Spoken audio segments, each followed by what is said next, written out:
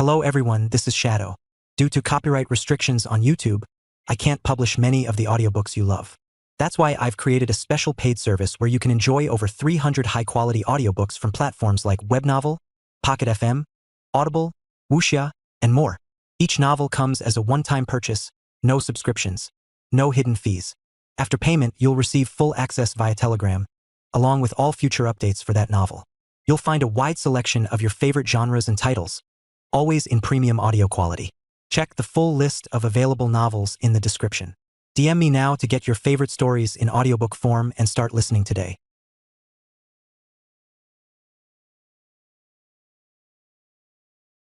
Chapter 201, Causing Trouble. While Berenger was preparing to invade Lower Austria and march on Vienna, Linda was back in Kufstein looking after the family, including herself, Henrietta, and Hans. She was also keeping a close eye on Conrad, who had begun to act out. The longer the war went on, the more impatient the boy became. At the moment, Conrad, Henrietta, and Linda were sitting at the dining table enjoying breakfast. As an act of disrespect to Berenger and to assert his authority while the man was away, Conrad sat in Berengar's spot next to Linda, which caused the woman to lash out at the youth instantly. Conrad, that seat is reserved for the head of this household and belongs to the Count of Tyrol. You should show some respect to people's positions and sit elsewhere. Despite Lindy's protests, Conrad responded with a sharp tongue as he verbally attacked Linda in an attempt to shut her up. If this seat is reserved for the Count of Tyrol, then the seat you are seated in should be reserved for the Countess. Tell me, are you the Countess of Tyrol? Or are you merely the Count's mistress? At this point, Linda was outright furious at Conrad's behavior and stood up from her seat before slapping him across the face. The moment she did so, Conrad stared at her in disbelief before attempting to protest. What do you think you are? However, before he could finish his statement, Linda had slapped him once again. The moment she did so, Conrad raised from his seat with his fists curled and yelled at Linda. I am the Duke.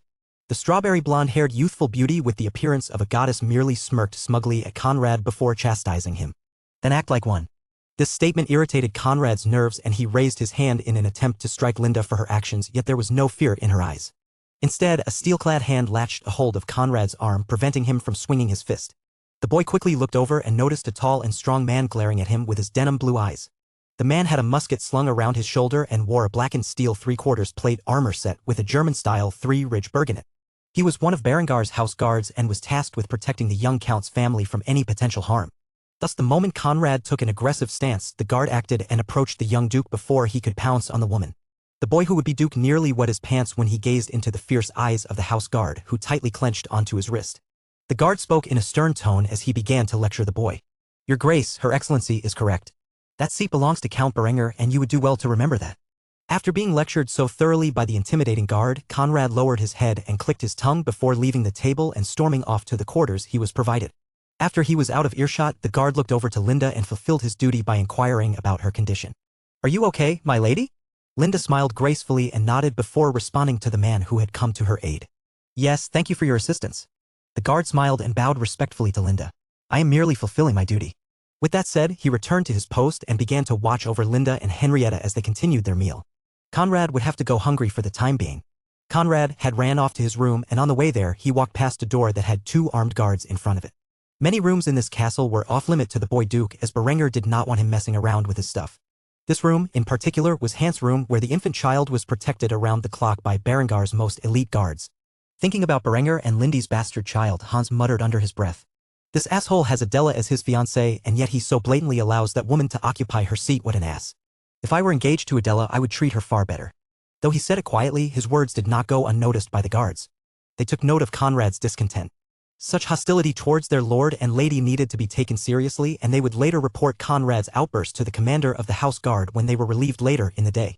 As for Conrad, he returned to his room for a while, though eventually he left the confines of his quarters and entered the great hall, where he gazed from afar at Linda and a Byzantine nobleman discussing business with one another.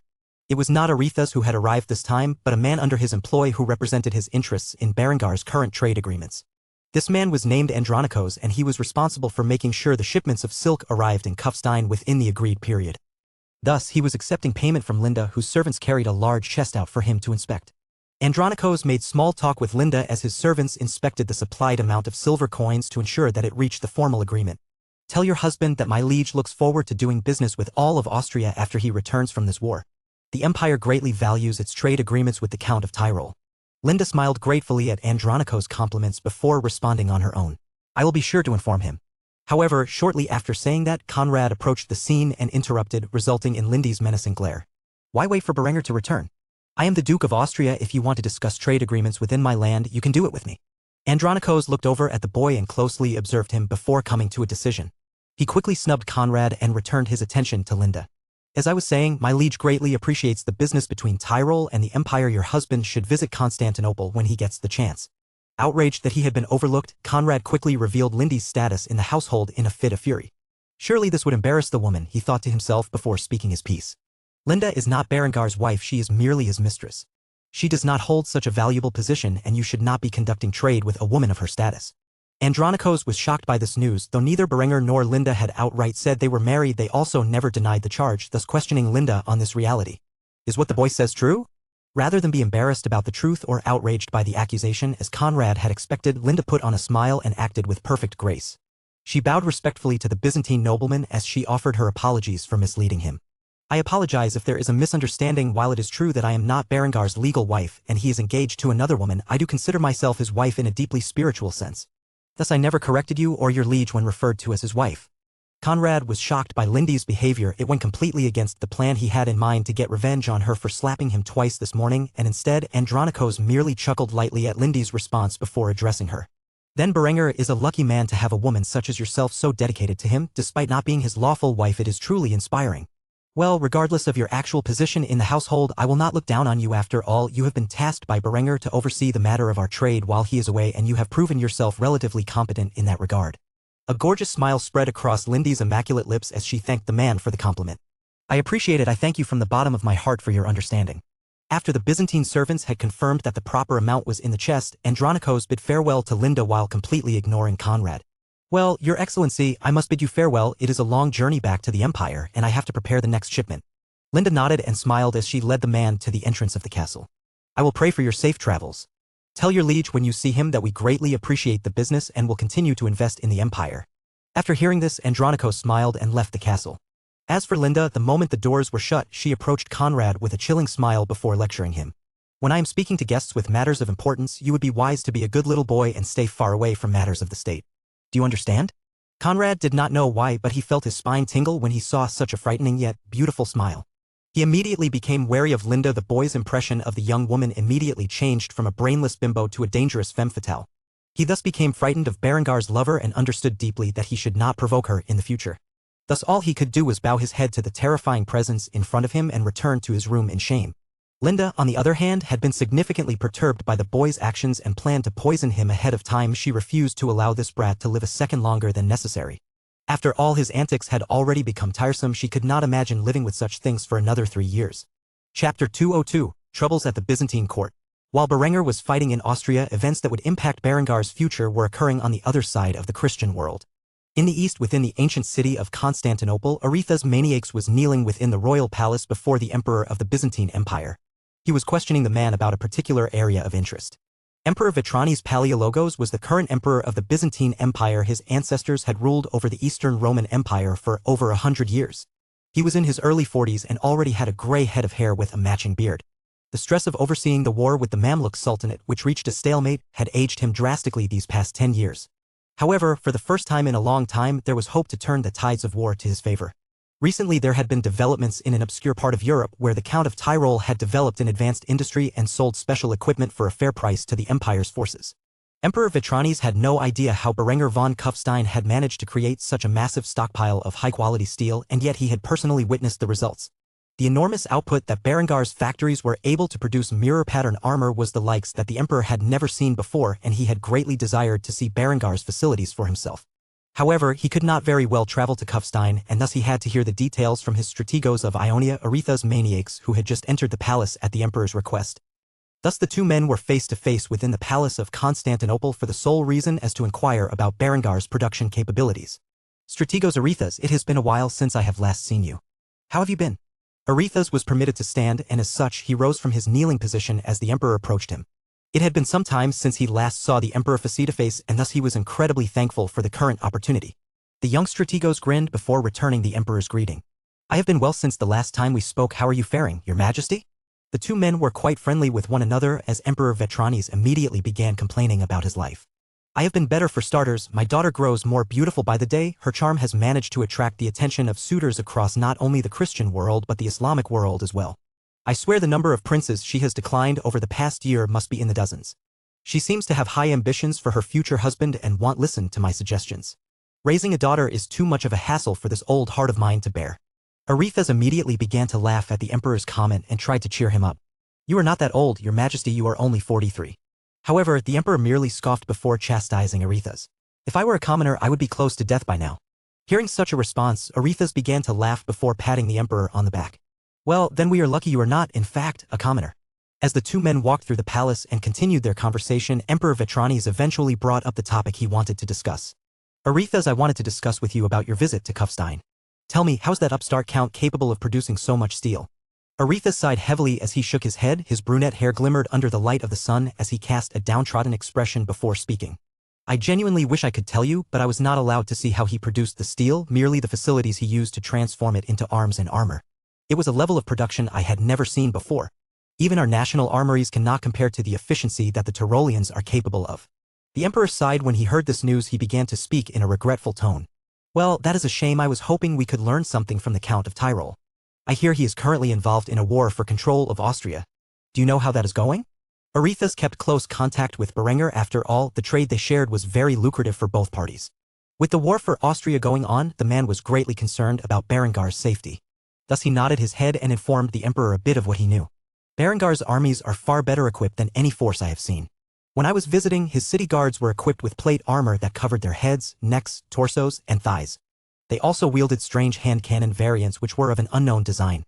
If his boasts are true and all of his troops are equipped to such a degree, then the likelihood of him winning this war is huge. He also appeared to have mounted dozens of cannons on his city walls. So he seems to be capable of mass-producing such devastating weapons as well. Emperor Vitranes was shocked when he heard such information, and thus he quickly asked Arethes about a new possibility that had formed in his mind. Tell me, Arethes, is it possible to purchase such equipment? Arethes shook his head and sighed once more. There was not much he could do about this matter. Berenger seemed keen to have a monopoly on such technology. Thus he answered truthfully to the emperor. As far as I am aware, Count Berenger intends to hold on to such an advantage at any cost. I doubt he would be willing to sell such valuable technology in fear of it being reverse-engineered. One would either have to defeat his forces in battle and scavenge their weapons, or they would have to pay a great sum that was worth such risky trade. I do not foresee myself being able to convince him to sell us such weapons or the armor. However, the emperor was adamant about this issue and did not take Arethes' word at face value and instead insisted upon broaching the subject with Berenger. Could you at least try to purchase such weapons when you next see the Count of Tyrol?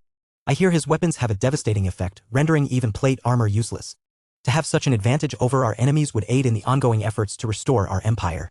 Just as the emperor was about to conclude his business with the strategos of Ionia, a beautiful young girl appeared as she walked down the gilded staircase of the palace. She was dressed in a lavish purple silk dress with a bold golden pattern. She wore gold jewelry encrusted with amethyst across her neck, wrists, and waist.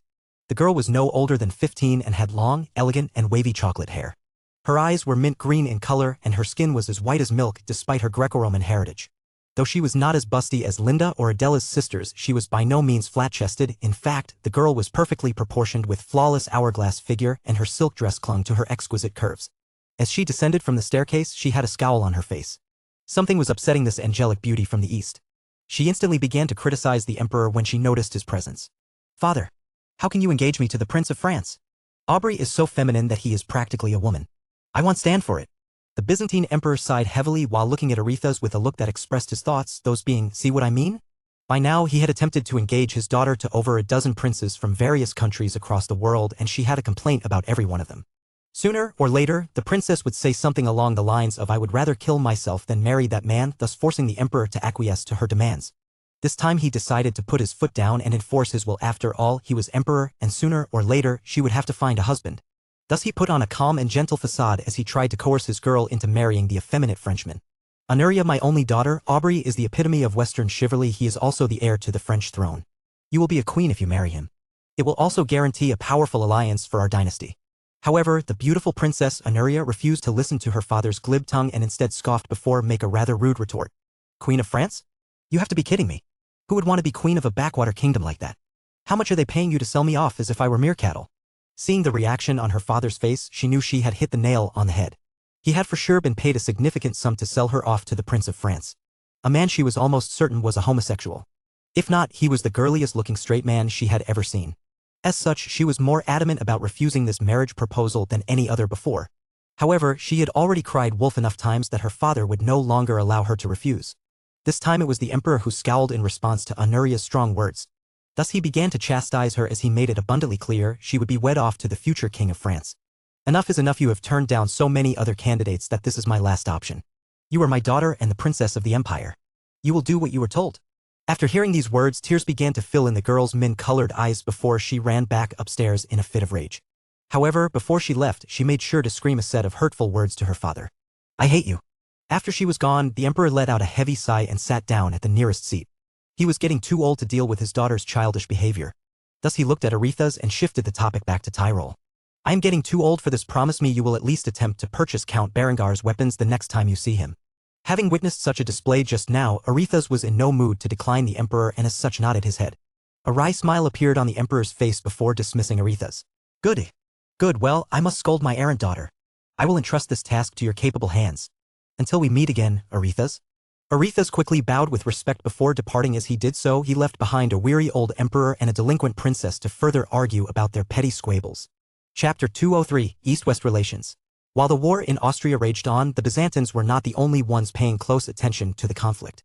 The Catholic Church and the new pope were watching the events with keen interest. The successor to Simeon and Avilius was a wise and intelligent man who now went by the name Lucius, who completely disagreed with his predecessor's approach when dealing with the so-called Berenger heresy.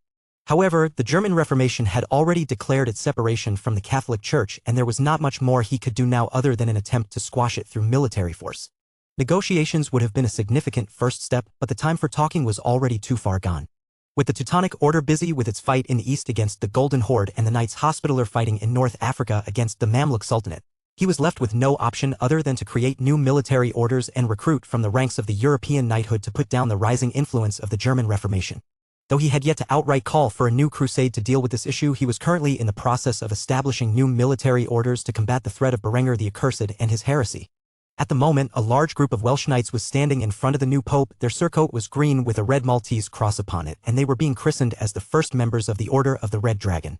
Though the King of England was not exactly the most ardent supporter of the Catholic Church, the Welsh still had many devout Catholics who were more than eager to take up arms in a crusade against the enemies of the Vatican. Thus at the moment, 500 different knights from across Wales were gathered in the Vatican kneeling before the Pope. Pope Julius spoke a chant in Latin before announcing to the knights gathered before him, "Rise, Knights of the Red Dragon." After saying such a thing, the knights rose from their kneeling position and stood firmly in front of the Pope as his newest military order. They waited silently for the Pope to give his speech. As a monastic order of knights, your goal will be to recruit as many followers as you can in the coming years from England. We will need your expertise in the war that is to come. The Berenger heresy cannot be allowed to thrive. Go forth and raise your strength. When the time is necessary, I shall call upon you for crusade. The knights saluted the Pope before shouting the Latin phrase, Deus Vult. After doing so, they left the Vatican.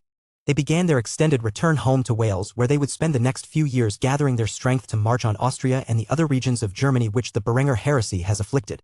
As the Crusaders left the building, Pope Lucius collapsed back into his papal throne and sighed heavily. He was completely and utterly exhausted.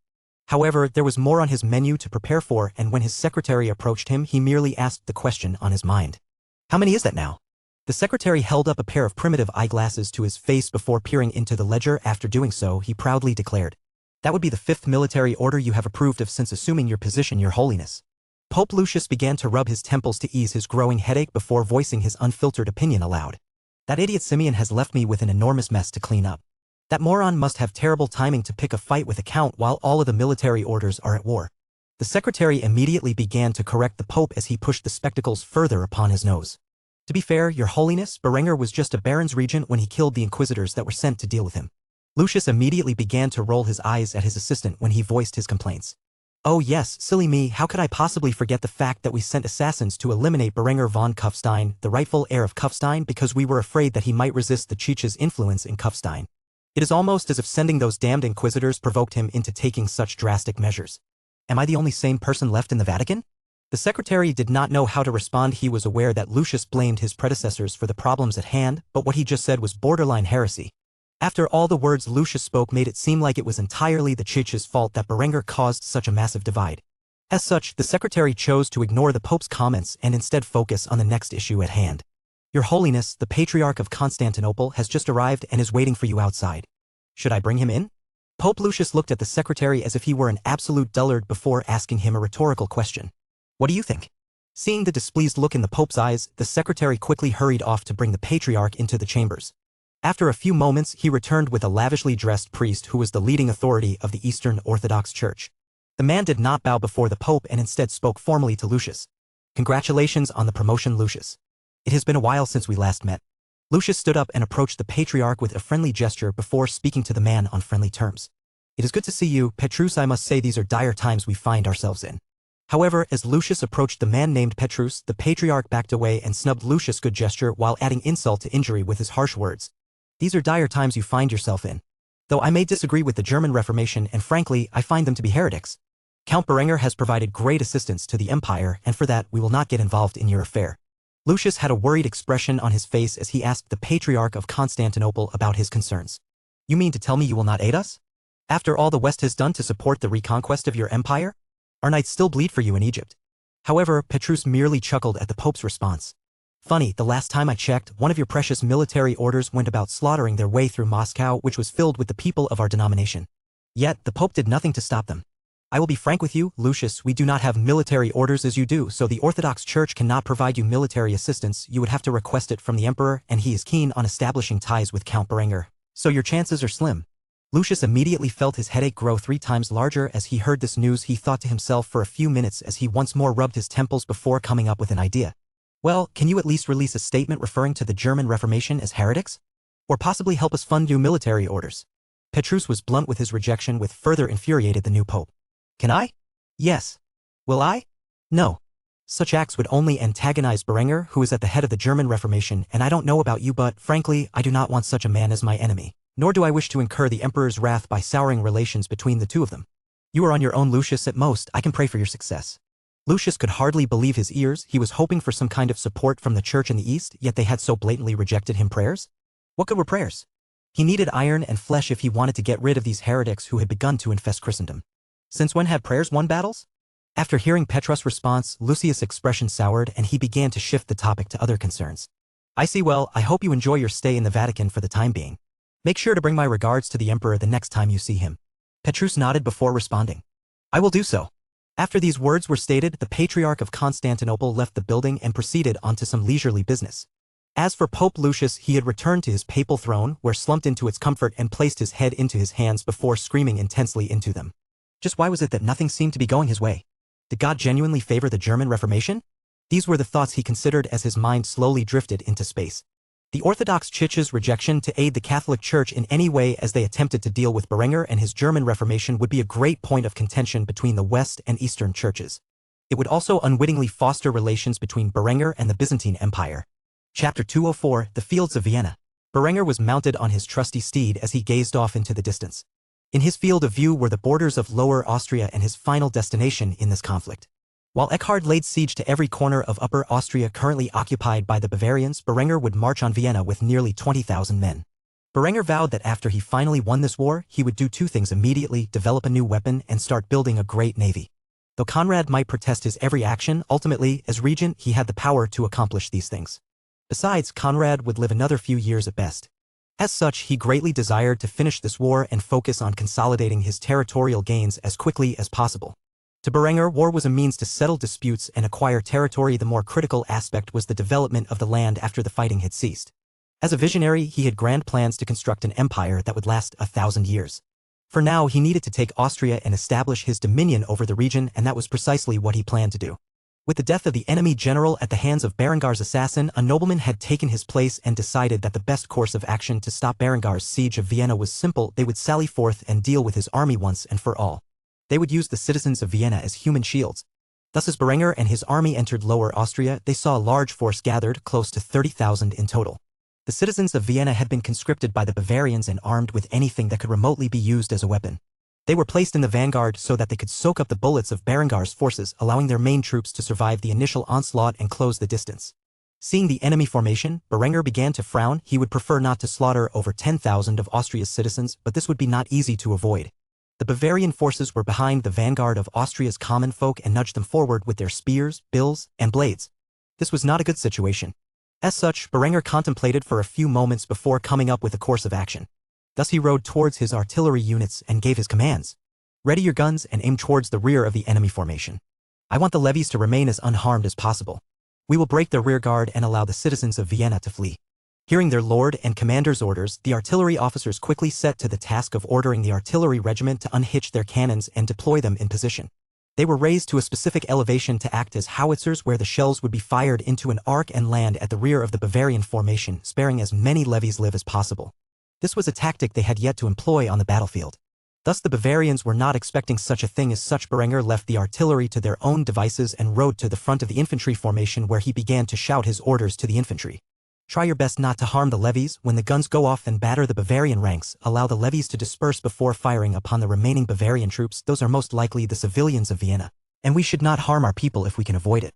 God with us. The soldiers under Berengar's command all began to shout their infamous war cry in unison. God with us. God with us. God with us. Afterward, Berenger raised his sword and gave another command. Forward march. Under the thunder of cannon fire, the Tyrolean infantry began to march towards the enemy position. The Bavarians sneered as they figured Berenger had decided to eliminate the citizen levies at the front of the formation. However, when the shells fell from the sky and landed among their ranks, the Bavarian forces quickly began to panic. They were not expecting the shells to land behind their vanguard and devastate their ranks, completely disregarding the plan they had made. 280 shells were fired every minute into the Bavarian formations and their order quickly began to collapse. Blood, steel, and bone flew in every direction as the Tyrolean artillery battered the infantry lines. Seeing that the Bavarians were in a state of panic, the citizens who were drafted into service of the Bavarians quickly began to flee the battlefield. Some were caught and stabbed by the men behind them, but most could escape the slaughter. Now that Berenger had bought the citizens of Vienna enough time to run, he began to lead the cavalry in a charge on the enemy position. While he led the cavalry to attack the Bavarian flanks, his line infantry had begun to form ranks and fire upon the Bavarians who charged at their formations. Seeing their plans had come to ruin, the Bavarian commander ordered a full-scale charge. He intended to overwhelm the Tyrolean infantry before they could deal too much damage with their superior firepower. As such, the mini-ball projectiles fired out of the muzzles of their rifled muskets and into the ranks of the enemy, piercing through their breastplates and dropping them where they stood. Yet this did not stop the charge of the Bavarian men-at-arms. They knew their only chance was to engage in close quarters combat with the enemy, and thus they ran as quickly as they could into the line of fire, hoping the bullets missed them and allowed them to attack the enemy. The Tyrolean forces fired off only a few volleys before they could engage in melee combat with the Bavarians. As such, bayonets and spears began to clash among each other in a chaotic display of violence. While this was ongoing, Berenger was riding his mighty steed quickly, leading a charge of cuirassiers, lancers, and hussars who had all prepared to clash with the flanks of the enemy formation. The Bavarian infantry quickly raised their spears and other polearms in response to the oncoming cavalry charge, which would typically be enough to deter the horses. However, just when they were within firing distance, Berenger and his cuirassiers raised their pistols where they proceeded to fire into the spear wall, battered the lines with musket balls, and claiming the lives of hundreds if not thousands of men. The hussars had fired their carbines from a distance into the ranks and dealt a great deal of damage to the enemy formation. There were hardly any spears raised at this point, and the cavalry unleashed their swords and lances onto the Bavarian flanks, crushing through their lines in the process.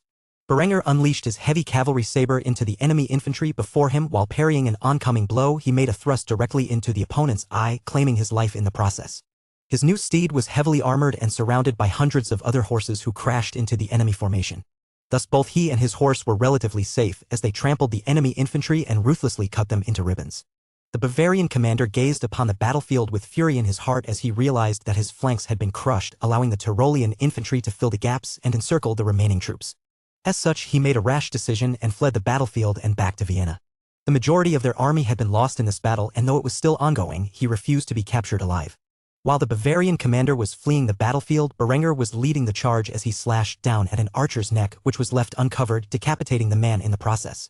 Berengar's heavy cavalry sword was fully capable of lopping off heads from horseback and yet had a fine enough point to pierce through most armor. The exhilaration he felt as he once more engaged on the battlefield filled Berengar's heart with joy. What was the point of life? He could not obtain such an adrenaline rush. Warfare was like a drug to him, and he could not get enough of it.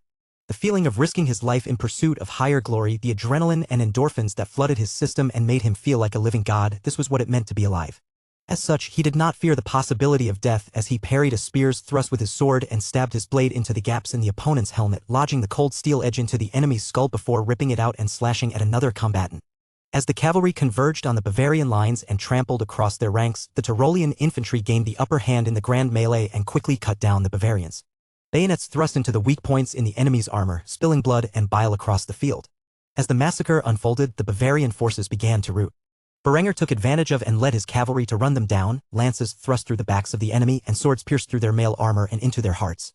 Many of the Bavarian soldiers were not equipped with backplates, so it was a vulnerable area that had been exposed in their hasty retreat.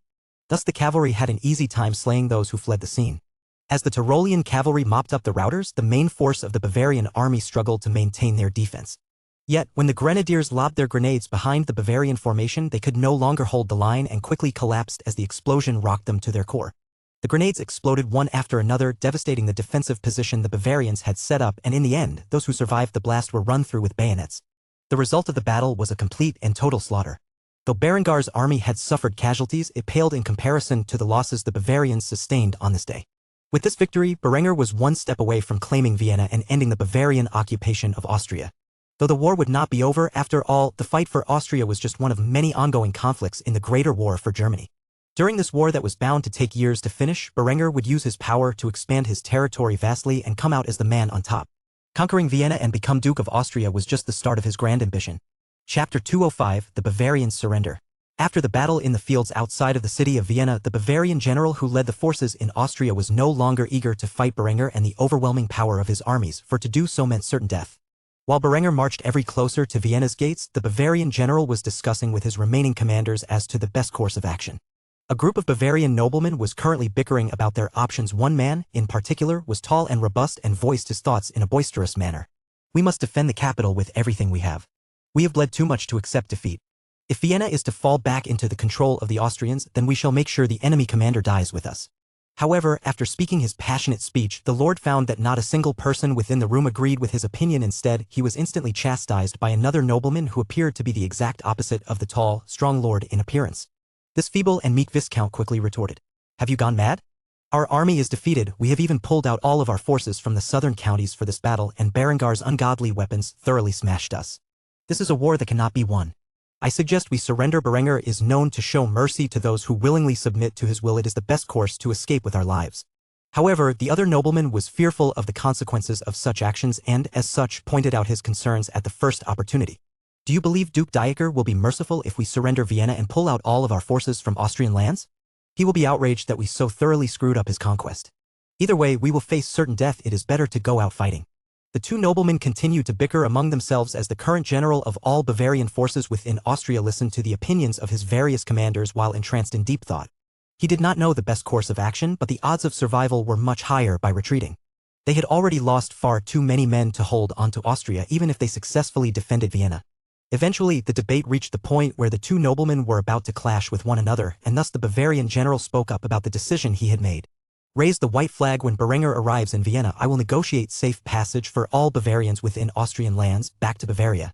The war is lost, and I will take full responsibility for our surrender." Hearing that the general would accept the blame for their monumental loss, the other noblemen instantly sighed in relief.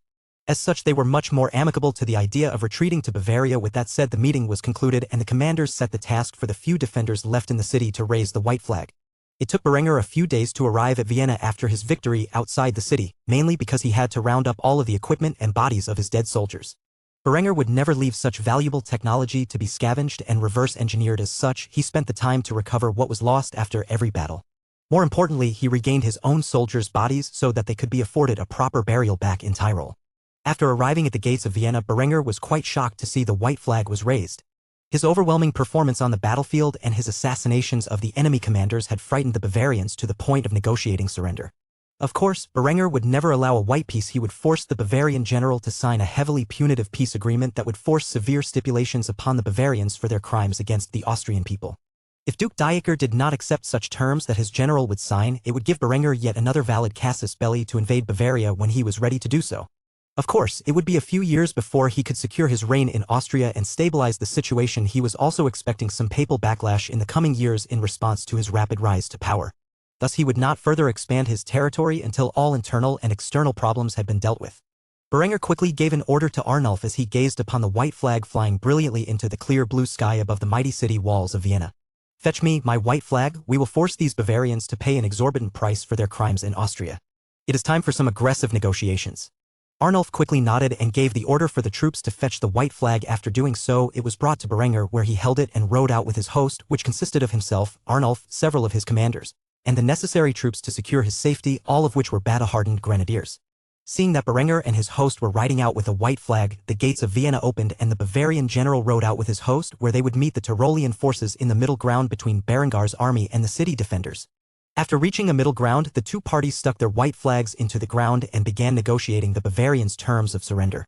The Bavarian general was the first to speak his mind upon seeing Berenger in the flesh. "I am Count Konrad von Roth. I assume you are the fabled Count Berenger von Kufstein?" Berenger smiled as he nodded his head before responding to the man's question. "A pleasure to make your acquaintance." Berengar's tone was overtly sarcastic to the point where Konrad merely rolled his eyes upon hearing it and began to declare his intentions. "As Marshal of the Bavarian forces in Austria, I hereby declare my intent to surrender to you Count Berenger von Kufstein under the conditions that all Bavarian soldiers left in Austrian lands be allowed safe passage back to our homeland." Berengar's lips began to curl wickedly as he heard this, and he thus began his intense negotiation.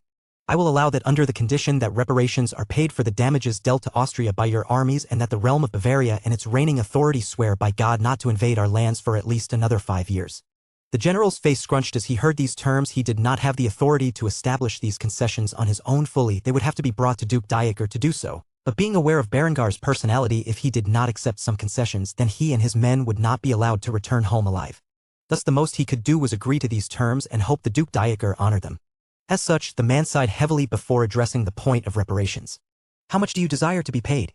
Hearing the man so easily accept Berengar's terms and begin to negotiate a price, Berenger knew the man was desperate to return to Bavaria and thus started with an absurd figure.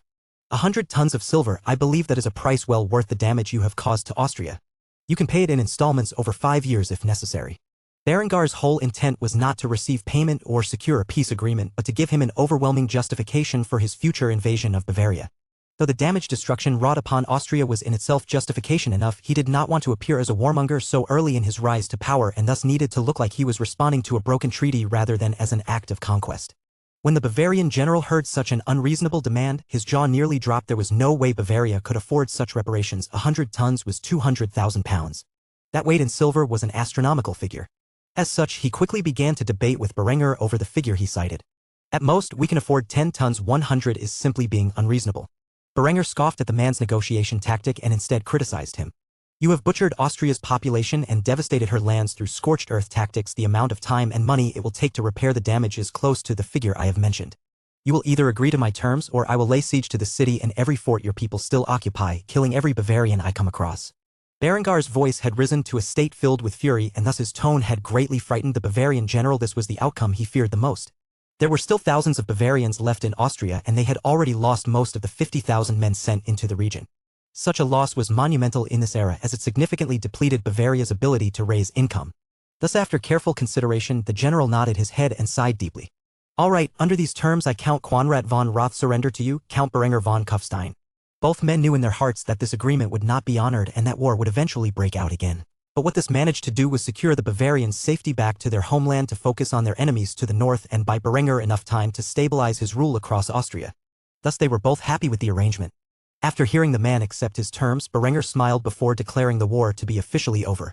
"Very well, you have at most 3 months to fully retreat from Austrian lands. If you remain any longer, we will consider the treaty to be violated and the fighting will resume.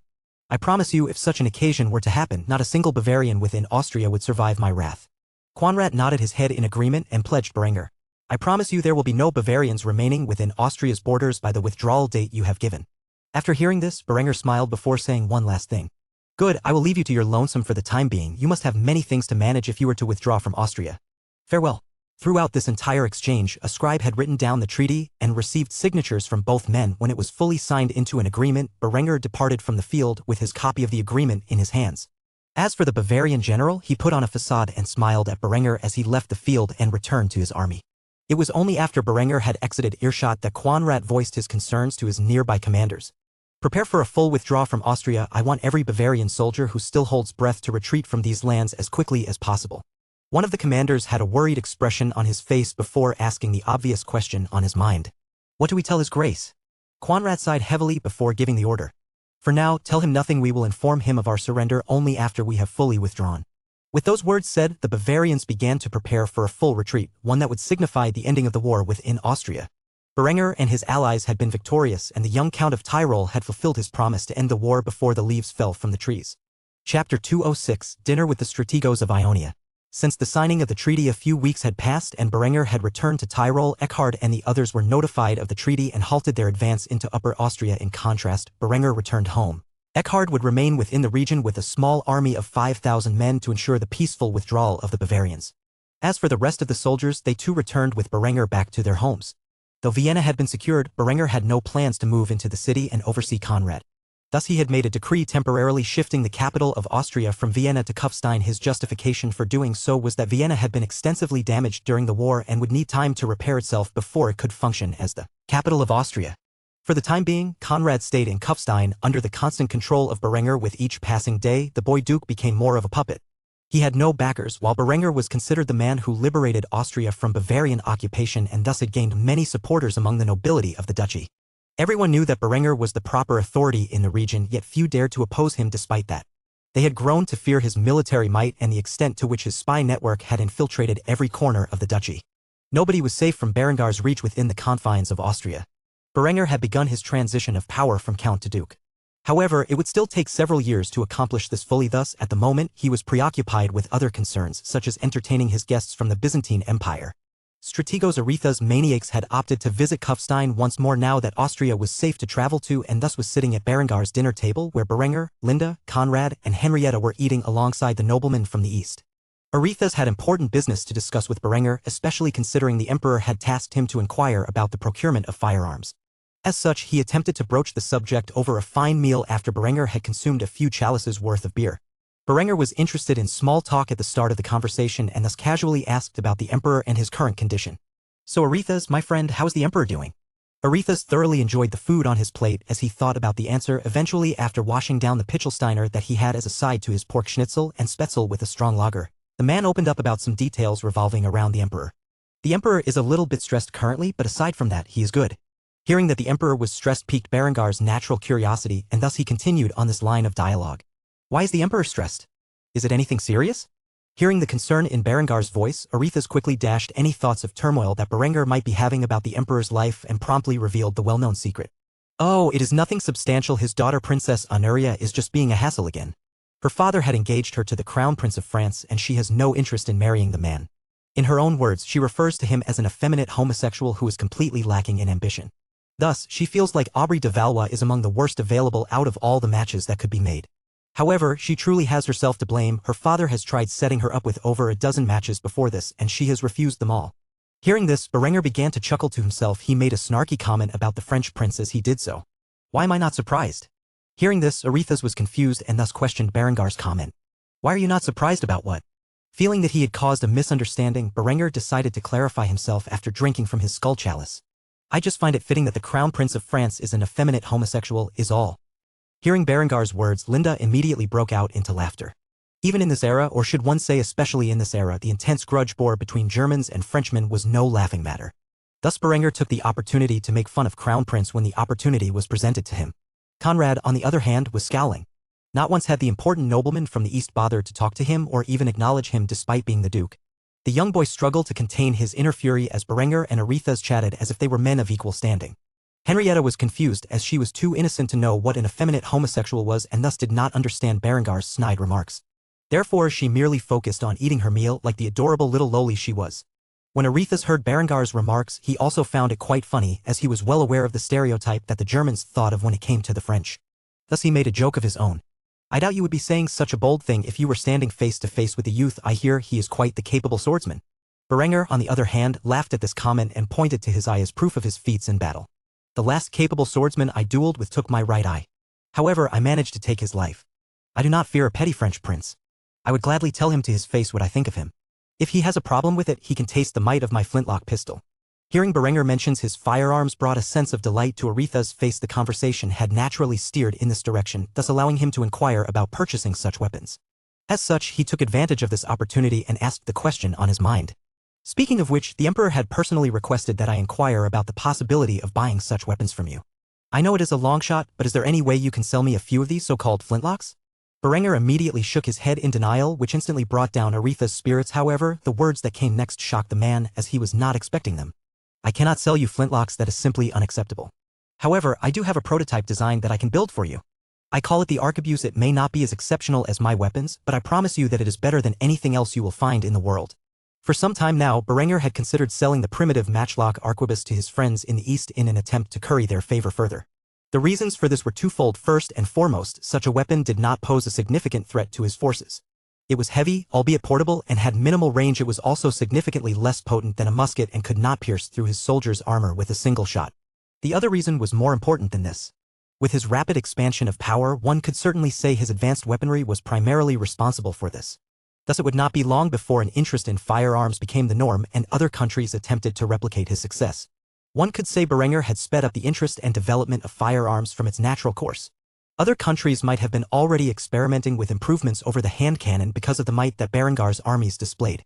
Thus he wanted to take advantage of this to introduce the arquebus as the standard arm for his potential allies, allowing him to accumulate great wealth with its trade and expanding Byzantine power so that he would not have to worry about some form of Islamic incursion into Europe as the Ottomans had done following the fall of Constantinople in his old lives timeline.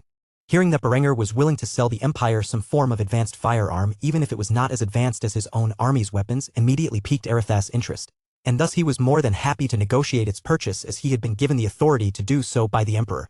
However, when he was about to inquire about procuring such weapons, Conrad quickly interrupted by throwing a tantrum. Absolutely not. I will never allow you to sell such dangerous weapons to other regions. What if the Byzantines turned on us with our weapons? Hearing the young boy finally speak, Berenger and Linda alike glared at him with murderous intent, which immediately shut the kid up. This greatly enraged Conrad. However, Berengar's following words further added insult to injury. Don't worry about the kid, he has no authority on the matter. I would gladly sell you the arquebus and we can further negotiate the price at a later time. I would prefer to manufacture a few of the weapons and demonstrate to you their capabilities before we agree. Aretha smiled and nodded. This was a reasonable request, mainly because he could negotiate a fairer price when he was more informed about their capabilities. Berenger was genuinely generous to allow such a display before negotiations commenced. As for Conrad, he began to throw a tantrum and immediately questioned Berengar's claims. No authority? I am the Duke of Austria. How do you claim I have no authority? Berenger, however, clicked his tongue before chastising Conrad about the issue. Your Grace, with all due respect, I said that you have no authority on this matter, which you do not. These weapons are property of the County of Tyrol, not the Duchy of Austria. As the inventor of the weapons and the Count of Tyrol, I have the final say as to whether or not I intend to sell such weapons. Hearing this, Conrad was stupefied. He honestly did not have a response to such words. Once more, he was outwitted by Berenger to a point where he could no longer refute the man's logic. Thus he merely began to pout like a spoiled brat, no longer causing any trouble. After Conrad's little tantrum, Berenger returned to the topic at hand. I apologize for the interruption. As I was saying, you are more than welcome to stay in Kufstein for the time being until I can manufacture a few test samples so that I can demonstrate to you what a unit armed with such weapons are capable of. From there, we can negotiate a good price for the weapons and how many you wish to purchase. Aretha quickly agreed to these terms and nodded his head before responding.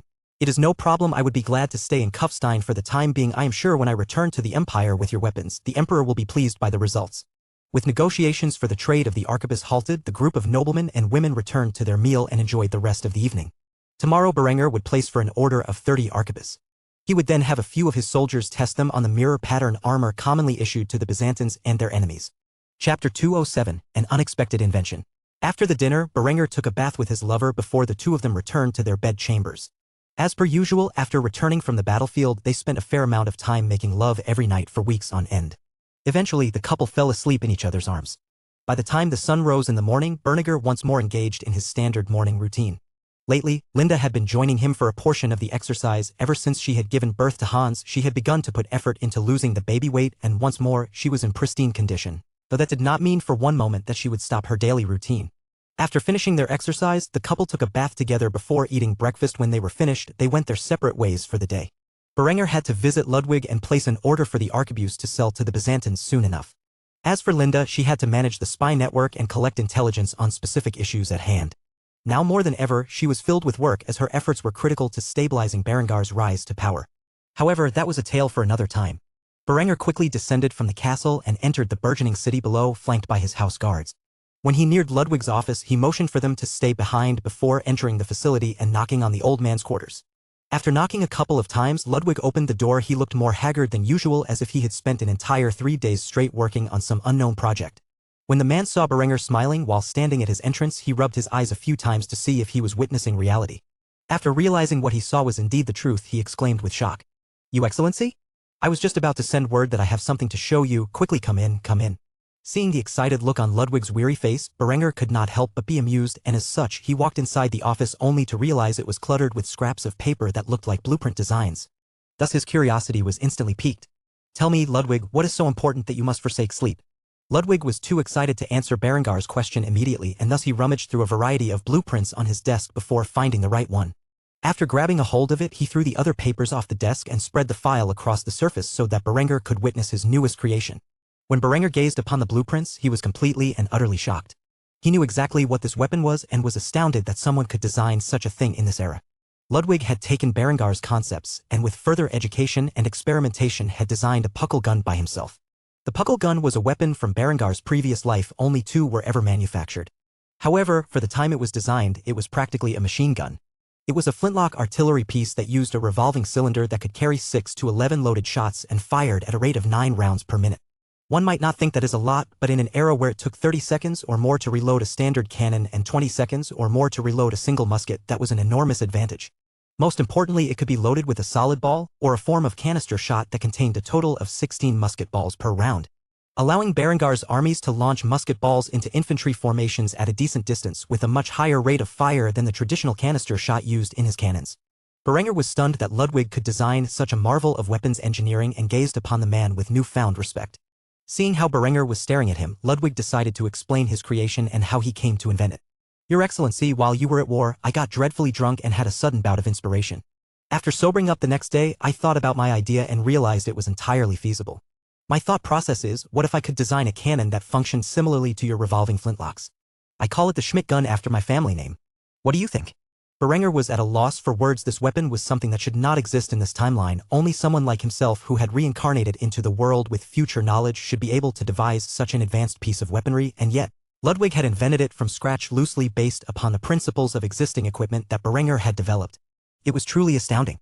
Berenger could not be more proud of the man he placed in charge of his industrial district and smiled fervently at Ludwig before clapping him on the shoulder. Ludwig, my friend, you just earned a knighthood. Hearing Berengar's words, Ludwig was shocked. He knew with Berengar's political and military reforms that knights were quickly becoming a ceremonial position of lower nobility, but never in a million years did he think such a prestigious reward would fall into his hands. By now, Ludwig was extraordinarily wealthy as the head of Kufstein's industrial district, but he could not buy a noble title. In particular, Berenger intended to introduce the baronet rank for members of the common people who exceptionally served his state. Thus they were ranked higher than knights but below standard lords. Until now, Berenger had not found a commoner worthy of such a title, but with this game-changing invention by Ludwig, he would finally be able to introduce it to his noble hierarchy. Hearing such praise from his liege, tears began to swell in the old man's eyes as he thanked Berenger for the reward. Your Excellency, thank you. Berenger merely shook his head and responded to Berengar's appreciation. Do not thank me, you have earned it yourself. Your merit is second to none among the common population. After taking a few moments to collect himself, Ludwig finally realized that Berenger came here for a different reason, and thus he began to inquire about the details. Your Excellency, why are you here? It was only now that Berenger remembered his original intentions for arriving, and as such, he carefully placed Ludwig's blueprints into the man's hands before putting his own upon the desk. The design is much simpler than the flintlock and not as effective. However, I hope that this arquebuse can be produced so that I can sell them to the Byzantine army. Seeing such a simplistic design on the table, Ludwig eagerly grinned before asking the thought on his mind. How many do you need and when? Berenger did not hesitate to declare his demand. Preferably 30, and as soon as possible. I need to demonstrate their effectiveness to the Byzantine representative. Ludwig scratched his beard for a moment while thinking about how long it would take. Eventually, he answered Berengar's question with a toothy smile. Give me a week, I need to set up a new production line for these arquebuses as you call it. By then, we should be able to produce them regularly. Berenger smiled and nodded before returning to the blueprints Ludwig had made. Set up a production line for the Schmidt guns as well. I want as many as you can field. These weapons will be a force to be reckoned with on the battlefield. Seeing how eager Berenger was to implement these new weapons he developed brought a smile to the old man's face, and he quickly gave Berenger a thumbs up before proudly proclaiming, "Leave it to me. I will be happy to produce as many as I can. I hope that they may bring glory to our realm." Thus Berenger gave one last piece of advice. Get some rest, Ludwig, you deserve it. Everything else is secondary to your health. Hearing that Berenger cared about his condition, Ludwig almost broke out into tears. However, he managed to choke them back before responding with a wide grin. Don't worry, Your Excellency, I will get some sleep after I have given the orders to set up the production lines. Berenger nodded before proceeding out the door. He still had several things to go over throughout the rest of the day. Namely, he had to visit Ludolf and check to see the progress of his reformation. He had been at war too long and had not focused enough attention on the spread of his new religion. As he walked towards the local chapel, Berenger began to wonder if any of his other exceptional subordinates would surprise him with significant innovations only time would tell. One sure thing was that Ludwig was an outstanding engineer for the times he found himself in, and Berniger fully intended to help the man on his path. Unfortunately, Ludwig was already an old man and would most likely not serve him for too many additional years. Thus the need for public education and the fostering of exceptional individuals were more important than ever in Berengar's mind. Chapter 208, Meeting with Ludolf. After meeting up with Ludwig and discussing the new designs, Berenger proceeded to the local chapel with his guards following behind. While the Grand Cathedral of Kufstein was under construction, the local chapel had been seized from the Catholic Church and was being used by Ludolf to preach the gospel and the words of Berengar's Reformation. When Berenger arrived in the chapel, he noticed service was currently underway, and thus he watched from the back of the church while listening to Ludolf's sermon. The sermon was about the separation of church and state, and therefore he was quoting Matthew 22 to 15:22 as he preached to the crowd who had gathered. Then went the Pharisees and took counsel on how they might entangle him in his talk. And they sent out unto him their disciples with the Herodians, saying, Master, we know that thou art true, and teachest the way of God in truth, neither carest thou for any man, for thou regardest not the person of men. Tell us, therefore, what thinkest thou? Is it lawful to give tribute unto Caesar, or not? But Jesus perceived their wickedness and said, Why tempt you me, ye hypocrites? Show me the tribute money. And they brought unto him a penny. And he saith unto them, Whose is this image and superscription? They say unto him, Caesar's. Then saith he unto them, Render therefore unto Caesar the things which are Caesar's, and unto God the things that are God's. When they had heard these words, they marveled and left him and went their way. Ludolf then continued to interpret the words in a way that spread Berengar's message. Thus, in Christ's own words, we are to obey the laws of the kingdoms of men while owing our souls to the Father in heaven. The sermon went on for some time before the people of Kufstein were finally dismissed. Eventually, after some time, all that remained in the chapel were Ludolf and Berenger, and seeing the man who had led him to enlightenment standing with a grin on his face in his church, Ludolf could not help but smile. Berenger quickly walked over to the man and patted him on the back. That was an excellent sermon, my friend, you are truly fit to lead our Reformation. However, Ludolf decided to tease Berenger as he was cleaning up some of the leftover mess from the gathering. I have not seen your face around these parts lately. I was beginning to think that you had lost your faith. Berenger, however, chuckled at these words and shook his head. Not in the slightest, I have merely been too busy overseeing the realm and waging wars against those who would harm us. I try to make it when I can, but the work of a count is never truly finished. Ludolf sneered at Berengar's comment and posed a question to him. The work of a count or a duke? Berenger once more laughed at Ludolf's jest before making a joke of his own. Careful, those words are treasonous. If you let the little brat hear you say that, he is liable to have your head cut off. When Ludolf heard this, he could not contain his laughter and snickered at the remark. Yeah?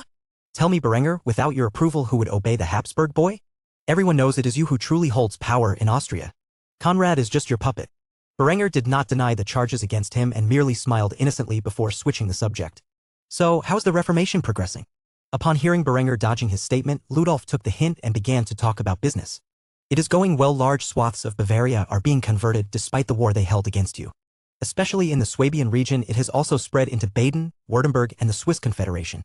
The Reformation is making progress in the east all the way into Dresden. As far as the southern portion of the German-speaking regions goes, we have established a foothold. Berenger was delighted upon hearing this news and congratulated his friend. That is good. Well done, this is all thanks to you and your efforts. However, Ludolf did not seem too happy, and Berenger immediately noticed that. Thus he inquired about the details. What's wrong? To this question, Ludolf sighed heavily before voicing his concerns. In the north, our people are being persecuted, the Catholics still hold a large control of public opinion, and our followers are burned at stake. It is truly maddening the lengths they will go to silence us. Though Berenger put on a solemn expression as if he were reflecting about such matters with a heavy heart. In reality, he was incredibly excited by this news. Such actions gave him a casus belli to march into the north after he had unified southern Germany in the coming years. The longer this persecution in the northern German-speaking regions persisted, the better his chances of having a just cause for declaring war on the north. Inadvertently, by persecuting the reformists in northern Germany, the Catholics had given Berenger a reason to invade when he was finally ready to do so. However, he could not very well admit this, and thus he pretended as if he was overwhelmed with grief. Truly it is madness, as you have proclaimed. The fact that the Catholics would murder those who interpret the word of God differently shows how corrupt they are. They do not care about salvation but maintaining control over the people. Berengar's words reached an accord with Ludolf, and he wholeheartedly agreed. Thus he nodded his head and spoke the words Berenger wanted to hear. Promise me that when you become powerful enough, you will march on the north and liberate our brothers and sisters in Christ from the sinful corruption of the Catholic Church. Berenger put on a facade as if he was shocked about such a statement and pretended to be hesitant. I don't know about this. However, Ludwig was adamant and thus shook Berenger slightly. Berenger, promise me. You must save our people. Finally, after a few moments, Berenger seemingly relented and sighed heavily as if he were deeply conflicted about the issue. Okay, I promise you that when I have enough power, I will invade the northern German states and rid them of the horrific influence of the Catholic Church. Seeing Berenger agree to Ludolf's plight, the priest smiled before patting Berenger on the back. Do not fret, my friend, we are merely acting in the interest to protect our people from the wickedness of the Vatican. How could God scorn such a war? Berenger finally smiled and nodded his head in approval of Ludolf's words. The man never ceased to disappoint him. Thus he decided to switch the topic to something else. Do you require any additional funding? Just let me know how much you need and I will gladly donate it to the church. Ludolf began to chuckle as he heard these words and he began to chastise Berenger. You are already building a great cathedral to rival that of the Notre Dame. How could I possibly ask for more money from your coffers? However, Berenger shook his head after hearing this response and informed Ludolf of his opinion. For the work of the Reformation, you just need to ask and I will gladly fund anything you require so long as I am able. Ludolf was more adamant than Berenger realized and rejected his offer. I thank you for all you have done, Berenger, but we receive enough funding from all of the noblemen who support our Reformation. You do not have to spend so much. This news brought a smile to his face. The more lords who contributed to the Reformation, the better, and the Reformist Church was now making enough money to stand on its own without his support. At least for the most part. Thus Berenger finally relented on his offer. Okay, just let me know if you ever need anything, and if it is in my power, I will be more than happy to assist you. With that said, Ludolf smiled and nodded. Certainly, remember to keep your promise. When the time comes, you must liberate our brothers and sisters to the north. Berenger chuckled when he heard that before posing a rhetorical question. Have I ever reneged on my promises, my dear friend? With that said, Berenger bid Ludolf farewell and began to return to the castle. He took a pleasant stroll observing the progress of his city of Kufstein when he did so. Though he had built many structures out of concrete and steel, he knew one day he would have to rebuild many of them to ensure their structural stability for 1,000 years. After all, he could not build the foundation of his empire off of structural materials that at most lasted 100 years. Concrete and steel were cheap to produce and quick to turn into structures. Still, the cost of that was longevity, and as such, Berenger made a vow when he looked at his grand designs being rapidly built that he would reconstruct them with stone and cement within his lifetime. For if his culturally significant buildings could not last the test of time, how could his empire? Chapter 209, Testing the Arquebus. A week had passed since Berengar's meetings with Ludwig and Ludolf. During this time, Ludwig had fully set up a small-scale production line for the arquebus firearms intended to be sold to the Byzantines. His troops who were assigned to demonstrate the effectiveness of the weapons had spent some time getting accustomed to the different actions, but for the most part, the loading procedure was the same. As such, Arethusa and Berenger were now standing in the audience of one of his testing fields. In the center of the field, there were straw targets set up where they were equipped with mirror-pattern armor to represent the soldiers of the Mamluk Sultanate, the current enemies of the empire. Seeing Berengar's troops rapidly load the arquebus firearms in a span of a little over 20 seconds brought a question to Arethusa's mind, and thus he voiced his concerns. If it takes so long to reload, how would I protect my troops from the enemy closing the distance and entering into melee combat? Arethusa was unaware of the existence of bayonets, and Berenger did not plan on selling this technology. Thus he smiled as he responded to the strategos of Ionia's questions. Ideally, you would have a unit of pikemen alongside them to keep the enemy soldiers at bay while your arquebusiers reload their weapons. Once they are loaded and prepared to fire, you would pull your pikemen back to prevent friendly fire. After the volley has been unleashed, you would repeat the process. Hearing this strategy, Arethusa could envision it in his mind and nodded his head in approval. He could not wait to see the effects of these arquebuses. Thus after loading the weapons, the soldiers who were test-firing the equipment aimed the firearms at their targets roughly 20 yards away. The arquebus that Berenger designed was shorter and lighter weight than the longer-barreled variants. There were two reasons for this. The first one being that he hated the idea of using forks to act as a support to fire the weapon appropriately. The second one being a shorter barrel created less velocity and thus posed a significantly lower threat to his forces. After all, the higher the speed of the projectile, the more likely the weapons were to pierce through his own troops' armor. The troops began to unleash their volley with a command by the officer who led the small platoon of soldiers numbering 30 in total. Fire! Upon uttering the order, thunder echoed in the air, and the 30 arquebus balls were sent down range, most of which found their targets and pierced through the mirror-style armor that the Empire's enemies were equipped with. After the weapons were fired, they were checked for function before being put back on the weapons rack where they would later be cleaned and after negotiations hopefully be sold to the Byzantine Empire as the first batch of such weapons. Seeing the display from afar was a marvelous sight, and Arethusa had a broad smile on his face like a kid on Christmas. After the area was deemed safe for inspection, Berenger posed a question to Arethusa. Would you like to inspect the damage up close? Arethusa was instantly intrigued by this offer and silently nodded his head before standing up and following Berenger down to the field below where the straw dummies were resting, most of which were knocked over by the impact of the arquebus balls and had to be reset to standing position. Upon closer inspection, the arquebus balls had thoroughly penetrated past the mirror pattern armor into the straw dummy and out the other side of the armor. It was indeed an effective weapon against the popular armor patterns of the period. Arethusa was surprised by the efficiency of the weapons and no longer needed convincing in regards to purchasing the equipment. Thus he began the negotiations for the acquirement of such weapons. I am thoroughly convinced such weapons are superior to anything else I have seen, aside from maybe the weapons your forces use. Tell me, Berenger, what price would you desire for these magnificent firearms? Berenger had come up with a plan in the past week to get the most advantages out of the Byzantine Empire's vast trade network with the East while simultaneously appearing generous. Thus he decided to put on a facade about intensely thinking over the matter before expressing his idea. Normally I would charge 5 hyperpyrons per arquebus, but under certain conditions I could make a deal and give you a 20% discount. Arethusa immediately took the bait upon hearing such an offer existed. What conditions might those be? Berenger put on a graceful smile as he answered Arethusa's question. Since we have become such good friends, I will place a 20% discount on each arquebus sold to the Empire under the condition that you sell me saltpeter at an equally discounted price. Berengar's nitraries were having difficulty keeping up with the demand of saltpeter that he needed to fuel his armies. Knowing that the Byzantines had access to an ample and cheap supply of saltpeter from their trades with India, Berenger wanted to take advantage of this to get a hold of vast quantities of the material for a low price. Even with the 20% discount, he would still be making a fortune off of the arquebus trade, and in doing so would be able to invest a fraction of it into cheap saltpeter. This would allow him to continue the rapid growth of his armies and supply them with the gunpowder they needed to dominate the European battlefields. After careful deliberation, Arethusa spoke his thoughts on the matter. I can agree to such terms, but in return for the discount I would like the Empire to take priority in the sale of such firearms. Arethusa began to wonder if he was too greedy with his demands, but to his surprise, Berenger smiled and nodded his head before replying. That is not a problem. So long as we can produce these weapons, I can agree to have the Empire take priority in their purchase. With this, an agreement had been made and the two men shook hands before drafting up a formal trade agreement, one that they both signed with their signatures and seals of their houses. Afterward, Berenger posed an invitation to Arethusa. It is getting late. Would you like to dine with my family and me tonight? Arethusa saw no reason to refuse, especially since the cuisine cooked by Berengar's chefs was always delicious. Thus, he nodded his head in agreement before responding. It would be an honor. With that said, the two men returned to Berengar's castle where they sat down at the dining table. Linda, as per usual, took her place next to Berenger and Henrietta sat across from her. As for Arethusa, he sat across from Berenger and Conrad next to him. The boy had grown quite irritable over the last week as Arethusa, an essential dignitary from the East, paid no attention to him despite Conrad officially being the Duke of Austria.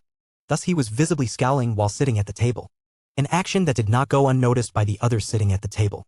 Berenger ignored the boy. Conrad was already being slowly poisoned and would finally croak within a few years without anyone being the wiser. Thus he just had to manage the kid's outbursts for the time being before he could seize the title of Duke for himself. Arethusa also ignored the boy as he was well aware of who the real power in Austria was. Thus he decided to ask Berenger about his plans for the future, despite the actual Duke of Austria sitting right next to him. So, Berenger, now that you have driven the Bavarians from your lands and established a relative peace, what do you intend to do in this time? Berenger drank the beer from his skull chalice before responding to the nobleman from the east. Despite being victorious, large swaths of Austria were negatively impacted by the invasion, entire villages massacred, fields destroyed, and livestock butchered. It will take a substantial effort to recover from such a Pyrrhic victory. I will spend the next few years stabilizing the region to the best of my ability and bringing vast fortune to my people. Seeing that Berenger had no immediate plans for future conquest, Arethusa sighed in relief at the rate Berengar's power was growing. One day he could potentially be a threat to the Empire, and it was better to foster a friendly relationship with the man than to make an enemy out of him. Such an approach would undoubtedly take time. As such, Arethusa drank from his chalice before asking another question on his mind. I hear you are trying to implement many economic, military, and agricultural reforms. Do you not fear an uprising by the nobility of Austria? Or greater yet, a grand coalition of your neighbors? However, Berengar's answer greatly surpassed his imaginations. Berenger had a calm, maybe even cruel smile on his face as he drank from his skull chalice. After wiping his mouth with his napkin, he responded as if it was the most obvious answer in the world. Of course. Those stuck in their traditions will never fully embrace my reforms. They will inevitably scheme against me. In fact, many of the noblemen throughout not only Austria but also Tyrol are currently planning such a thing as we speak. Yet I do not fear rebellion. Instead, I welcome it, for a great purge is needed to usher in the new era, and when my enemies finally bare their fangs I will be well prepared for it. Arethusa and Conrad alike were shocked by this answer. Berenger was fully expecting a rebellion, or possibly two, and he was already preparing for such an eventuality. The man clearly had foresight, but what was even more frightening was that he had stated he welcomed the rebellion so that he would be able to purge the malcontents in his society. After hearing such a bold statement, Arethusa felt like he should not question the mind of a tyrant and quickly got back to eating his food. Conrad, on the other hand, looked as pale as a ghost, as if he finally realized he had appointed a monster as his regent, one that he had no power to stop. As for Linda and Henrietta, they were merely enjoying their meal as if Berengar's words were the most natural thing in the world. They were well accustomed to his proclamations of his grand ambitions and the cruelty he would go through to achieve them. Thus the dinner went on in awkward silence for some time before finally coming to an end. Arethusa would soon return to the Empire with the first batch of arquebus firearms, and Berenger would greatly profit from it. As for the future, it was in the hands of God if one believed in such a thing, that is. Chapter 210, Introducing New Military Innovations. Another few weeks had passed, and Arethusa had long since left to return to his home in Ionia. Of course, he would first report to the Emperor about his visit and his success in acquiring firearms. Yet that was a story for another time. At the moment, Berenger was in the testing facility once more, where he was observing the introduction of two new key pieces of equipment. Ones that would drastically change the results of the battlefield once again. Since Ludwig had designed the Schmidt gun, which greatly resembled the Puckle gun from his previous life, he had spent a great deal of time and effort bringing it to reality. At the moment, 3 of such weapons were lined up in the testing field with multiple cylinders loaded with either solid ball or shot. The Schmidt guns were mounted on carriages that could be dragged by horses, much like a standard artillery piece, thus allowing for excellent mobility of the weapons on the battlefield. This immediately caught the eyes of the artillery officers present, who by now had all engaged in battle at some point. Soon these weapons would be demonstrating their capabilities to Berenger and many of his artillery officers who had gathered. Berenger was about to hold a speech, and Ludwig was standing next to him. This speech would do 2 things. It would introduce Ludwig as the inventor of the Schmidt gun and establish him as a new rank of landless nobility. Thus the charismatic young count spoke with a great deal of passion for the man in front of him, who was also a great friend. I have gathered you all here today to witness the birth of a mighty weapon, one that would not exist without the brilliant mind of this man standing before you. Most of you should be aware of his identity. He is Ludwig Schmidt. Without his efforts, none of you would be equipped with the weapons you use in the field. He is the director of Kufstein's industrial sector, and now he has invented a weapon that will change the course of the battlefield. What you see before you is known as the Schmidt gun, named in honor of its creator. It is a revolving artillery piece with the ability to fire 9 rounds per minute. Either solid ball or a shot comprised of 16 musket balls. Its effective range is 75 yards, with its maximum range being 200. Now let us witness how effective this weapon truly is. Upon hearing this impassioned speech, a series of applause erupted from the audience of officers who had gathered to witness the destructive power of the new weapon. An enemy formation of 100 straw targets was set up at 75 yards, each equipped with brigandine breastplates that simulated an enemy formation. The moment Berenger gave the order, the 3 guns began to fire their volley. The first volley fired by the Schmidt guns was filled with solid balls, and a total of 27 rounds were fired in a single minute. The large balls devastated the enemy formation, as they tore through not only one opponent but sometimes the target behind them as well. However, the demonstration was not finished with that. Instead, the cylinders were rapidly replaced with ones filled with canisters, and before long, another volley was fired off. Each canister contained 16 musket balls that flew down range into the targets and shredding them apart. A total of 9 canisters were fired per the 3 guns in the span of 1 minute, resulting in a whopping 432 musket balls being fired into the enemy formation during that small time frame. The resulting devastation of the simulated enemy formation was shocking even to the veteran artillery officers who had waged many battles. They could only imagine the effects such a weapon would have on the battlefield when used alongside standard cannons. It was indeed an astonishing degree of destruction that these so-called Schmidt guns wrought upon the armored straw targets. After the demonstration was finished and the straw targets were thoroughly scrapped, Berenger noticed his officers were staring in silence for some time. Eventually, a single officer began to clap, and before long it transformed into thunderous applause. So much so that Berenger had to calm the men down before saying his other piece of important news. Due to the great extent that Ludwig Schmidt has served our great county, I hereby anoint him as baronet for his exceptional service to the county of Tyrol.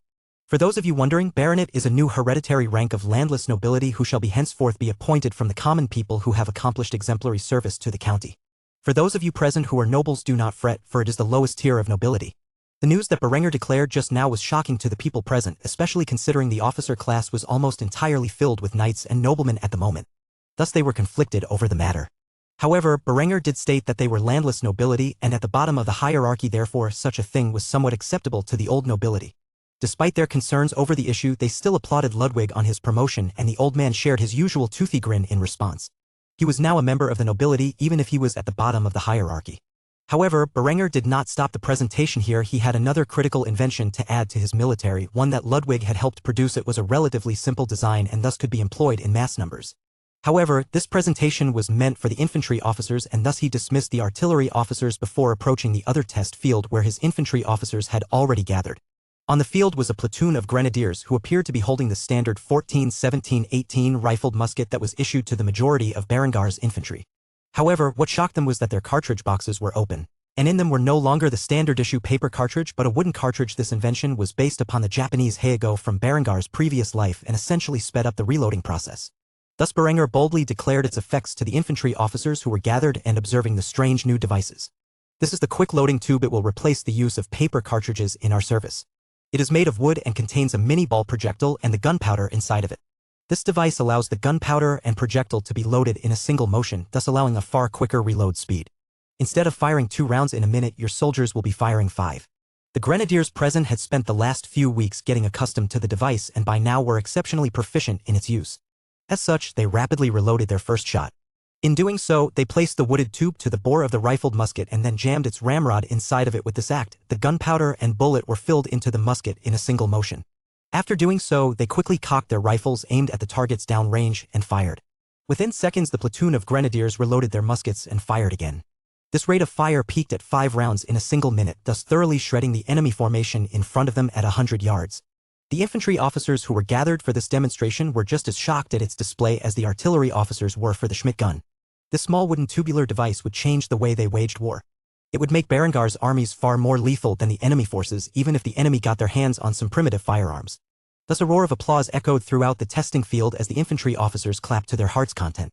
They would now be able to fire many more projectiles downrange at the enemy forces before having to engage in melee combat. Such a device was genuinely revolutionary. Berenger himself was impressed with the speed and efficiency that his grenadiers utilized such devices with. If his entire army could be trained to be so efficient in their use, nobody in this world would be able to challenge him on land.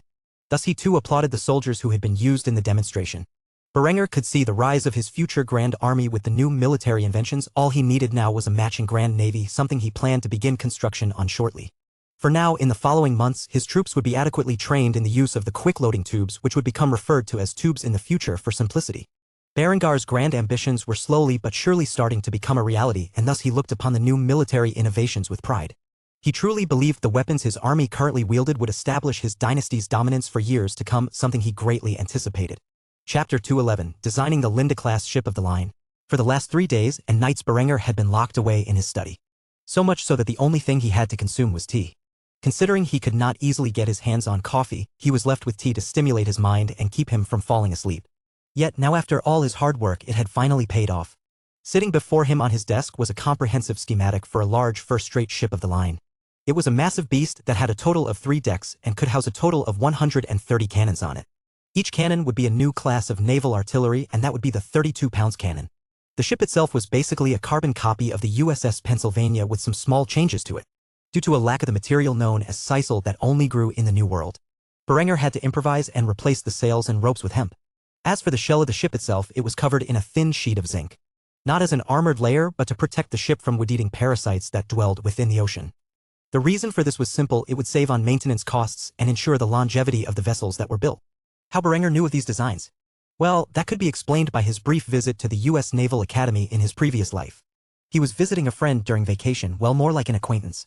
Berenger did not have many friends in his previous life, but he had plenty of acquaintances. This acquaintance had grown up on the same street as Berenger, or Julian as he was known then. Eventually, they both joined the military. Julian had joined the army, and this acquaintance, whose name was Derek, had joined the Navy. During one summer break, Julian was invited out to the Naval Academy by Derek to spend some time with him. His stay only lasted a week, but during this time he spent it almost exclusively in the library studying the history of shipbuilding in the vast archives. What started out as a friendly invitation quickly turned into a week of extensive study, as Derek decided to go partying during this time period, and Julian was not exactly the most skilled wingman. Thus, like most times he hung out with other people, he was quickly abandoned to his own devices. Not desiring to endure the humiliation of being alone at a party, he opted to stay in the library and study for his stay at the Naval Academy.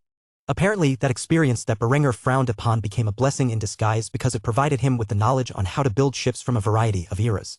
Berenger planned to draft 2 classes of ships for his future navy, the first of which was the monumental 130 guns first-rate ship of the line that he referred to as the Linda class. The reason for him naming it this was simply because Berenger was a man of culture. He decided to name his ship classes after his 2 women, and of course the first of each class would be named after them as well. The reason for making the bigger ship named after Linda instead of Adela, who was his future wife, ultimately came down to the disparity in bust size between the 2 girls.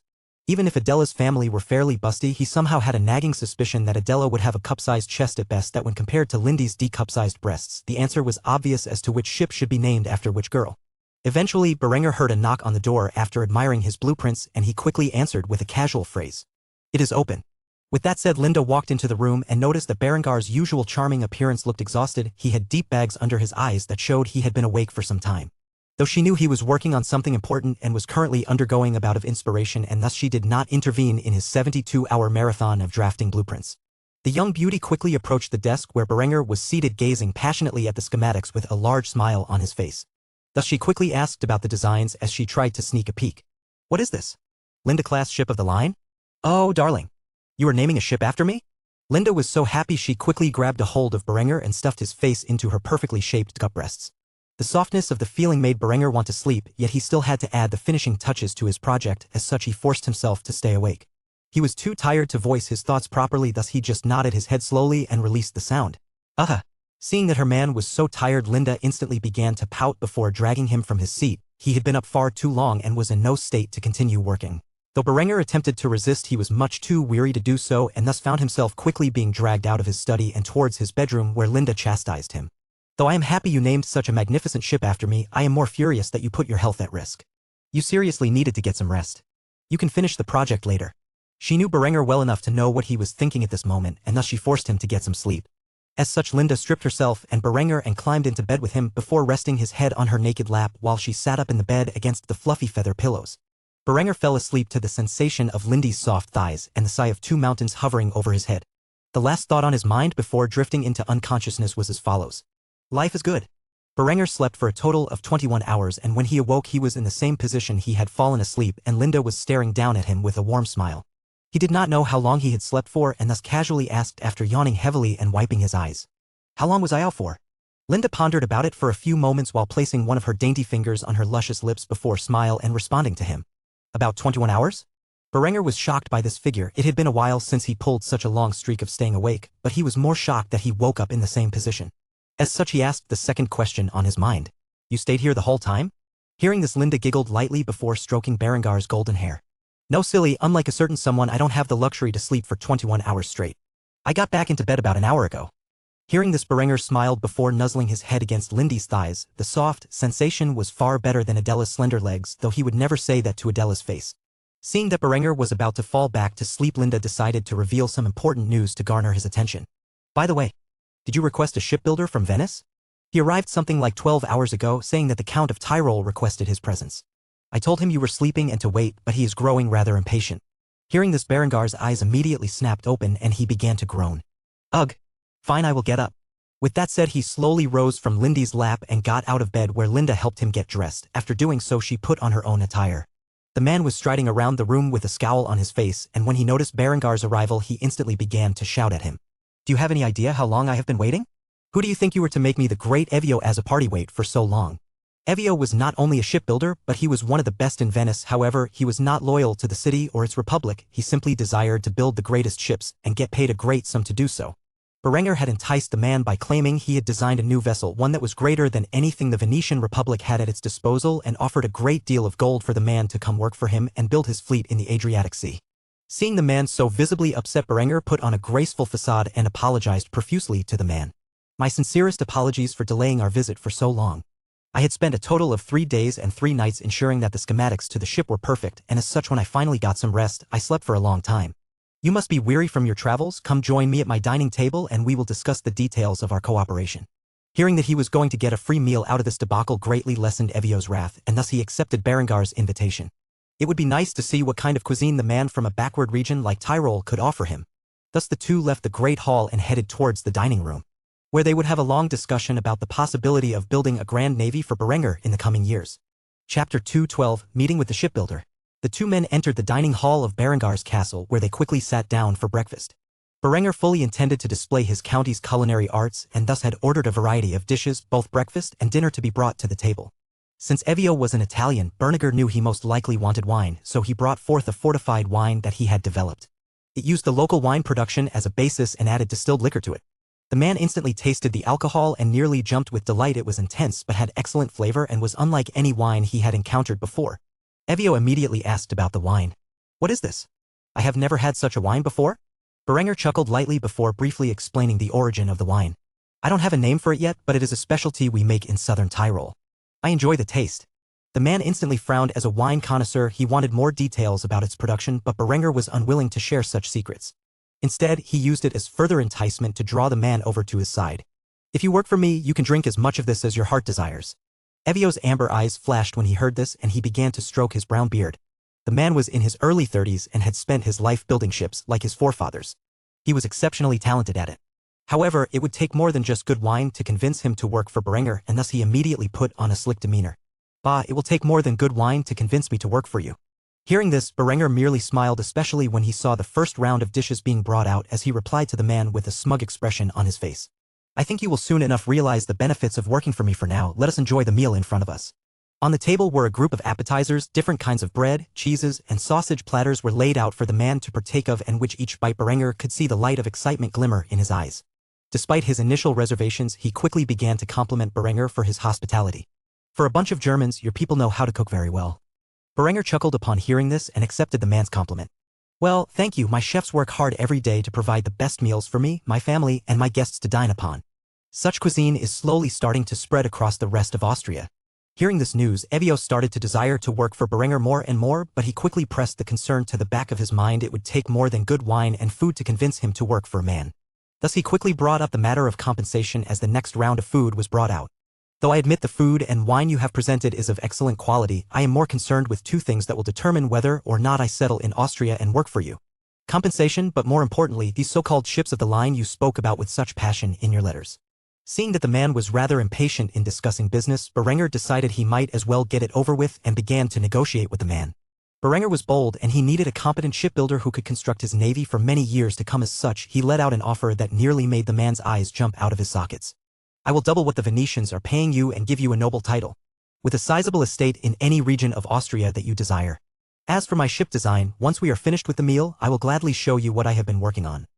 The Venetians were paying the man a large sum, and Berenger knew it. His spies had infiltrated the Venetian Republic to find out about this information. However, with all of his current enterprises and the new one he had recently established, he could afford such an expense. After all, the cost of building his navy itself was going to be an astronomical figure. He might as well pay a hefty price for a competent underling. Of course, when Ezio heard this, he nearly choked on the piece of schnitzel he was eating from. Not only would he be presented with a large sum of money, but also a noble title and an estate. This was too good of an offer to pass up. Yet, even this did not fully sway the man. Most importantly, he would have to look at the ship designs that Berenger had prepared. Thus he quickly finished his meal, to the point where Berenger still had half a plate left. Nevertheless, seeing how impatient they were to see his ship designs, Berenger sighed before standing up and wiping his mouth with his napkin. After doing so, he began to convey his thoughts to Evio. If you would follow me, I would be more than happy to show you the design I have come up with for the first and largest class of ships I intend to build. Hearing the term largest got the man's hopes up. If it were anything bigger than the carracks he had been building, he would greatly enjoy his new work. With that, the two men left the dining room and entered Berengar's study, where he showed the blueprint to Evio. The moment the man saw such a monumental ship, he scoffed. However, before he could express his thoughts that Berenger was out of his mind, he once more looked it over and noticed that shockingly such a ship could feasibly be built. It would need a massive and dedicated shipyard and take years to construct, but it could be done. The ship was titled SMS Linda. The SMS stood for the German spelling of His Majesty's ship. The man could not believe his eyes and stood still and in awe for several moments, going over every detail of the complex set of schematics. It was only after an hour of the intense study had passed that the man put down the blueprints and snapped his attention over to Berenger, who was staring at him with a smug grin the entire time. When do we get started? Berengar's smile increased when he heard this, and he began to inform the man of the process. It will take roughly a year to construct the shipyard I have in mind. The first of these shipyards will be built in Trieste, others will follow in Pola and Fiume. During the time it takes to build these shipyards, I will be mass-producing pre-manufactured parts so that once the shipyards are completed, we can immediately use an assembly line to construct the ships in a rapid process. Hearing this, Evio was excited. He could see that Berengar's shipyards would soon be able to produce many of these ships in quick succession if he planned to come to fruition. Despite only looking at one ship's design and overhearing Berengar's plans for the future, the man was wise enough to know that Austria would quickly become the premier maritime power in the world within a decade. The idea that he would be the one to usher in such a sudden change to the world's power structure brought tingles to the man's spine. He was excited just thinking about it. He quickly reached out his hand and said to Berenger with a joyful expression on his face, I look forward to it. I will move to Trieste as soon as I am able and help oversee the construction of the shipyards. Rest assured, your vision for a grand Austrian navy will become a reality in just a few years. Hearing this, Berenger was filled with excitement. He had taken the first step into establishing himself as a major naval power. He could already envision the vast fleets of his future German Empire dominating the world's major trade routes and destroying any enemy foolish enough to try to block his path to world hegemony. As such, he quickly latched onto the man's hand and shook it fervently with an equally joyous smile on his face. He could tell this would be a lucrative partnership and was glad to have another capable subordinate under his area of influence. Despite making such a monumental decision on behalf of the Duchy of Austria, Conrad was left utterly unaware that Berenger intended to build a massive fleet and challenge the Venetians, Genoans, and other Mediterranean powers for maritime dominance. If the boy had known, he would have thrown a tantrum, believing Berenger to be foolish, for how could they possibly construct a powerful enough navy in such a short period to counter the principal naval powers of the world? Luckily for Berenger, he was smart enough to keep the young duke out of the loop. As regent of Austria, he had full authority to enact these laws while Conrad remained a child. Luckily for Austria, Conrad had no authority, or else the boy would undoubtedly lead them to ruin. Chapter 213, Trapped in a Cage. Throughout the weeks since Aretha's visit, he traveled across the Mediterranean and got back to Constantinople. At a certain point, the man was struck in the Adriatic Sea due to an ongoing storm and thus had just now made his way back with the first arms shipment. At the moment, Aretha's was once more in the palace of Constantinople, informing Emperor Vitranes about his exploits. The two had gathered in the courtyard outside the palace's walls, where they walked around the beautiful gardens throughout the area. Unbeknownst to the two individuals, Princess Honoria was nearby playing with her pet Eastern Imperial Eagle. She was trapped inside the palace from a young age, like a bird in its cage. Her only companion throughout this time was her pet eagle, who she had named Heraclius after the great emperor. At the moment, she was stroking the feathers on the majestic bird's head while the creature perched on her forearm. A gorgeous smile spread across the young bowtie's face as she played with her pet. She began to compliment the bird. "Oh Heraclius, you have been such a good friend to me all these years. Despite this, our time together grows ever closer to an unjust end.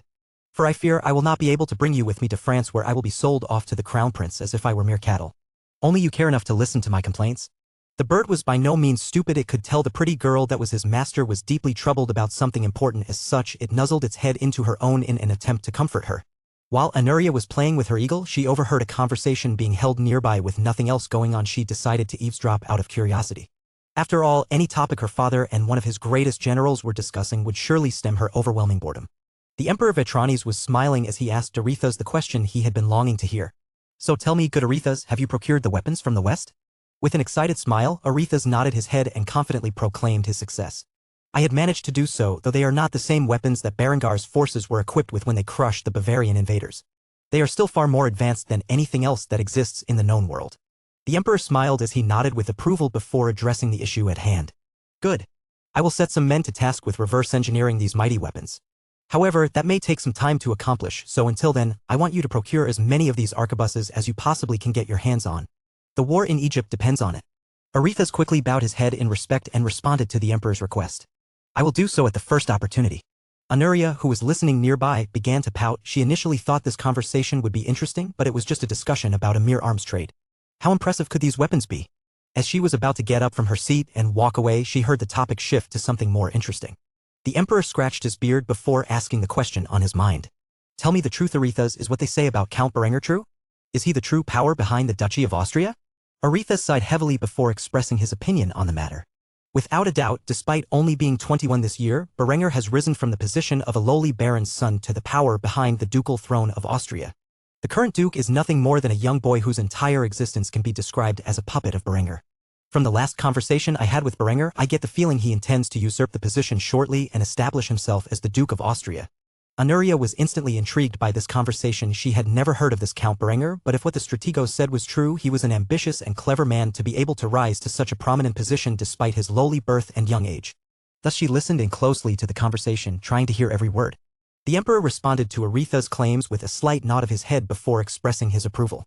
Truly a talented young man, it is a shame he has made enemies out of most of Europe. The Catholic Church has declared him a heretic for his reformist ideology. In a way it closely resembles that of Jan Hus. The situation in Bohemia has become volatile, and now Austria is following in its footsteps under Berengar's direction. I fear the Catholics will try to have him executed. Do you think Berenger has the power to resist such an attempt? Aretha thought about this subject for a few moments before finally giving his response. If he continues to expand his military power like he has been doing so? Yes, even if the Pope calls for a new crusade against him and his adherents, he will crush any army that enters his lands. The weapons he has sold us are terrifying, and supposedly the firearms issued to all of his infantry are even more impressive. It is no wonder he routed the Bavarian forces in a little over a month. I would not be surprised if Berenger used the papal response to his actions as an excuse to annex his neighbors and create a new kingdom located in Central Europe.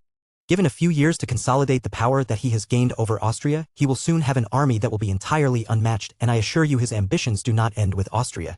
Mark my words, one day Berenger will be a king. Hearing these words, Honoria gasped. After doing so, she quickly covered her mouth in fear of her being found out by her father. She did not expect the infamous strategos of Ionia to praise a stranger from the west so highly, primarily since until now she had never heard of this Count Berenger. However, Aretha's words quickly filled Honoria's young mind with images of the young Count of Tyrol as a heroic conqueror on par with the likes of Trajan or Caesar. Honoria had never met Berenger, she had no idea what he looked like, nor did she even know his surname. Yet just from this conversation an image of Berenger formed in Honoria's head and a lasting impression was built.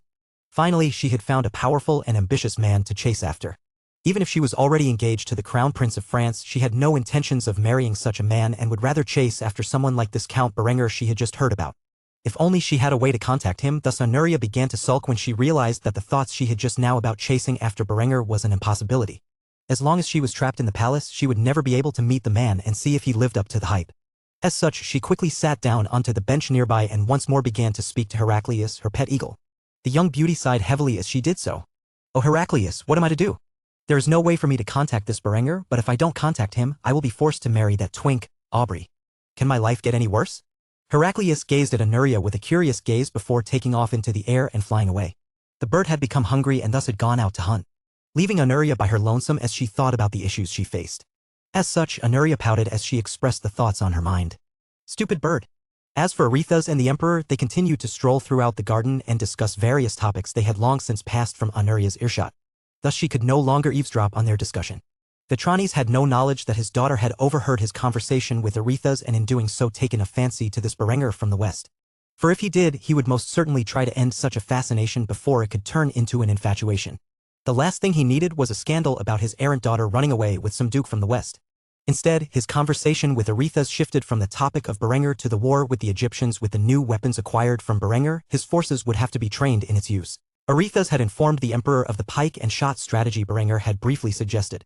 Thus, the men had to design a new set of tactics for their armies to overwhelm the Mamluk Sultanate with. With this, they hoped to reclaim the long-lost territories of North Africa and incorporate them into their mighty empire. Chapter 214, Establishing the Navy. At the moment, Berenger was sitting in his study, overseeing reports on his desk. There were several notes of importance he had to go over. Many of these were focused on the procurement of resources for his vessels. To accomplish this, Berenger had sent trade representatives to the Kalmar Union in Scandinavia in an attempt to garner an ample supply of oak timber. The reason for this was simple: Norway would be a massive stockpile of such material, and presently there was little demand for it. Thus he could acquire his shipbuilding materials at a low expense. As for the procurement of hemp to use for his sails and rope, Berenger had already begun growing the product alongside flax for some time. Thus he did not need to spend too much money when it came to acquiring the amount he was missing from his current stockpile. Berenger needed a powerful fleet of at least 3 ships if he would send an expedition to the New World. These ships would require thousands of sailors, and he could not purchase such a vast workforce. Instead, he was at this moment officially signing into law the establishment of the Austrian Navy and had decided to purchase a few carracks from Venice to act as training vessels. They would be docked in Trieste, where he would funnel recruits over to the region to train as sailors. He severely lacked in sailors for his territory. The Duchy of Austria, despite holding a coastline in the southern tip of Kärnten, an area that belonged to Slovenia and Croatia in his past life, had never bothered developing a navy. Instead, they merely had trading vessels and fishing boats. Thus Berenger desired to hire some professionals and in doing so looked towards veterans of the Venetian Navy to act as instructors to his new sailors. The expenses for the construction of his navy were growing by the day, but they had to be made. Without a powerful navy, his future German empire would never be able to maintain control over its colonies that would be vital to the success of his dynasty.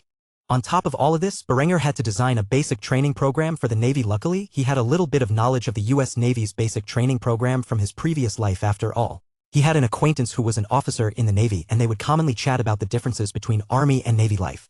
Many hours passed, and eventually Berenger had finished all of the necessary tasks to start the foundation of the Austrian Navy. After the last stroke of his quill was signed, he let out a heavy sigh and leaned back in his leather chair while stretching his muscles before expressing his thoughts aloud. The work of a duke is never finished. After finishing his work for the day, Berenger left his study and entered the dining hall, where he found Linda and Conrad in another conflict, the sight of which instantly brought a sense of fatigue to Berenger. He could not wait for this little brat to croak finally, but it could not be too sudden. Otherwise, the blame would surely fall on his shoulders and the other nobles of Austria would be up in arms against him. Linda was furious.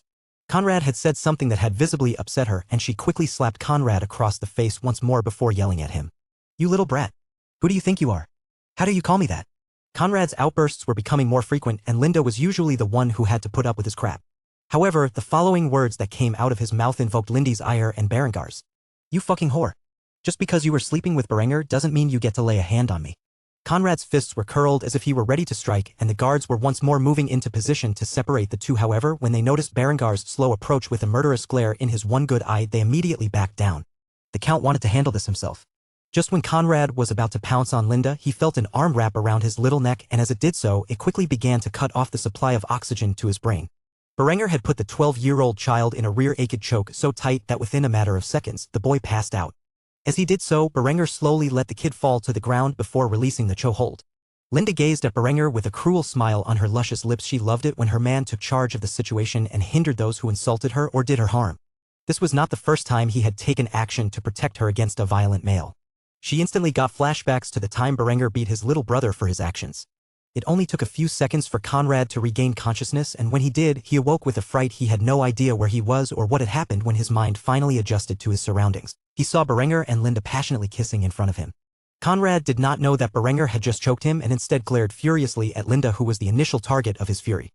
Upon seeing the boy's gaze, Berenger stopped his public display of affection and put on a terrifying expression as he glared down at Conrad. Berenger slowly kneeled in front of the kid and grabbed him by the throat with his hand, squeezing it tightly but not tight enough to suffocate the lad. Afterward, he coldly stated a bold threat. "If I hear you insulting my woman or see you getting violent with her again, I will end you." Conrad put on a tough facade despite the intense fear he felt in his heart before scoffing at Berengar's words. "Is that a threat?" Berenger, however, coldly shook his head before responding. "It is a promise." With that, Berenger stood back up and walked over to the guards in the room who witnessed the entire display. He patted the man on the shoulder who was about to aid Linda before his interruption and said with a smile on his face, "The Duke is tired. Escort him to his room so that he can get some much-needed rest." Hearing this, a pair of guards marched over to Conrad and lifted him off the floor, where they then responded with a term, "Your Grace," before escorting the boy to his room. All the while, Conrad threw a tantrum. "Let me go. I command you. I am not tired, goddammit." After he was no longer visible and his screams could no longer be heard, Linda giggled slightly before getting in a snide remark. "The Duke is tired? Really? That was your best excuse?" Berenger laughed alongside his lover as he wrapped his arms around her and dragged her into his embrace. "It worked, didn't it?" After saying that, the couple resumed their passionate display of affection. For a few moments they became ever closer to engaging in carnal relations in the middle of the dining hall, that is, of course, until Berenger spotted Henrietta was sitting at her spot at the dining table with a sheepish expression on her face. The entire time she was sitting quietly in her spot observing the situation, and now that Berenger was so passionately kissing Lindy's breasts, she did not know how to react. As such, Berenger froze into place before awkwardly addressing his little sister. "Oh, Henrietta. I didn't see you there." Hearing this, Linda immediately began to blush. She had utterly forgotten Henrietta was present and had lost herself in the moment. As such, she quietly pulled up her dress, which had slightly slid down her body while Berenger was toying with her. After doing so, she quickly recovered herself and sat in her seat. Henrietta was frozen in place as if she had just seen a ghost. She had no idea how to react to the scene in front of her, and thus she just began to stare into her plate awkwardly. Luckily, not long after, the servants arrived, and with them, the food was prepared for Berenger and his family. This scene broke up the awkward silence that had permeated the air, allowing Berenger and Linda to recover from their embarrassing display just moments earlier. Thus Berenger enjoyed a lovely meal with his family, all while dreaming about the day he can finally dine on his glorious potato pancakes as well as consume Bauernfrühstück for breakfast. Both of these things needed potatoes that could only be obtained from the New World. If not for the risks that involved hiring foreign sailors to explore the aforementioned region, he would have gladly done so by now. However, the New World and its discovery were of vital strategic importance to his future empire. Thus he would never allow it to be revealed until after he had already begun to seize the most resource-rich lands. These were the thoughts that flowed through Berengar's mind as he dined in silence with his family. Chapter 215, Conrad's Misdeeds.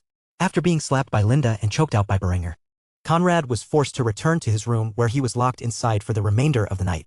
Eventually, he fell to sleep, but by the time morning came and he was released from his quarters, he was still fuming with anger over the events that had occurred during the previous night. Conrad had no say in how his duchy was being run. Berenger did not inform him of the matters of importance that the man was constantly working on, and as such, Conrad had a lot of free time. However, he was locked away in the castle of Kufstein without any ability to escape. After all, Berenger did not want the boy causing trouble. Thus, with no authority and no way to entertain himself, the boy became increasingly bitter. As time passed, he eventually found himself bored out of his mind and had begun to behave in childish antics. Yet, those childish antics were always met with a firm slap by Linda. Eventually, those childish antics turned to thoughts of wicked acts. At the moment, Conrad was walking through the courtyard trying to think of a way to get revenge on Linda for how she had always treated him. Eventually, he came across a peculiar sight. Linda was currently putting out multiple saucers filled with milk, and there were a total of 3 cats who came rushing over to greet her. The beautiful young woman had a gorgeous smile as she happily petted the cats before allowing them to have some of the milk. Linda was exceptionally fond of cats and had recently taken in a few strays. She made sure that they were given fresh milk from the farm every day. Berenger had allowed this for 3 reasons. Firstly, it made Linda happy, and seeing her happy made him happy. Secondly, he was a cat lover, and as such, he also enjoyed their company.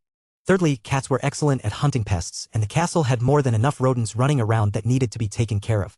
After feeding the cats, Linda said goodbye and quickly returned to her work as a spymaster. She would be back later that evening to feed the cute little creatures more milk. Seeing the gracious smile on Lindy's face as she was around her new pets brought a wicked idea to Conrad's mind. He may not be able to harm Linda after all. The guards protected Berenger and his loved ones around the clock, but he could hurt what she cared about. Thus the devious little cunt vowed that later in the day when the patrols had begun to switch shifts, he would sneak into the courtyard and murder the 3 cats. Such a thing would surely upset the young woman who had so thoroughly invoked his ire. After hatching such a vicious plot, Conrad returned to his room where he began to make preparations. First, he needed a knife, and as such, he headed towards the kitchen where he planned to fetch one. Thus as Conrad entered the kitchen, he immediately began to behave suspiciously. The kitchen staff all began to question him with their gazes until finally the boy demanded access to what he desired. "I need a knife." The kitchen staff looked at one another for a few moments before the head chef inquired about the reasoning. "Why do you need a knife?" The kitchen staff asking questions immediately caught Conrad off guard. Seeing how he never had a servant question his orders, he instantly became outraged and began to rebuke the chef. "Because I am the Duke and I ordered you to give me one. Now hand it over." The head chef had a look of concern in his eyes as he struggled with the decision. On the one hand, he knew the kid was up to something, and if Conrad did something horrible with the knife he provided, then he would be held responsible. On the other hand, the boy was right. He was technically the Duke, and though he had no real authority, as a commoner, he could not very well deny the Duke's orders, or else it would expose Berengar's charade. Considering the 2 options, the chef thought it was unlikely that Conrad would do anything too vile and thus handed him a kitchen knife before warning the kid. "Your Grace, this object is dangerous. I suggest you be careful with it." Conrad instantly ignored the chef's comments and did not even bother thanking the man. Instead, he immediately returned to his room where he played with the knife. He could already imagine the look on Lindy's face after he cut her cat's throats. He longed to see the woman wailing with tears in her eyes like a hysterical bitch. These wicked thoughts are what kept him entertained until the time arrived. After he noticed the patrols would be switching shifts soon and that the window of opportunity was near, Conrad quietly snuck out of his room and rushed through the hallways as he tried to act normal. Though the more he did so, the more suspicious he appeared. While walking through the hallways, Conrad hid the knife under his tunic as he carefully pressed forward. Eventually, he ran into a servant girl and knocked her over. Rather than help her up, he glared at her menacingly and the girl quickly ran away in fear. Unfortunately for him, this was right in front of the courtyard where the cats were housed. However, the boy was not smart enough to realize he had just created a witness who could testify that he was in the vicinity, and thus he proceeded towards the structure that was constructed to act as a house for the cats. When he approached, the little fur balls instantly walked out of their home and greeted him while purring. Everyone in the castle treated them with exceptional care, knowing they were Lindy's pets, and thus they were used to everyone being kind. The naive little cats did not have the slightest clue of the evil intent that Conrad had. Thus when the 3 cats approached to sniff him, he unleashed his blade and cut their throats, killing them instantly. Their blood spilled across the cold stone floor of the courtyard and onto his tunic. However, he did not notice this. In his wicked mind, merely cutting their throats was not enough to indeed disturb Linda. As such, he quickly proceeded to decapitate the creatures and leave their heads mounted on sticks outside their home, with their bodies mangled below. After he had concluded this brutal and cruel act to a trio of innocent cats, the boy fled back to his room with a knife in hand, utterly unaware that he left a trail of blood in his wake. Conrad was by no means a criminal mastermind, and despite believing he had easily gotten away with such actions, he had left multiple pieces of evidence in his wake, with even a witness seeing him shortly before the action happened. Luckily nobody saw him on the way back to his room, or else he could have gotten spooked and killed one of Berengar's servants. Not long after Conrad returned to his room, a horrific shriek echoed across the castle. It was so loud that even Berenger heard it in his study. He instantly recognized that the voice belonged to Linda, so Berenger quickly rushed to the scene with his sword in hand. However, before he arrived, his guards had beaten him to the area and began to secure the crime scene. By the time Berenger had entered the courtyard to see what had happened, the house guards were keeping the scene in check, and Linda was sobbing like a mother who had just witnessed her children's deaths. Nobody dared to approach her when she was in such an unstable condition. Well, nobody other than Berenger. The moment he saw his lover sobbing in such a manner, he dropped a hold of his sword and rushed over to her, holding the weeping beauty in his arms in an attempt to comfort her. Gazing at the brutal scene before him, Berenger did not believe this to be an attack on Linda but one on himself. To him, it was clear that this was a veiled threat from one of his political opponents, stating, "If I can get to your pets, then I can get to your loved ones." Thus, as Berenger tried to comfort Linda, he began shouting orders to the nearby guards. "Lock down the castle, nobody gets in or out until we find out who is responsible for this. As for the rest of you, begin an investigation into this immediately. I want to know who would dare to engage in such a barbaric display within my territory." The guards immediately responded to Berengar's orders by pounding their chests in salute and screaming at the top of their lungs, "Yes, Your Excellency." With that said, the men quickly got to task and began to lock down the castle, quarantine the area, and search for any potential clues. All while Berenger held onto his weeping lover, comforting her to the best of his ability. In doing so, he made a solemn vow. "When I find whoever is responsible for this, I will make sure they pay with their blood." Chapter 216, A Lover's Fury. After Conrad's horrific actions, the castle was entirely on lockdown. Like Berenger had ordered, nobody was allowed in or out of the castle, and the castle garrison immediately was put to task in looking for every clue available. While Berenger and his forces were piecing together what had happened, Conrad had fled to his room where he was currently hiding behind his door, breathing heavily. The adrenaline and excitement that filled his veins after committing such a heinous act and getting away with it filled his mind with joy. Adrenaline and endorphins pumped through his blood in a way that he had never felt before. He could get used to this. Or so he thought. However, when he appeared in front of the mirror, he noticed his clothes and hands were stained with blood and he was still holding onto the murder weapon. He immediately began to panic and stripped his clothes before wrapping them around the murder weapon and tossing it out his window. Conrad was not exactly the smoothest criminal. Not only had he left a massive trail pointing in his direction, but he tossed even more crucial evidence such as the murder weapon and his blood-stained noble clothing outside the window, directly into the bushes below. With the way he had handled this act of cruelty, it was only a matter of time before Berenger found out he did the deed. Of course, he had no way of knowing this, and thus he grinned in the mirror. He could not wait to kill something else that Linda loved, but the only thing she loved other than those cats was Berenger, Henrietta, and Hans. It would not be easy to inflict harm upon either of those three individuals. Berenger had for some time suspected Conrad might do something to his son, and thus he had the infant's room constantly under lockdown. Only he, Henrietta, and Linda were allowed into the room. Since becoming a father, he had grown paranoid and did not even trust his staff to take care of his infant son. As for Henrietta, there was no way Conrad could harm her. The little girl was incredibly skittish and would never get near enough to Conrad for him to hurt her. Even then, guards followed her around the clock to ensure her safety. If Conrad even attempted to harm the girl, a bayonet wall would be placed in front of him and he would be killed on the spot. Thus, for now, he had to wait until Linda found something else she loved, then Conrad would make sure to torment her by taking it away. He could already feel the excitement of doing such a thing. It was just a shame he did not get to see Lindy's disturbed face, but her scream was enough for him to enjoy it. Replayed itself in his mind on repeat. Thinking about such things brought a wicked grin to his face. As for Berenger, while his forces led an investigation, he had personally buried the 3 cats that were Lindy's dear pets and brought his lover into the bath, where he scrubbed her clean. She was incredibly distraught by the barbaric display that somebody had made out of her pets, and she could not stop sobbing. Berenger was in the middle of comforting her in this crisis as she held him close and stroked her silky strawberry blonde hair. "I swear I will find whoever did this and end their miserable existence." Berenger was not exactly the best at comforting others. The best he could do was be there for Linda and promise to avenge the cats. Though Linda was sobbing, she managed to make out a phrase. Why would someone do this? What did I do to deserve this?" Berenger instantly grabbed a hold of the girl and wrapped her into his embrace as he tried to comfort her once more. "This is not your fault. If anything, it is mine. I have made too many enemies. Somehow they must have gotten to someone in the castle, and this is their way of warning me. When I find out who plotted this, I will raze their castle to the ground and butcher their family in front of their eyes." Berenger was thoroughly outraged. This act had pressed on 3 of his reverse scales. First off, it challenged his authority and control over his own home. He would not sleep easily at night knowing that his enemies could so easily accomplish something like this. Secondly, this was a threat to him and his loved ones, and Berenger did not tolerate threats. To do something like this meant someone was confident enough in their ability that they believed Berenger could not harm them even if he found out their identity, and for that degree of arrogance, he could not abide by it. Thirdly, and most importantly, the son of a bitch responsible for the savage act had crossed the line in the worst way possible. He had made one of his women cry, and for that, the penalty was death. Berenger did not care who was responsible for making Linda scream. They would face the full might of his wrath. After a while, the couple finally got out of the bath, where Berenger sent Linda to their room. He also got Henrietta to sleep alongside her. The room was under constant guard by his most elite and loyal units. Men who had served beside him in many battles and would risk their lives to protect him and his family, men who would never betray him. After settling these affairs, Berenger sat on his seat of power where he consumed copious amounts of alcohol. He would sit here until the perpetrator was revealed, and then he would have his vengeance. An entire night passed before all the evidence was gathered, the head chef, the maid in the hallway, as well as the blood trail and the blood-stained clothing wrapped around the murder weapon. All of these things had been gathered before Berenger while he drank from his skull chalice with an ice-cold expression on his face.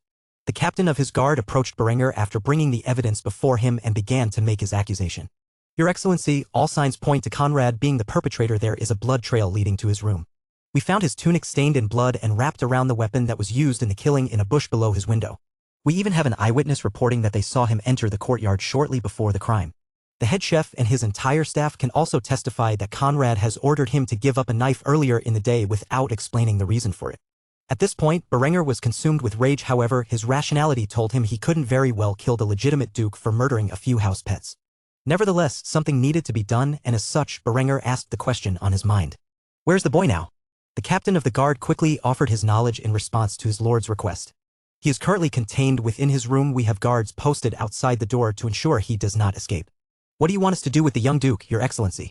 Berenger thought about it for a few moments before making a shocking declaration. Nothing. I will speak to the boy myself. As for the rest of you, swear upon pain of death that you will not reveal the contents of this conversation.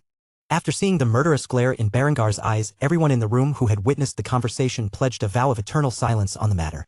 I swear by the pain of death that I will never reveal the contents of the conversation that has taken place here. Afterward, Berenger signaled for the people to be dismissed. He then sighed heavily before getting up off his chair and strolling towards Conrad's quarters. When he finally arrived, the guards saluted him and Berenger gave his command. Open it. With that, the guards nodded and opened the door that led to Conrad's room. They were about to follow him in when Berenger raised his hand and halted them. Stay outside and make sure nobody enters. One of the guards immediately protested the decision. Your Excellency, I don't think this is a good idea. Yet all he got in return for his warning was a hateful gaze that burned with the fury of 1,000 suns. Upon seeing that, he quickly shut his trap and did as he was told. Afterward, Berenger proceeded into the room and closed the door behind him, latching it in place. Upon entering, Berenger saw Conrad staring at him with a nervous expression. He did not realize how he managed to get caught so soon. Berenger was as cold as ice and slowly approached the window where he opened it, allowing the cold breeze of the summer dawn to waft upon him. After a few moments of silence, he leaned on the wall next to the window and crossed his arms before breaking the silence. Conrad, enlighten me if you will, because I am dreadfully confused. Are you so arrogant that you believe even after figuring out who was responsible for such a heinous crime that I would not punish you? Or are you simply the most unbelievably stupid criminal in the history of mankind? Did you really believe I would not find out you did it? Conrad immediately played dumb and looked away from Berenger as he did so. I have no idea what you are talking about. With this, Berenger sighed before raising his tone to that of an oppressive tyrant. There is a blood trail that leads directly to your room. Your tunic soaked in the blood of the victims was found wrapped around the murder weapon in the bushes below your window, and there were eyewitnesses who can put you within the vicinity of the crime scene shortly before it happened. On top of all of that, my entire kitchen staff can testify that you showed up and took the murder weapon from their hands. So cut that act and answer my questions. Why on earth would you do such a thing? Are you that unsatisfied with the way I am managing the realm that you must resort to threatening me by killing my lover's pets?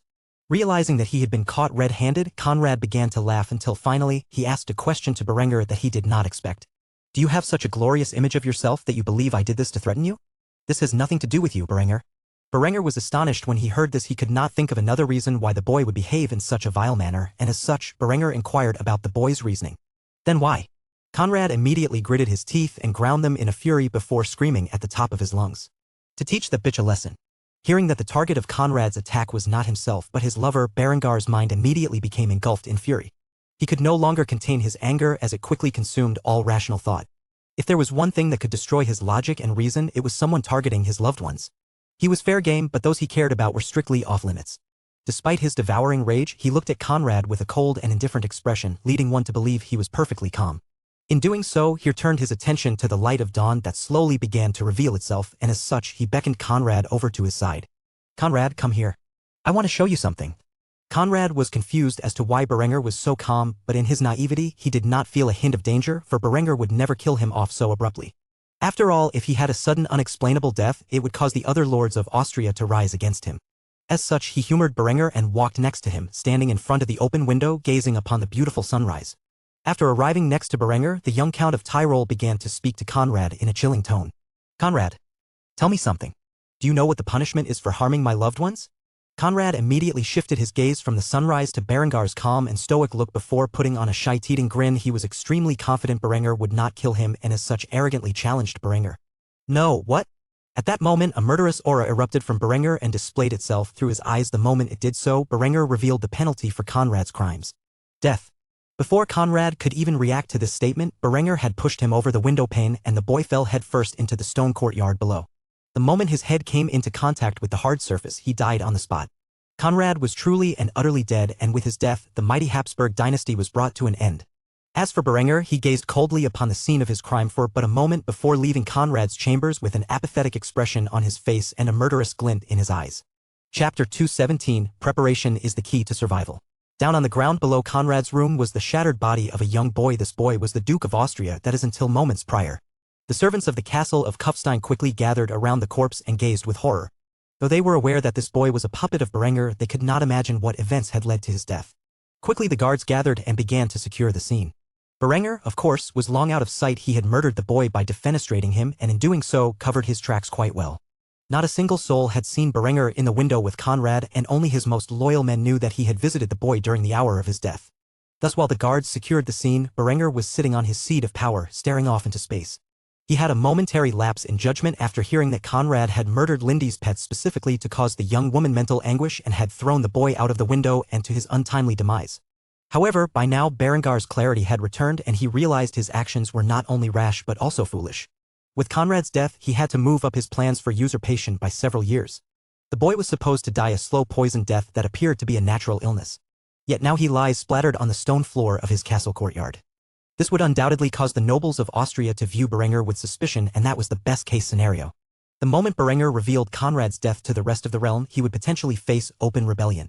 He could undoubtedly manage with his current armies, but the results of such a conflict would certainly delay his reforms by a large degree. Austria still had yet to recover from the war with the Bavarians, and now a few months later, they were once more on the brink of war. Though rebellion against his rule by the higher nobility was a certainty, he had yet to fully prepare for a quick and thorough war with the other nobles. Berenger deeply pondered his next step. Considering only the people in the castle of Kufstein knew of Conrad's death, Berenger would try to conceal such a thing as long as he possibly could. At most, he could buy himself a few weeks.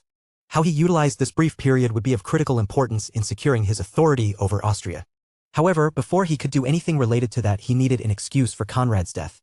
While he was thinking about such an outcome, Linda arrived in front of him. Her eyes were red and puffy from a long night of crying. Despite this, she had a stern look on her face. She knew that by now, Berenger should have some idea who the culprit was behind the death of her beloved pets, and thus she quickly asked him the thought on her mind. "Did you find the culprit?" Berenger, who until now was in deep thought reflecting on his actions and the future events that they had spurred, suddenly noticed his beautiful lover standing before him and nodded his head in silence. Linda bit her lips as she was afraid to ask the perpetrator's identity, but ultimately she felt she needed to know who was responsible for such a heinous act if she were to gain closure. Thus, she steeled her resolve and asked the question. "Who was it?" Berenger sighed heavily before revealing the identity of the criminal. "Conrad." Hearing this news, a look of disgust and hatred combined itself upon Lindy's immaculate heart-shaped face before she finally snapped. "That bastard! Where's he now? I want to punish him severely." However, Berengar's following words shocked her completely. "Dead." A series of complex emotions overwhelmed the heavenly beauty at this moment. She had no idea how to react to this news. On the one hand, she was glad that justice had been dealt to the sadistic brat for his vile actions. However, she knew the consequences such a thing could have. As such, she never actually planned to kill him when she heard that the young duke was responsible for the deaths of her pets. Without realizing it, Linda became increasingly concerned and spat out the question on her mind. "What did you do?" Berenger looked around his great hall for a few moments, inspecting to see if anyone was listening in before he finally revealed what had transpired moments ago. "I don't know, it is all a blur. Initially, I intended to scold him, maybe even beat him severely for his actions. However, when he told me that the reason for his wicked deeds was for the sole purpose of causing you anguish, something just snapped in my mind.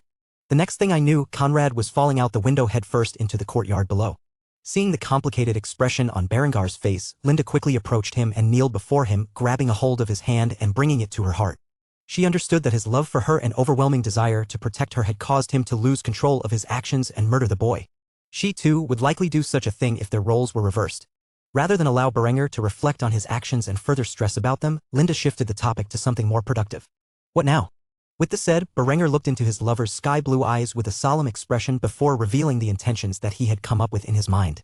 "We conceal his death for as long as possible. During this time, we prepare for war and have our troops armed and ready to march on the other counties.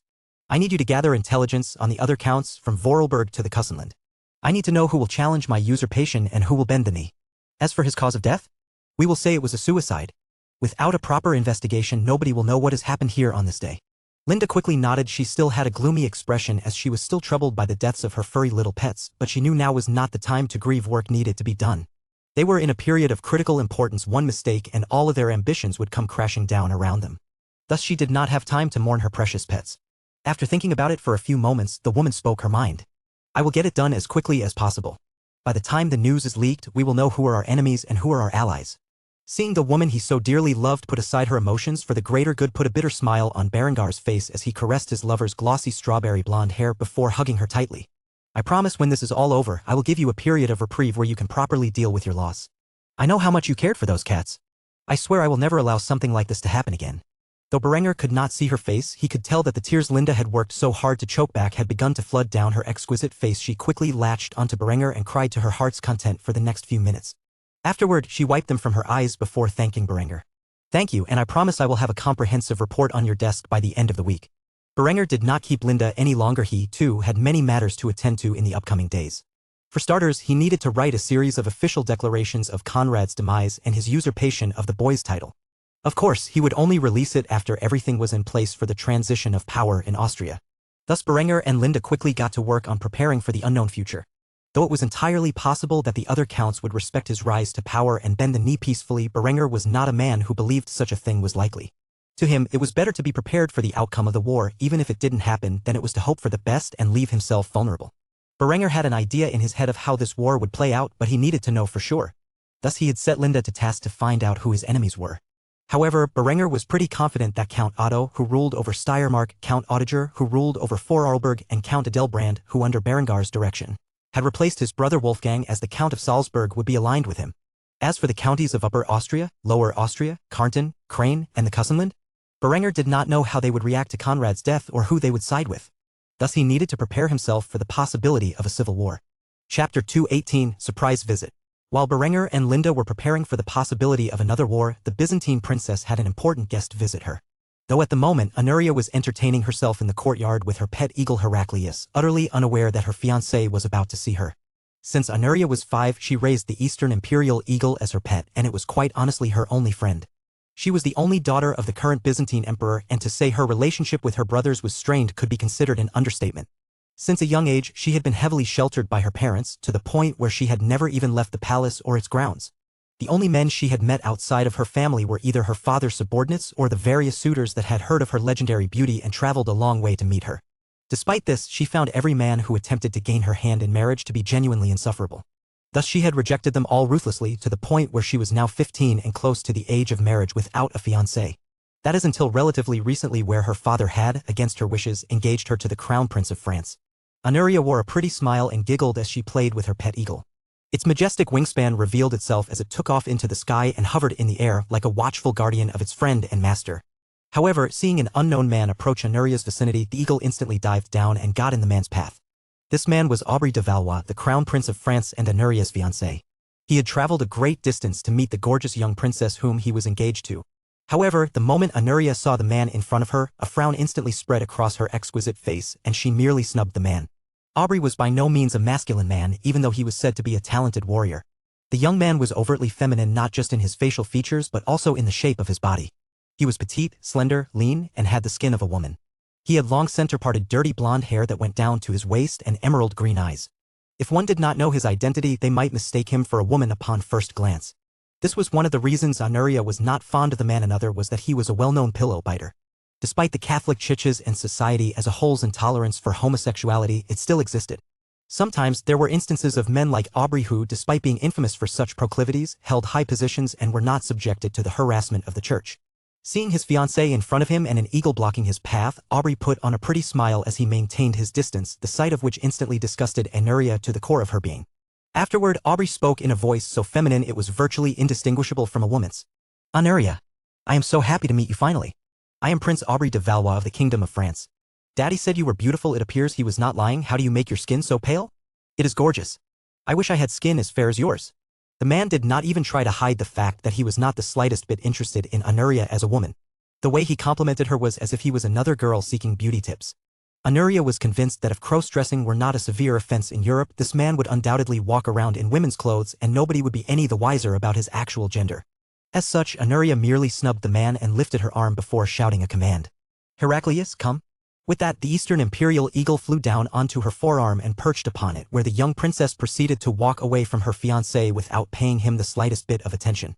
Seeing his fiancé flee in the opposite direction, the young man attempted to approach Anuria. However, the moment he got close to her, the eagle known as Heraclius quickly splayed its wings and caught at the French prince. Though Aubrey was a battle-hardened knight, the overprotective nature of the eagle sent a shiver down his spine as he could very clearly feel its killing intent. He immediately became aware that with the eagle protecting Anuria, he would have no way to approach her and accomplish the goal his father had set for him, which was to gain her favor. After all, the Kingdom of France needed a powerful ally. It was currently engaged in a war with England. Their neighbor to the east was presently embroiled in a civil war, with a notably problematic individual rising to power amid the chaos. If France wanted to maintain its dominance over European affairs, they would need to cultivate an alliance with the major power of the Mediterranean, and that was the Byzantine Empire. However, before he could even begin to accomplish such a task, the princess had snubbed him as if he were nothing more than ordinary refuse. Aubrey quickly let out a sigh, and seeing that he was the only one around, he promptly began to pout as he expressed his thoughts. If only I could marry one of her brothers, it is much easier to seduce a man than it is to befriend a woman, and no man can resist my charms. After leaving Aubrey behind with his thoughts, Anuria ran into the palace with Heraclius attached to her arm before leading him up to her room, where she quickly shut it behind her. Afterward, the eagle flew over to a perching post and rested upon it while gazing at his master with a mocking expression. The eagle was brilliant and was essentially making fun of the fact that Anuria would be forced to marry someone who was more woman than a man. Seeing the shy-teething grin on Heraclius' face, Anuria tossed a pillow at the bird before chastising it. What are you laughing at? Heraclius, of course, dodged the attack and landed on the bed in front of Anuria, where she was sprawled out and pouting. She clutched another one of her silk-covered pillows and began to scream into it at the top of her lungs. Of course, the sound was muffled and nobody but her and Heraclius could hear such a thing. After releasing her pent-up frustrations, Anuria felt a little bit better about the whole situation, and she began to think aloud, as she so often did when she was alone. Am I destined to be sold off to the sissy French prince and live out the rest of my days as a trophy wife for that fairy? Anuria instantly began to bite her luscious pink lips as she continued to pout over the situation she was in. Won't somebody save me from this marriage? At that moment, she heard a knock on the door and the worried tone of a familiar voice came from the outside. Princess, are you in here? I heard that you ran off from the meeting with your fiancé. Are you all right? Anuria instantly began to pout once more before yelling at the door. Go away. She knew exactly who was behind the door, and she did not feel like talking to him at the moment. The man standing behind the door was Aretha's, and he heavily sighed when he heard these words before acquiescing to the princess' demands. As you wish, your highness. Shortly after saying these words, Anuria realized something. She was curious about the conversation that Aretha's had with her father not long ago in the royal gardens, and thus quickly ran to the door and opened its latch. The act of which surprised Aretha's, and her subsequent actions further confused him. Anuria blushed lightly and looked away from Aretha's before muttering in a low tone. Come in. I have some questions to ask you. Hearing that he was welcome, he took the princess up on his offer and entered her room, where he quickly sat down on one of her chairs. The princess herself sat down on the bed and stared awkwardly at the man who had acted as an uncle to her growing up. Aretha's was one of the emperor's best generals and was a close personal friend of the family. Though he had been away on campaigns for the last few years, he commonly acted as a confidant for the princess during her childhood, since she did not have any friends other than her pet eagle. After a few moments of silence, Anuria finally cleared her throat and spoke the question on her mind. I want to ask you about the man named Berenger. Aretha's was even further confused when he heard this question. Just where had the girl heard that name before? And why was she interested in a lowly count from across the sea? Nevertheless, since she had asked, he had no choice but to answer to the best of his ability. What do you want to know about him? Hearing that Aretha's was willing to answer her questions, Anuria became quite flustered. She had not thought through the questions she wanted to ask, and so she took a few moments to consider before the first question came to her mind. What is he like? Aretha's thought about this question for a few minutes before giving an honest evaluation of the man. Berenger is a ruthless and ambitious man who will do whatever it takes and offend whoever he desires, so long as he is capable of achieving his goals. Hearing this, Anuria was about to lose interest. Though she wanted to be the wife of an ambitious and capable man, she did not care for cruelty. However, before she could entirely give up on the subject, Aretha's continued his evaluation. Despite this, he is exceptionally benevolent to his friends, family, and the people under his protection. Every time I return to the city he has built, the people seem happier and wealthier than they were prior. He has spent a significant expense on building walls that rival our Theodosian walls around his city to protect his people, and has even developed an enhanced system of plumbing and waste disposal to ensure the health of his citizens. From the interactions I have seen with his family, he seems to care deeply about their safety, health, and happiness. If I had to evaluate the man, I would say he is kind-hearted and charitable to his allies, but ruthless and tyrannical to his enemies. He will stop at no lengths to protect his loved ones, no matter how vile the actions may be or how powerful the enemies he may make. Berenger von Kufstein is undoubtedly a formidable man, one who is destined for greatness, assuming he lives long enough to achieve it. Hearing Aretha's, the mighty general of the Byzantine Empire, so thoroughly compliment the man further fueled Honoria's sense of wonder in Berenger. A large twinkle appeared in her mint-green eyes as she blurted out the next question on her mind. Is he handsome?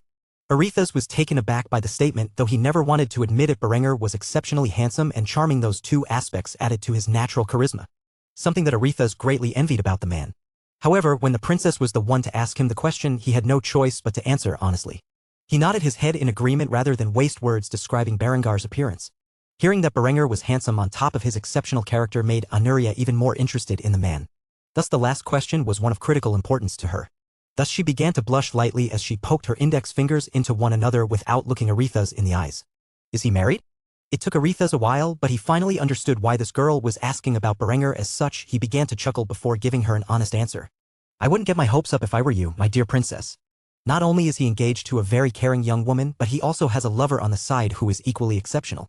Her beauty is not inferior to your own. They also have a child together. I am sorry to say, but it would never work out between you and him.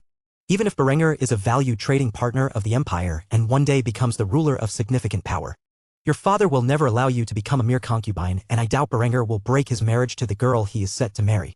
I hate to say it, Honoria, but you have to face the facts. You are now engaged to the Crown Prince of France, and despite your objections, that isn't going to change. Hearing this news, Honoria's fragile heart nearly imploded. She felt like she had found the perfect companion, but he was already engaged and had a lover, which means there was likely no place for her in his life. On top of that, Aretha's had reminded her of her dreaded betrothal. As such, her expression immediately soured and she nodded her head with lifeless eyes. Seeing the state of the princess' depression, Aretha's felt his heartbreak, but there was nothing he could do about such a thing.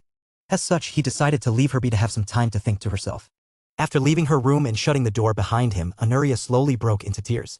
She would spend the rest of the day moping about her future. Chapter 219, Quelling a Rebellion Before It Begins.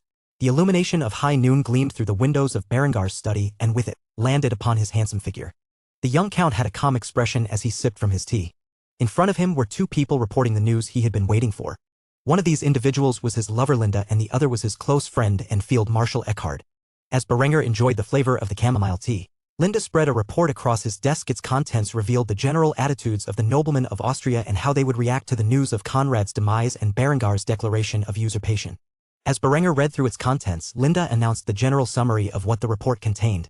As you have expected, Count Audiger, Count Otto, and Count Adelbrand will support you. Their views are simple: to struggle against you is an act of suicide.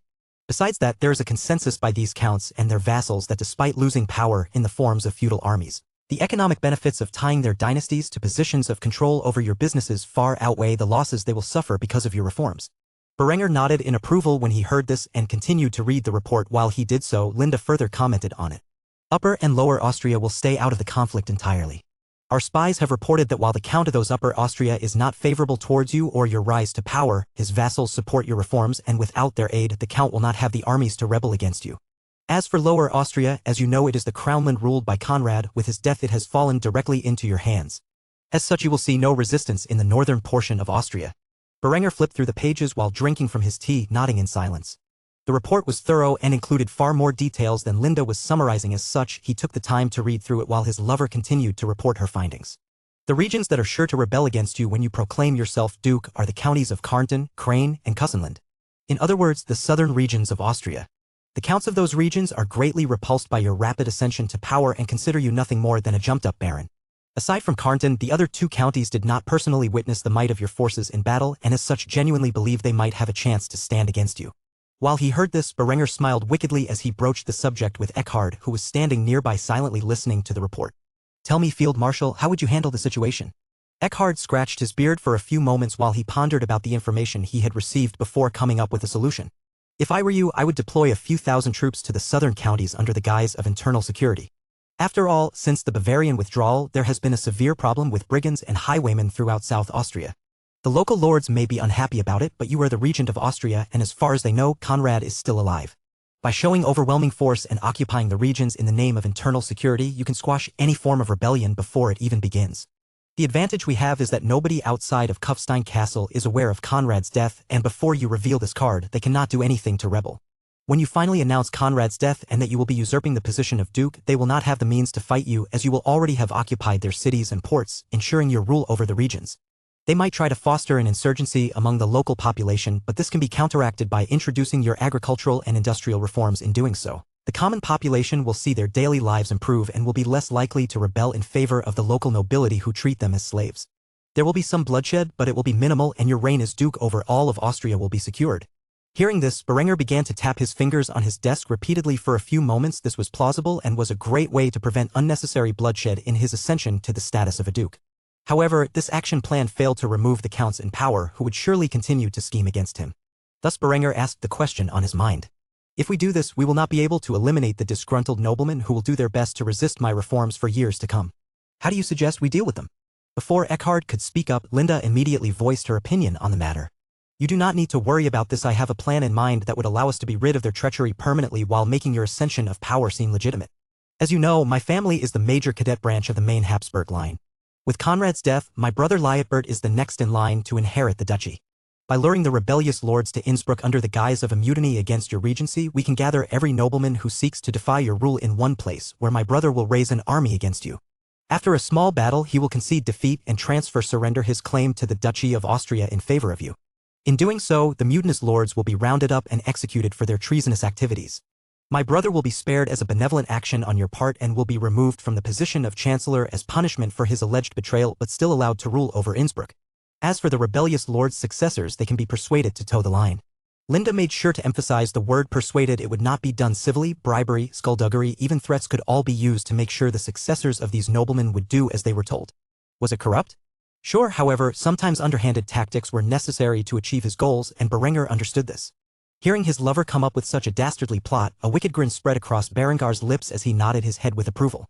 He took another sip from his tea before revealing the thoughts on his mind. All right, I approve of this plan. I want all critical areas of the potentially rebellious counties secure before I reveal the news. You two have your work cut out for you, and I expect it accomplished promptly. Eckhard saluted Berenger and responded in the affirmative. Yes, Your Excellency. As for Linda, she put on a sultry smile before seductively responding to Berenger. Anything for you, lover. After hearing his two subordinates agree to this plan of action, Berenger leaned back in his chair and gave one more order. Dismissed. Hearing this, Linda quickly got to the task while Eckhard stayed behind. Noticing that his field marshal was still in the room, Berenger asked the man for his reasoning. Is something the matter? Eckhard had a complicated expression on his face. He did not know the whole truth of Conrad's death, but he suspected it was not a suicide as Berenger had proclaimed to the castle's staff. As such, he closed the door before approaching Berenger, who was sitting calmly in his leather seat. Your Excellency, I would like to know the truth about what happened with Conrad. I suspect there is more to the story than a simple suicide, and if you did have a hand in this, it completely goes against the long-term plan that you had in place. Hearing Eckhard's concerns, Berenger quickly placed his head in the palm of his hand and sighed before revealing the truth of the matter to his loyal field marshal, albeit with some exaggeration. The boy targeted Linda. He killed her pets in an attempt to cause her mental anguish. Not only did he kill them, but he mounted their heads on sticks outside of their home. If he was so wicked that he would murder 3 innocent cats to harm Linda, what about Hans? Would the brat target my son next? I do not believe he had not thought of such a thing, and as such I could not take the risk. So I threw him out his window. Eckhard was shocked about hearing this news. He had no idea that Conrad had become so vile during his stay in Kufstein. As such, he let out a large sigh before speaking his thoughts on the matter. If I were in your position, I too would have done such a thing. To think the little brat was so far gone. It is good that he is finally dead. Now we can make some real progress in Austria. All right, I understand the reasoning for your actions now. I had thought you might have become impatient and rushed your rise to power, and for my assumption, I apologize. After all, it is a man's responsibility to protect his family from all threats. You were correct to assume he would try to harm your family next, even if he did not have such thoughts at the time. He was working up to it. Thank you for being honest with me. Berenger smiled when Eckhard agreed with his actions. After the brief argument they had over the act of poisoning the boy, he was beginning to suspect that Eckhard might be too soft for the path that Berenger trod upon. Yet, Eckhard's response had alleviated his concerns for the time being. As such, Berenger stood up and clasped the man's shoulder while looking into his eyes before speaking the words on his mind. It is no problem, my friend. Now go forth and set the army to the task. Eckhard nodded and smiled at Berengar's response shortly after he departed and began to fulfill his plan to secure the title of Duke for Berenger. With this strategy in mind, Berengar's transition to power would be stable and his enemies within his domain would be dealt with accordingly. Chapter 220, The Brigand Act. The following day, Berenger proclaimed the realm of Austria as he passed a controversial law into effect within the entirety of the domain. This law was known as the Brigand Act, and by the time the Southern lords realized it was nothing more than a ruse, it would be too late. I, Count Berenger von Kufstein, Regent of the Duchy of Austria, hereby declare the signing of the Brigand Act into law. Under this act, the soldiers of the Austrian army, currently comprised of the various units from Tyrol, will be stationed throughout the counties of Austria to ensure that the plethora of brigands, bandits, highwaymen, and other ruffians who have appeared within our realms since the destruction brought upon it by the Bavarian occupation shall be brought to justice.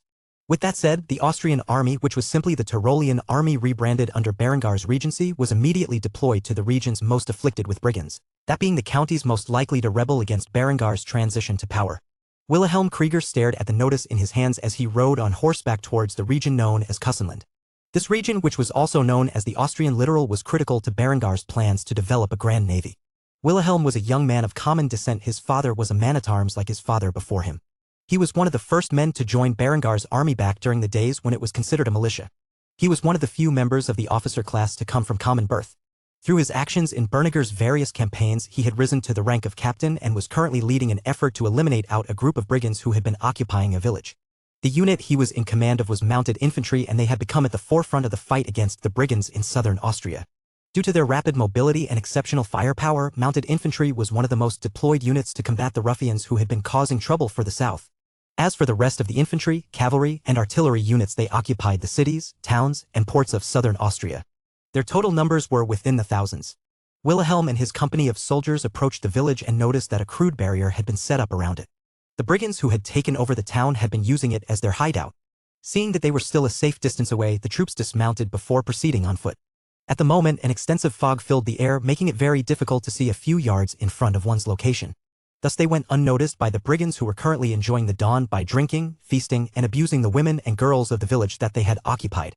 The few men stationed in the poorly constructed watchtowers had no idea that a company of soldiers was advancing onto their position. The mounted infantry got on top of a hill overlooking the settlement, where a soldier took out his spyglass and surveyed the area. He quickly noticed that there were only half a dozen men on guard. As for the others, it was impossible to know their numbers. However, these ruffians were poorly equipped and could easily be handled. Thus the soldiers began to load their rifled muskets before approaching the palisade on the north side. After approaching the area, the sappers embedded with the company began to place TNT along with 3 positions where they quickly fell back to a safe distance before detonating the explosive compound. A booming echo went off, and the north side of the barrier was turned into shrapnel. As such, Wilhelm gave the order to fire upon the dizzy and confused ruffians who acted as guards. Immediately dozens of rifled muskets went off at the 6 targets, and the mini-ball projectiles quickly penetrated through the flesh of the brigands.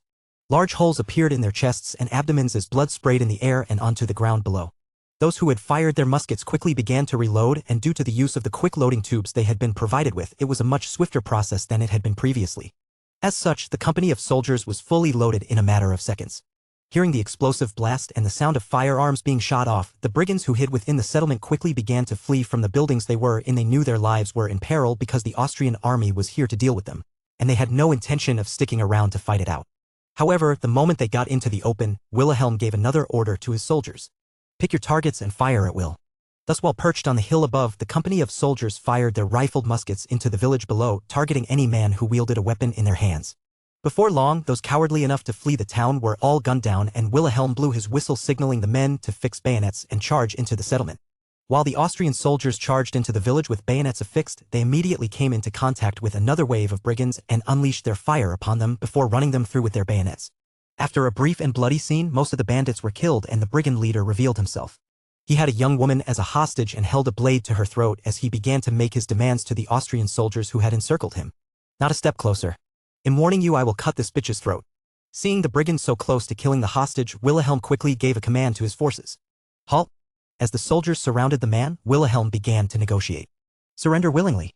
Do not pointlessly shed any more blood. However, the man began to laugh and chastise Wilhelm for his bold words. Surrender? Fuck off. You will just execute me. I want a horse and enough food and water for 3 days. If you don't hand it over to me, I will kill this cunt here, and now I swear to God. Seeing that the situation had turned sour, Wilhelm immediately backed off and ordered his troops to fulfill the request. Do what he says. Quickly.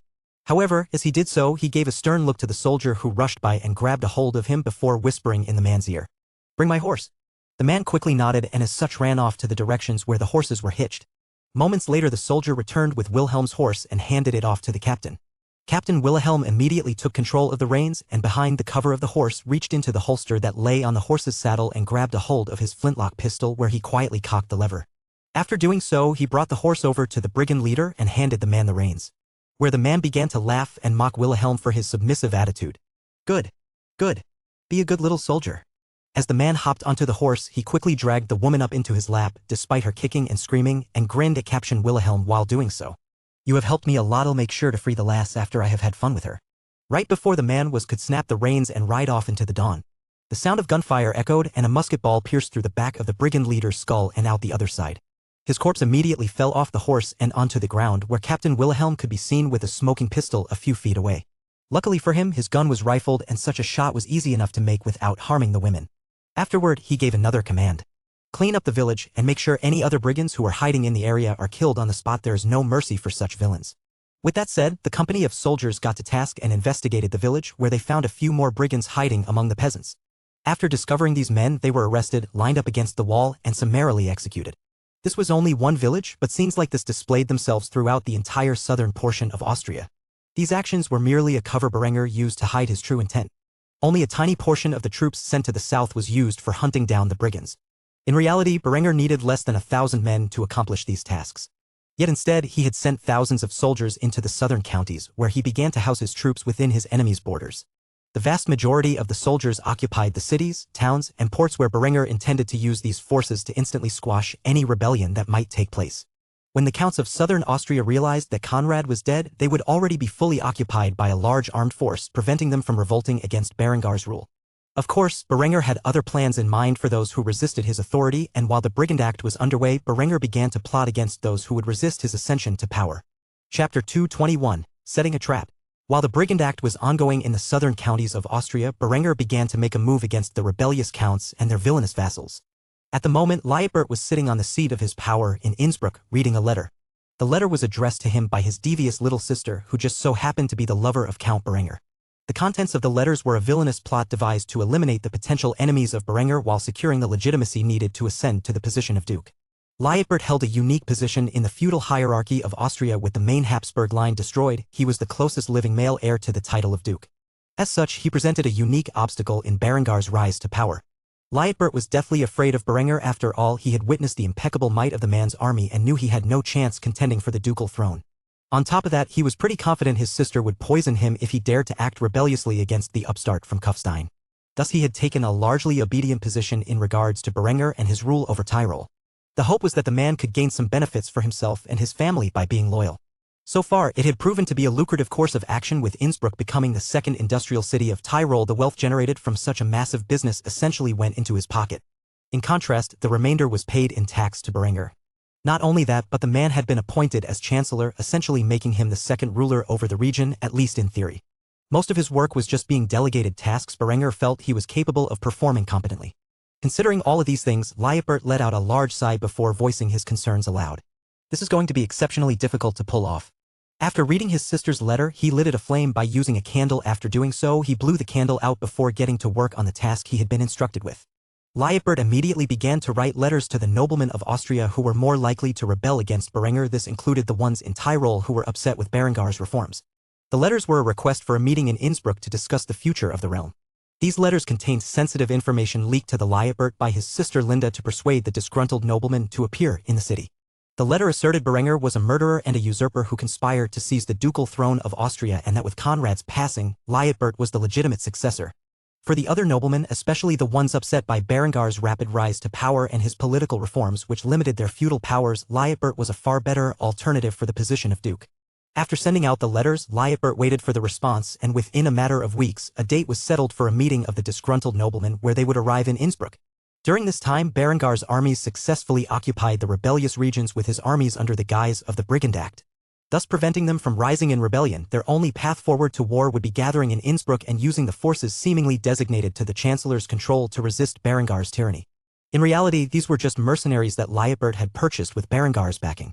The actual garrison of the region would never dare to fight against Berengar's rule, as they had been thoroughly indoctrinated by the time they graduated from basic training. As the weeks passed, the extraordinary meeting was held within Innsbruck, and Liutbert was sitting in his great hall surrounded by the lords and ladies who were naturally resilient to Berengar's ascension and the reforms that came with it. Most of the noblemen and women were of the older generation, as the young lords and ladies of Austria were more inclined to believe in Berengar's reforms. An elderly count who presided over the county of Kussenland was the first to voice his concerns. He was obese, bald, and had a puffy white beard. He instantly began to speak as he strutted around the great hall floor with a cane in his hand. If the news is accurate and Conrad is dead, then that means that Berenger has already stationed his troops in our lands to prevent a rebellion. Such a devious plot could only be devised by such a low-born member of the nobility. What is worse, he has seized control of the land on my coastal regions so that he may begin the construction of his shipyards. Does he seek to challenge the Venetians and Genoans at sea? Bah, he is merely asking for trouble. It has become increasingly apparent that if we do not stand against Berenger now when his armies are stretched thin, then we will never have a chance to remove him from power. I do not know about all of you, but I refuse to go quietly into the night. There must be war. Hearing the old count's speech, many other noblemen nodded their heads in agreement. Berenger was a threat to their power. If Conrad was genuinely dead and the man was making a ploy to become duke, it was better to fight against him now before he indeed secured his reign. Liebert played the part of a puppet perfectly and began to stoke the ire of noblemen and divert attention away from his loyalties. Berenger has seized my rightful position as Count of Tyrol. In doing so, he has enacted many reforms throughout the region which have consistently eaten away at the powers and rights of the nobility. If left unchecked, who is to say when there is nothing to distinguish our noble bloodlines from the filthy commoners? I have been given authority over the forces here in Innsbruck. Berenger has foolishly placed his trust in me, believing myself to be a whipped dog at his command. We will use these forces to march on Kufstein, and in doing so, force his armies that occupy your lands to withdraw, allowing us to raise our forces in rebellion further. The question is, who here will pledge their loyalty to me and take up arms against Berenger the usurper? With this said, the hall immediately resounded in uproar as the rebellious noblemen stumbled over one another to proclaim their loyalty to the man they considered the rightful Duke of Austria. The old fat man was the loudest of the noblemen who were gathered. I, Count Bertolf von Trieste, hereby declare my support and loyalty to the one true Duke of Austria, Liutbert von Habsburg. What followed were the cries of several other essential noblemen. I, Count Edelstein von Klagenfurt, hereby pledge my life and loyalty to Liutbert von Habsburg, the Duke of Austria. I, Count Freibrot von Laibach, hereby offer my support to the Duke of Austria, Liutbert von Habsburg. With the three counts of the south declaring their open support for Liutbert, the other lords who had gathered quickly pledged their loyalty to Liutbert and his rebellion. In doing so, they had sealed their fates, for they never expected that this gathering was nothing more than a ruse set up by Berenger and his lover to gather his political rivals into one location. After the lords gathered in Innsbruck declared their loyalty to Liutbert and their intent to rebel against Berenger and his regency, Liutbert made a proclamation. I accept all of your loyalty, and upon my honor, I promise to lead a force together with the rest of you on to Kufstein.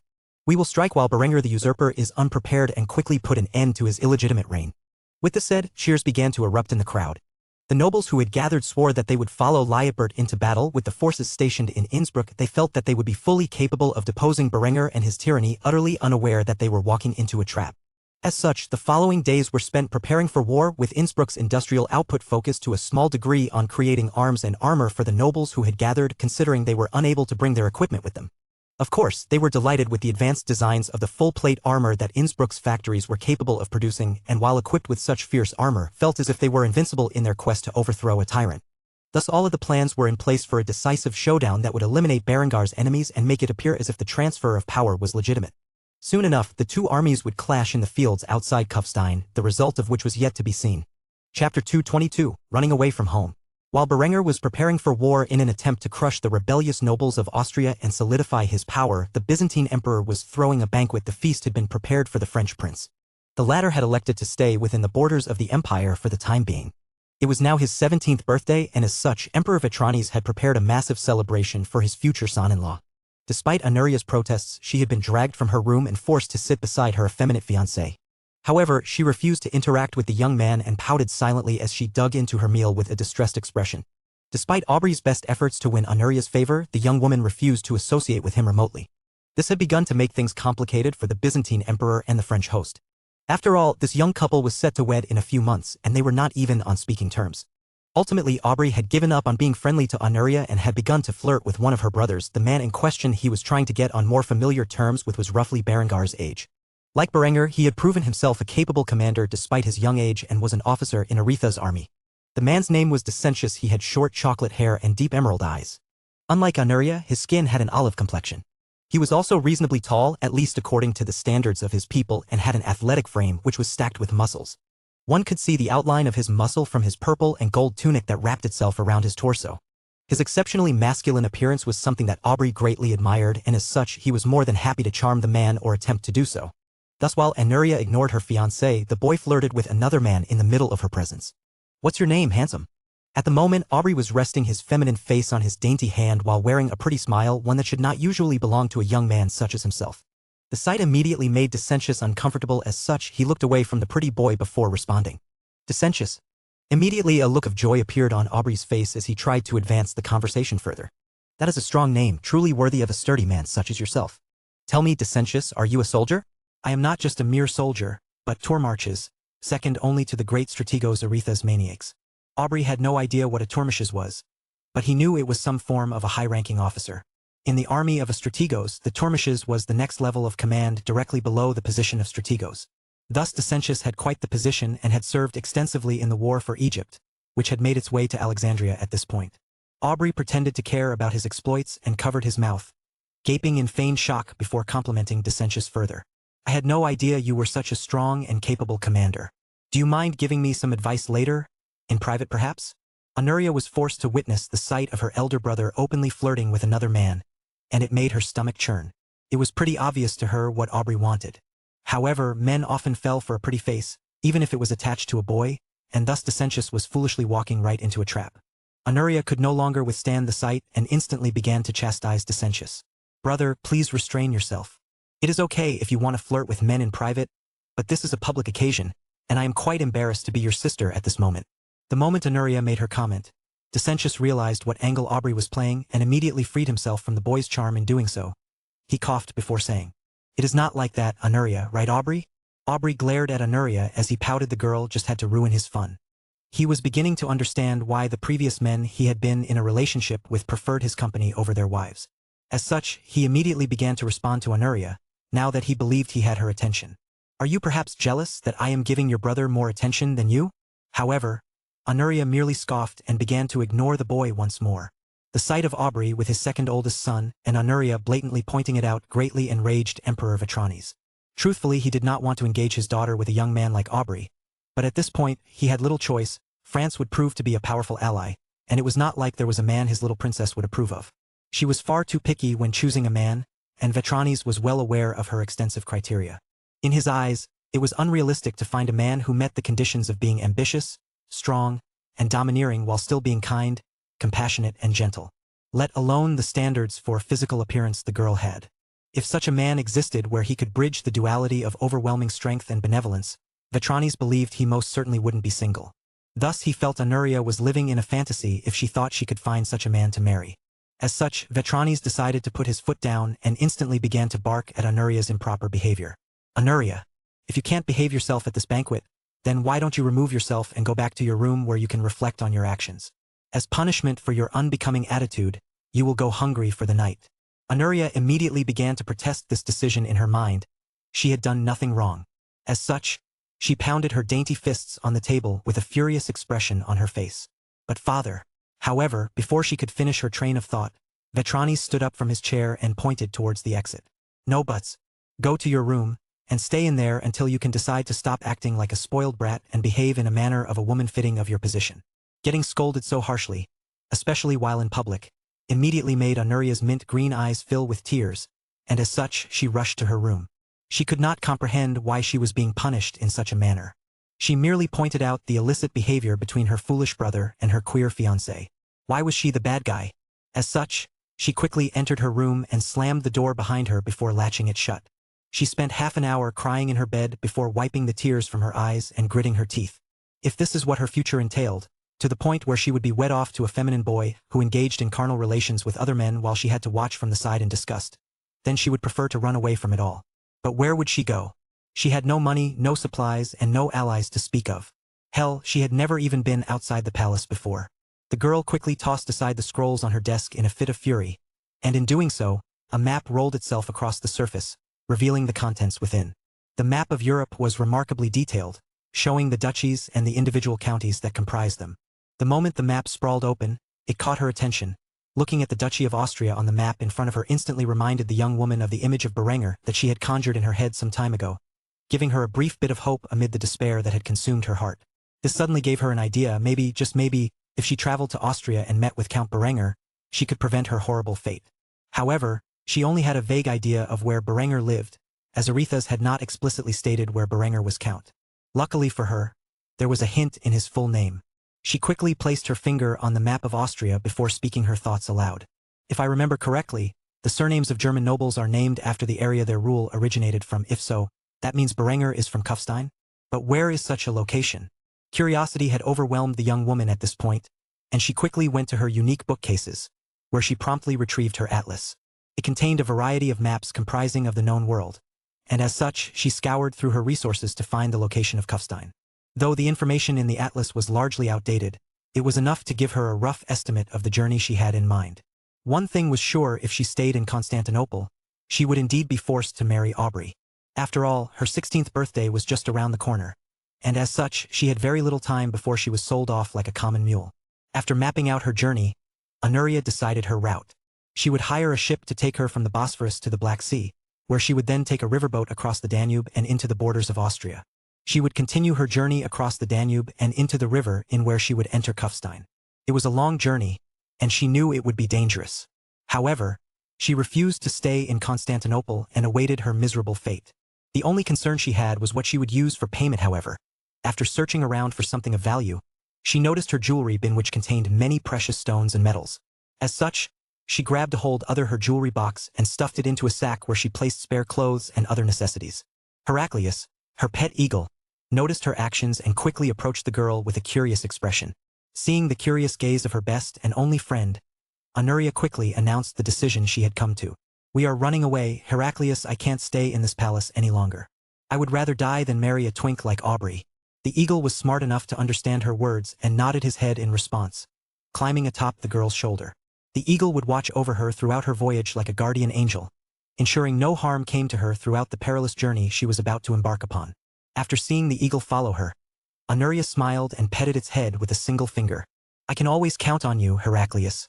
After saying that, the eagle screeched in response, and Honoria finished packing her luggage. After doing so, she decided to make a rope out of her bedsheets and curtains.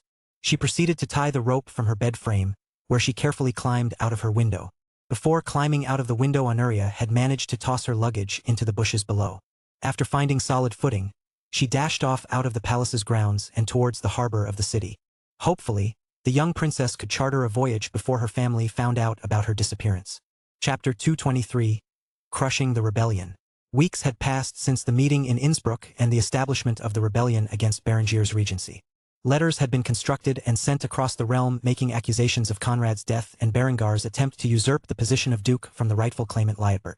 As Berenger had anticipated, his allies immediately began to back his claims. As for the regions of Upper and Lower Austria, one was technically the crownland ruled by Conrad, who was deceased and thus under Berengar's control. The other was led by a count who was smart enough not to get involved in this conflict. His realm had already bled too much under Bavarian occupation. Thus Austria was officially at war once more. However, despite the advance of the rebellion's army into Kufstein, Berenger did not pull his forces from the rebellious territories. Instead, he used the troops there to establish control over the region and take hold of the successors of the rebellious noblemen. When the rebel army finally made its way into Kufstein, Berenger met it in the field with his own. The mercenaries used to fight Berenger were roughly 5,000 in total and had been a substantial expense for Liutbert. Most came from the Swiss Confederacy and were battle-hardened warriors. They did not fear the fabled might of the Tyrolean army, mainly due to their ignorance of the weapons and tactics employed by Berengar's forces. As for Berenger, he brought a force of 5,000 men of his own. As far as the enemy could see, there was no cavalry in sight. Instead, it was comprised of various infantry and artillery units. The artillery was a mixture of his 14, 17, 12 pounds cannons and his Schmidt guns. Enough of the new weapons had been built since their invention that Berenger could field an entire battery with such weapons. This would be the first major battle that demonstrated the effectiveness of his Schmidt guns and the quick loading tubes that his forces were now equipped with. The moment the rebellious armies entered the fray, Berenger ordered his artillery to fire off a few light barrages and for his infantry to wait to fire their muskets until the enemy was within the 100-yard range.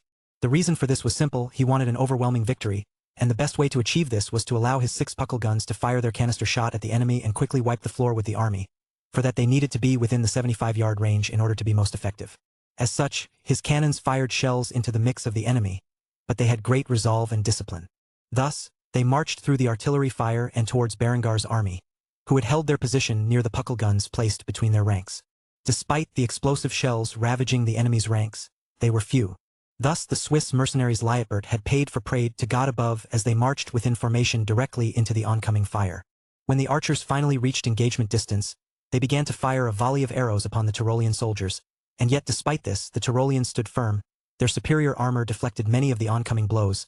There were no mortal wounds inflicted upon them as they merely stood still with determination. While the Swiss mercenaries marched, the old and fat Count of Cussenland twirled his beard between his fingers as he laughed at the sight of the battlefield.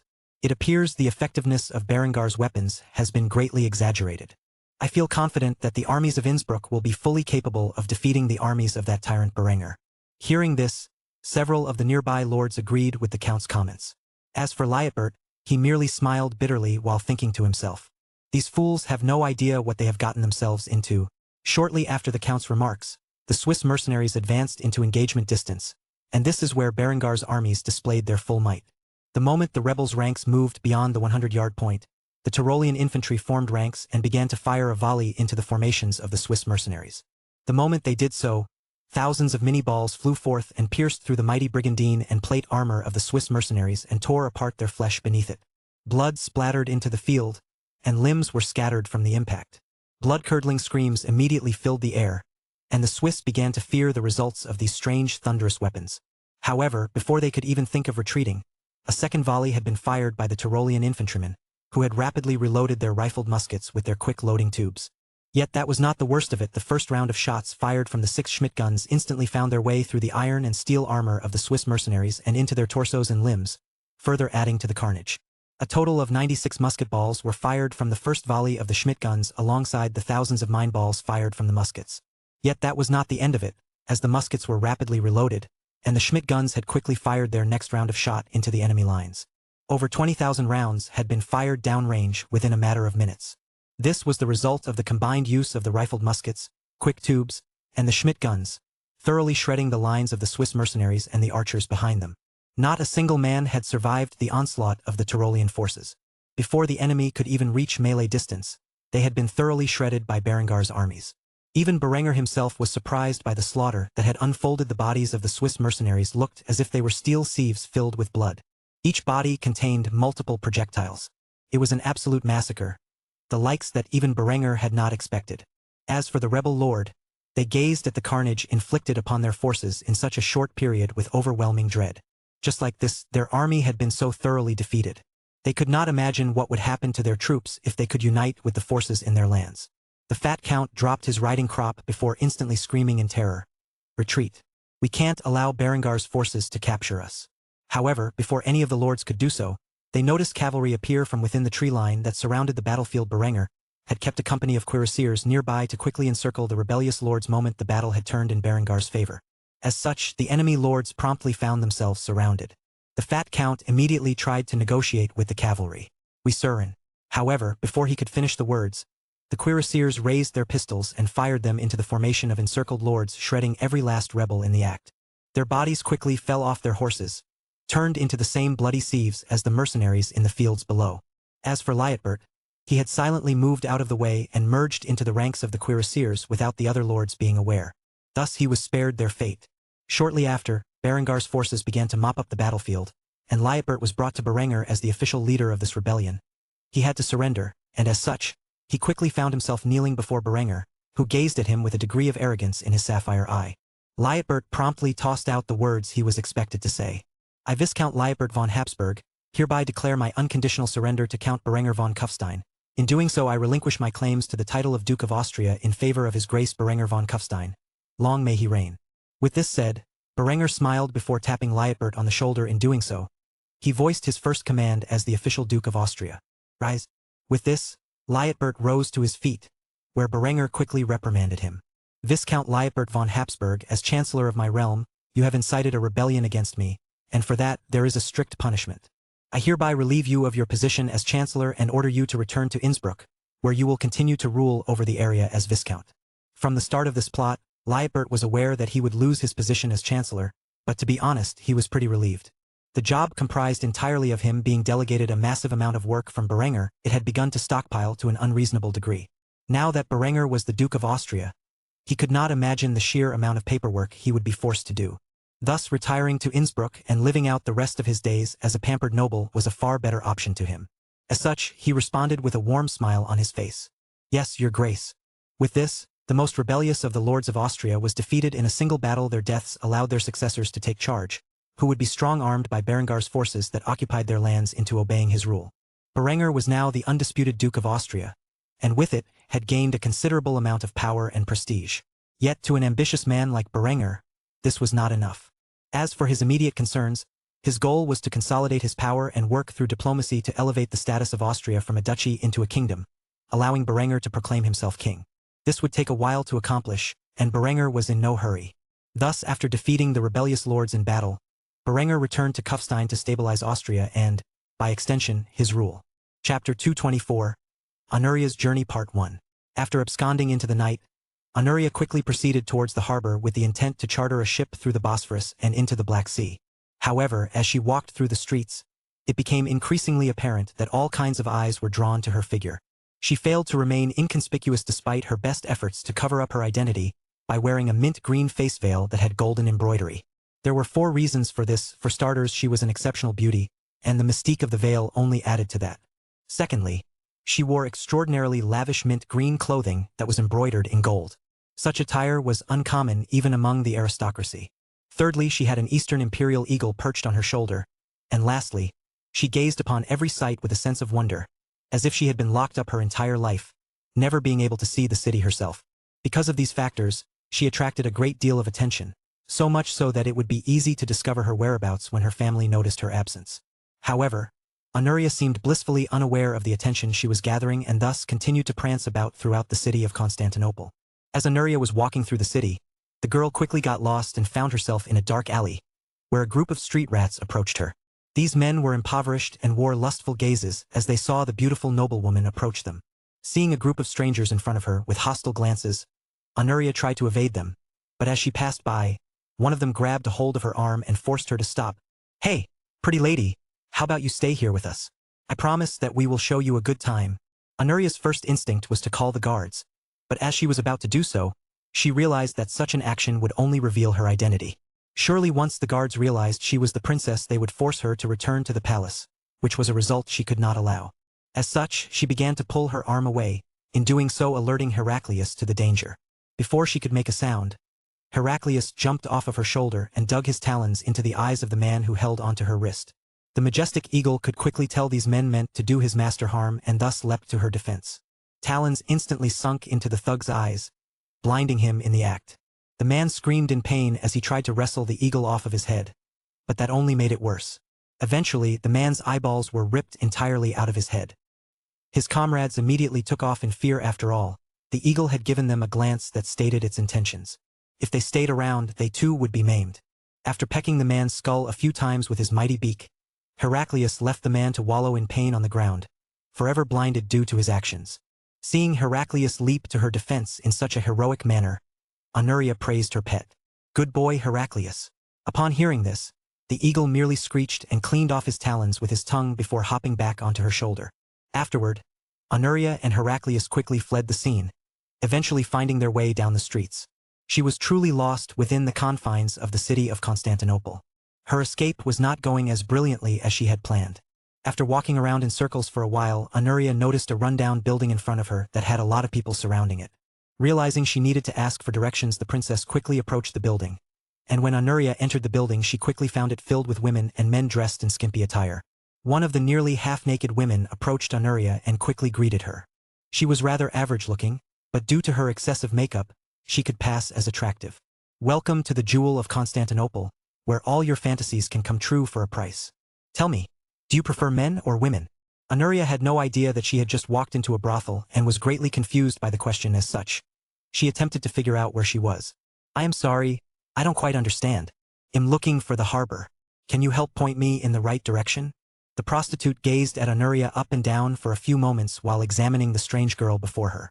The woman had a sharp sense of intuition and could almost immediately tell that Honoria was an aristocratic girl who had run away from home. Thus the prostitute took pity and gave her some advice. "Girl, you should return home. The city of Constantinople can be a dangerous place at night. I suggest running back to your villa before your parents send a search party for you." Honoria was shocked, She could not fathom how this woman had known she ran away from home, but she instantly began to plead with her to keep it a secret. Please don't tell anyone. If father finds out I ran away from home, I will never be able to escape from the palace again. The prostitute was greatly shocked when she heard this. She had assumed that Honoria was just a regular noblewoman, but using the word palace meant there was only one identity of the young woman before her as such. She blurted out in great surprise. Princess Honoria? The moment she did so, the attention of everyone within earshot quickly gathered towards Honoria's direction. Honoria, of course, acted out of instinct and covered the prostitute's mouth with her hands. Shh, quiet. After a few moments, Honoria released her hands, and the woman made an awkward laugh. Oh, of course you aren't Princess Honoria. How could the princess leave the palace? Everyone knows the emperor keeps her locked up for protection. After making such a laughable excuse, the nearby gazes lost interest and drifted away, leaving the woman to sigh in relief. She made sure nobody was paying attention to the two of them before she grabbed a hold of Honoria's wrist and led her to a secluded area. Come with me. After arriving in a room reserved for illicit activities, the prostitute shut the door and began to question Honoria instantly. Are you really Princess Honoria? Though Honoria's expression could not be seen beneath her veil, it was apparent she was in a rather depressed state. Eventually, she nodded her head in agreement. As such, the prostitute sighed before asking another question that was on her mind. What on God's green earth possessed you into running away from home? Honoria shuffled around for a few moments with an embarrassed expression before explaining her situation. After nearly half an hour of telling her story, the prostitute sighed once more before scolding her. So let me get this straight. You are engaged to the French crown prince. Still, because he is queer, you want to run away from home and flee to Austria so that you can hide in the region, hoping that this Count Berenger, who you have never met before, and who has 2 women by his side already, is enough of a playboy that he would not mind insulting the Byzantine and French royal families by taking you into his little harem? Do you have any idea how insane that is? Honoria merely pouted when the prostitute chastised her. She did not expect the woman to question her sanity. Thus Honoria began to pout like a small child who had been caught with her hand in the cookie jar before muttering under her breath. It is the best option I could think of. The prostitute began to sigh once more as she tried to understand Honoria's thoughts. Apparently being locked up in your home with no contact with the outside world was enough to rid one of their common sense. After thinking about it for a few moments, she felt sympathy for the foolish girl and decided to give her a helping hand. Are you sure you would rather kill yourself than marry that prince? Honoria had not left out the lengths she would go to avoid marrying Aubrey when she spun her tale as such. She nodded her head with firm determination in her eyes, which caused the prostitute to further feel pity for the girl. It was as if she were a caged bird finally figuring out she could fly, and as such, something compelled the woman to help Honoria. I am probably going to regret this, but my brother owns a merchant's vessel. He has been bringing goods through the Black Sea and into the Danube for some time now. Though he has never gone as far as Austria, he will take you to your destination for the right price. We haven't talked in a while. You could say he disapproves of my line of work. However, I can lead you to him and help you secure passage. Come with me, I will make sure you make it to the harbor safely. After saying that, Honoria felt tears stream down her eyes. This was the first time someone had helped her without wanting anything in return, and as such, she thanked the woman from the bottom of her heart. Thank you. You have no idea how much this means to me. The prostitute merely shook her head and patted Honoria on her shoulder. Just pray that this Count Berenger is foolish enough to take you in. If he has even the slightest amount of common sense, he will ship you back to Constantinople the moment you arrive in his court. Hearing this, Honoria's heart nearly faltered, however. She quickly got a hold of her resolve. She had already come this far, she might as well see this through. She prayed in her heart that Berenger was the man she believed him to be. Thus the prostitute and the princess left the brothel and headed towards the harbor, where they would meet up with a merchant's vessel and the captain of it in the hopes that the princess could escape the cage her family had built for her. Chapter 225. Balancing the budget. With the rebellion crushed, Berenger had secured his rise to power. As the official Duke of Austria, Berenger now set his armies to protect the borders from possible incursion, and of course, assist with internal security. With this, Berenger had established an era of peace and stability in Austria where he could successfully implement his reforms with little resistance. As such, the young duke was currently sitting in his office reviewing expense reports drafted by his House of Lords. At the moment, the greatest matter of his military expenses was the expansion of the navy. As for the army, Berenger had halted its conscription and maintained its current size. In a time of peace, he allowed for voluntary recruitment only. As such, it required far fewer funds than it previously had. As for the expenses that were delegated to conscription in the army, they were now set to fuel his agricultural reforms across all of Austria. At the moment, the agricultural and educational sectors were the 2 most significant portions of his newly established peacetime budget. By focusing on creating a self-sustaining, mechanized agricultural system across the land and increasing the education of the standard population, Berenger would theoretically be able to drastically improve his workforce and the draftable portion of his society. At the moment, Berengar's focus was to implement the four-field system, irrigation piping, and phosphate fertilizer across the realm. Though Tyrol had begun to develop such strategies to a wide margin, the rest of Austria undoubtedly lacked agricultural reform. Thus Berenger started with the most simple focus. Mass implementation of mechanization would have to wait a few years for the system to catch up. While Berenger was hard at work, he heard a knock on his door, and as such, he quickly responded. "Come in." To nobody's surprise, the person who had visited Berenger during his work was none other than Linda. As usual, she was ravishing, and at the moment, she was wearing a sky-blue dress with white embroidery. This dress was in the typical fashion style that Berenger had introduced to the realm. It was primarily based on Tudor and Elizabethan-style dresses from his previous life. However, the curious part about all of this was Lindy's extravagant jewelry. It was white gold with sky-blue diamonds embellished within it. White gold was not a naturally occurring material. It had to be created by mixing yellow gold and other materials like nickel, silver, or palladium. As such, Berenger had introduced the lavish substance into his jewelry industry as a way to replace silver and increase the demand. After all, such luxuries could only be found in Austria at the moment.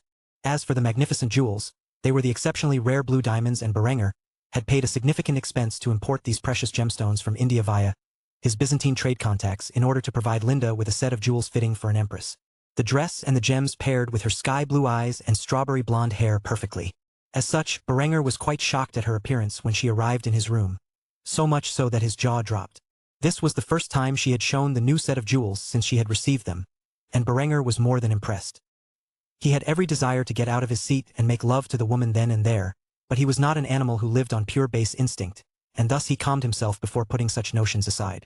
"Love, is there something on your mind?" Linda did not answer.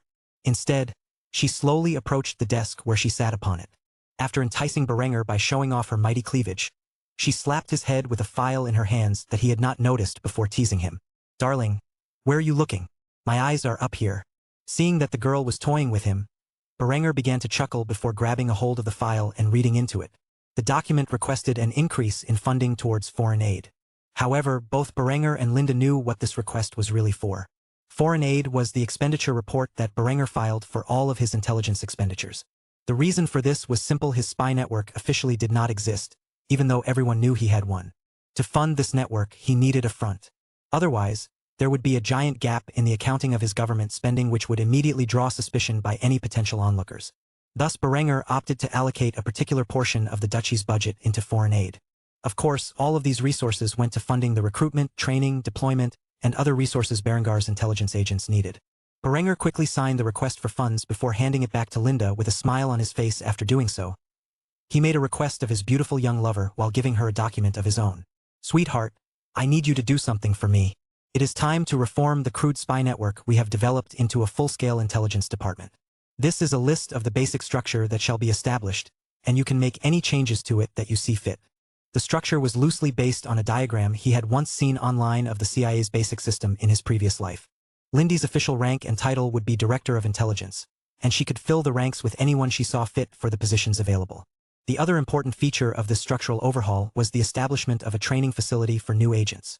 Linda looked at the design and nodded her head before agreeing to Berengar's request.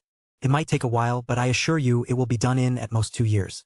Berenger smiled and nodded at this. The overhaul he was asking for was to create a semi-modern intelligence agency in the medieval era. It was not an easy task to accomplish. However, he trusted Linda was competent enough to fulfill the mission and merely pet her head before responding. "I know you can do it." Linda immediately had ideas to modify the structure to allow for 2 subdepartments, internal and external intelligence, and adjust the system so these 2 groups can regularly communicate. Linda was a prodigy when it came to intrigue, and thus Berenger left the complete product to her imagination. After all, this area of governance was not Berengar's strong point. He had an outline from his previous life, and that was it. With that said, Linda was about to leave the room and get to work when Berenger held her up. "Oh, by the way, I have a present for you." Linda quickly turned around and looked at Berenger with a hint of suspicion in her eyes. However, when she saw Berenger grab the present from beneath the table, her sky-blue eyes grew wide with excitement, and tears instantly began to form within them. In Berengar's hand was a tiny black kitten with golden eyes. It was precious, and Berenger brought it over to Linda before placing it in her hands. "I found this little girl on the street side and figured it was about time you got yourself another pet. I hope you don't mind." I promise this time I will allow no harm to come to it. Linda immediately began to pet the little kitten with tears flooding down her cheeks and a broad smile on her face as she hugged it dearly before speaking to it in a soft tone. Hey there, little pretty kitty. What should I name you? Berenger thought about it for a moment before coming up with a name he felt was appropriate. How about Nightshade? Linda gave him a stern look before commenting on his naming proclivities. After the poison? Seriously? You are terrible at picking out names. After gazing at the cat with affection and rubbing its chin, Linda came up with a name. I am going to call you Midnight after your beautiful dark coat. Seeing that Linda was happy, Berenger smiled, and after doing so, his lover hugged him with the kitten placed on her shoulder. As Linda hugged Berenger tightly, she thanked him from the bottom of her heart. Thank you. Berenger began to pet her glossy strawberry blonde hair as she thanked him and nodded his head. Anything for you. After saying that, Linda released Berenger and took her new kitten out of his office. She had much work to get to aside from looking after Hans and her new pet. She also had to work on overhauling and expanding the intelligence network, and thus she had little time to spare. She would properly thank Berenger for this gift later at night when the couple had finished their daily work. As for Berenger, he returned to his desk, where he continued to approve the duchy's budget.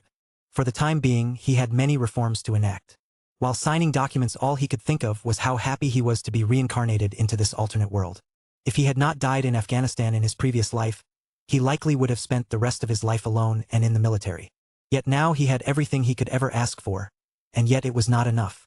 The fires of his ambitions had been stoked, and there was no rest for a man such as himself.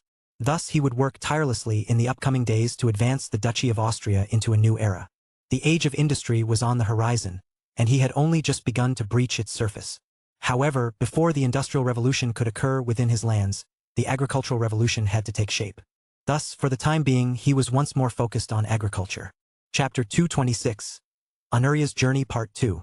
During the night that Anuria had escaped, she had stumbled across a prostitute who had taken pity on her.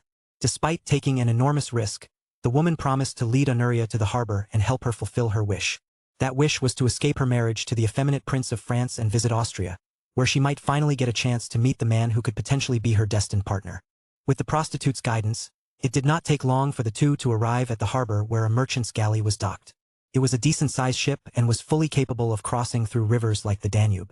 After boarding onto the vessel, the duo noticed a man resting on its bow, where he had a book placed over his head and a large jug of wine near his feet.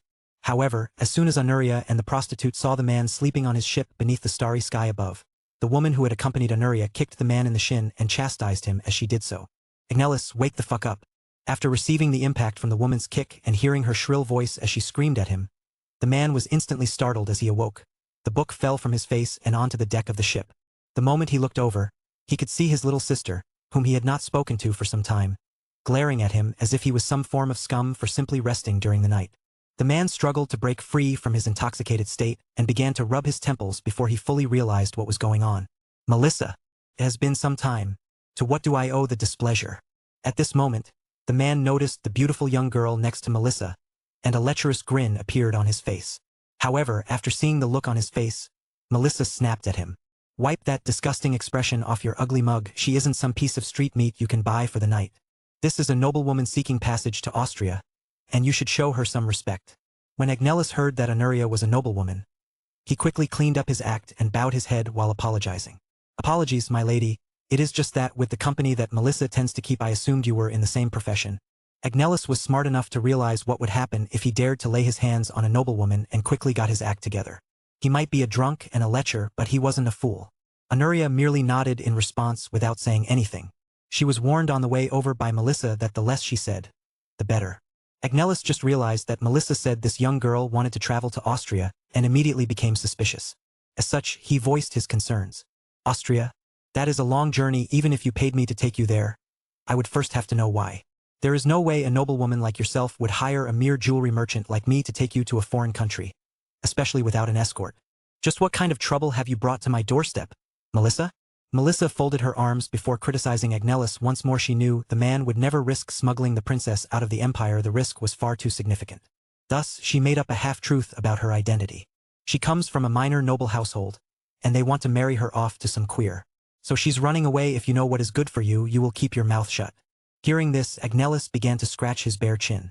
This was a complicated situation he found himself in. However, when Anuria reached into her satchel and pulled out a large gold bracelet encrusted with diamonds. The man's natural greed instantly took hold. Anuria struggled to find her voice amid her anxious state before speaking. I don't have any money, but I can pay you in fine jewelry. Is this enough? Seeing such a high-quality piece of jewelry, the merchant immediately gazed back and forth between Anuria and his sister with a glance of suspicion before questioning Melissa's statement. A minor noble household? Huh? There is more going on here. Anuria had a worried look in her eyes as she stared at Melissa with a pleading gaze. After seeing how desperate the girl was, the merchant known as Agnella sighed heavily before deciding. Fine, I'll take her, but it is only because I am headed in that direction anyway. There is a lot of business to be had in that part of the world nowadays. Supposedly there is a booming jewelry market in Kufstein with designs that people have never seen before. Come aboard, you can stay in the captain's quarters. I guess I will live with the crew for the next couple of months. Anuria quickly thanked the man before stepping aboard. Thank you. Afterward, she began to walk towards the captain's cabin. However, before she could do so, she ran back and grabbed a hold of Melissa where she hugged her as if she were a dear friend while thanking her. Thank you. Truly from the bottom of my heart I thank you for everything you have done for me. I promise never to forget your kindness so long as I draw breath. Melissa's cheeks began to flush as she heard such appreciation, and she immediately pried the princess off of her before responding. I am just helping out a kindred spirit. Go. Get on the ship and make yourself ready for the voyage. One last piece of advice is to try to hide in the captain's quarters for as long as possible. The crew members are not to be trusted. Anuria looked at Melissa with a questioning gaze. She did not know what the woman meant by that. However, she quickly nodded and smiled before saying her farewells. Goodbye, Melissa. I hope one day we may meet again. After doing so, Anuria entered the captain's cabin, where she laid down on the bed while Heraclius perched on the desk, keeping a watchful eye over his master. Outside of the house, Agnellus began to interrogate his sister for the truth. He had many suspicions and needed to know the level of risk he was taking by smuggling the girl out of the empire. Who is she? What kind of shit have you gotten yourself into? Melissa immediately tried to dodge the question. I told you she is a minor noble. However, before she could finish her sentence, Agnellus cut her off. Bullshit. Did you forget that I am a merchant who specializes in trading fine jewelry? The bracelet that she showed me is worth a fortune. At the very least, she would have to be the daughter of a very wealthy strategos to afford such a thing. Tell me what I am dealing with and the level of risk I am taking for smuggling her out of the empire. After thinking about it for a few moments, Melissa sighed before revealing the truth. She's Princess Anuria, and she is trying to escape a marriage. That part was genuine. She has told me she would rather die than marry that pillowbiter of a prince she is engaged to. You have to protect her, Agnellus. At least so long as she is on your ship. She has no idea how the real world works. She ran away from home to flee to Austria, hoping to meet with the Count of Tyrol because she had heard a few good stories about him and thinks he is some kind of Prince Charming. She has never even met the man. Agnellus could instantly feel a headache forming in his head, and as such, he placed his forehead in the palm of his hands before quietly scolding his sister. Jesus fucking Christ. You want me to smuggle the fucking princess of the empire out of its borders? Have you gone mad? Do you have any idea what the palace guard will do to you when they find out you helped her escape? You will be lucky if all you get is a quick beheading. Why the hell would you help her? Melissa began to pout for a few moments before revealing her reasoning. Part of it is because I feel pity for her. Agnellus eyed his sister carefully before asking her for the remainder of her reasoning. And the other part? Melissa immediately stamped her feet in protest before blurting out her actual reason for helping Anuria. Just once, I would like to see a girl not get screwed over by her family. Is that too much to ask? Agnellus was conflicted when he heard this. He was well aware of the reasoning for why Melissa worked as a prostitute, and it essentially had to do with their parents. He rarely spoke to his sister, not because of her profession but because he could not very well look her in the eye after knowing that he had done nothing to stop her fate. As such, he sighed heavily before acquiescing to the request of his little sister.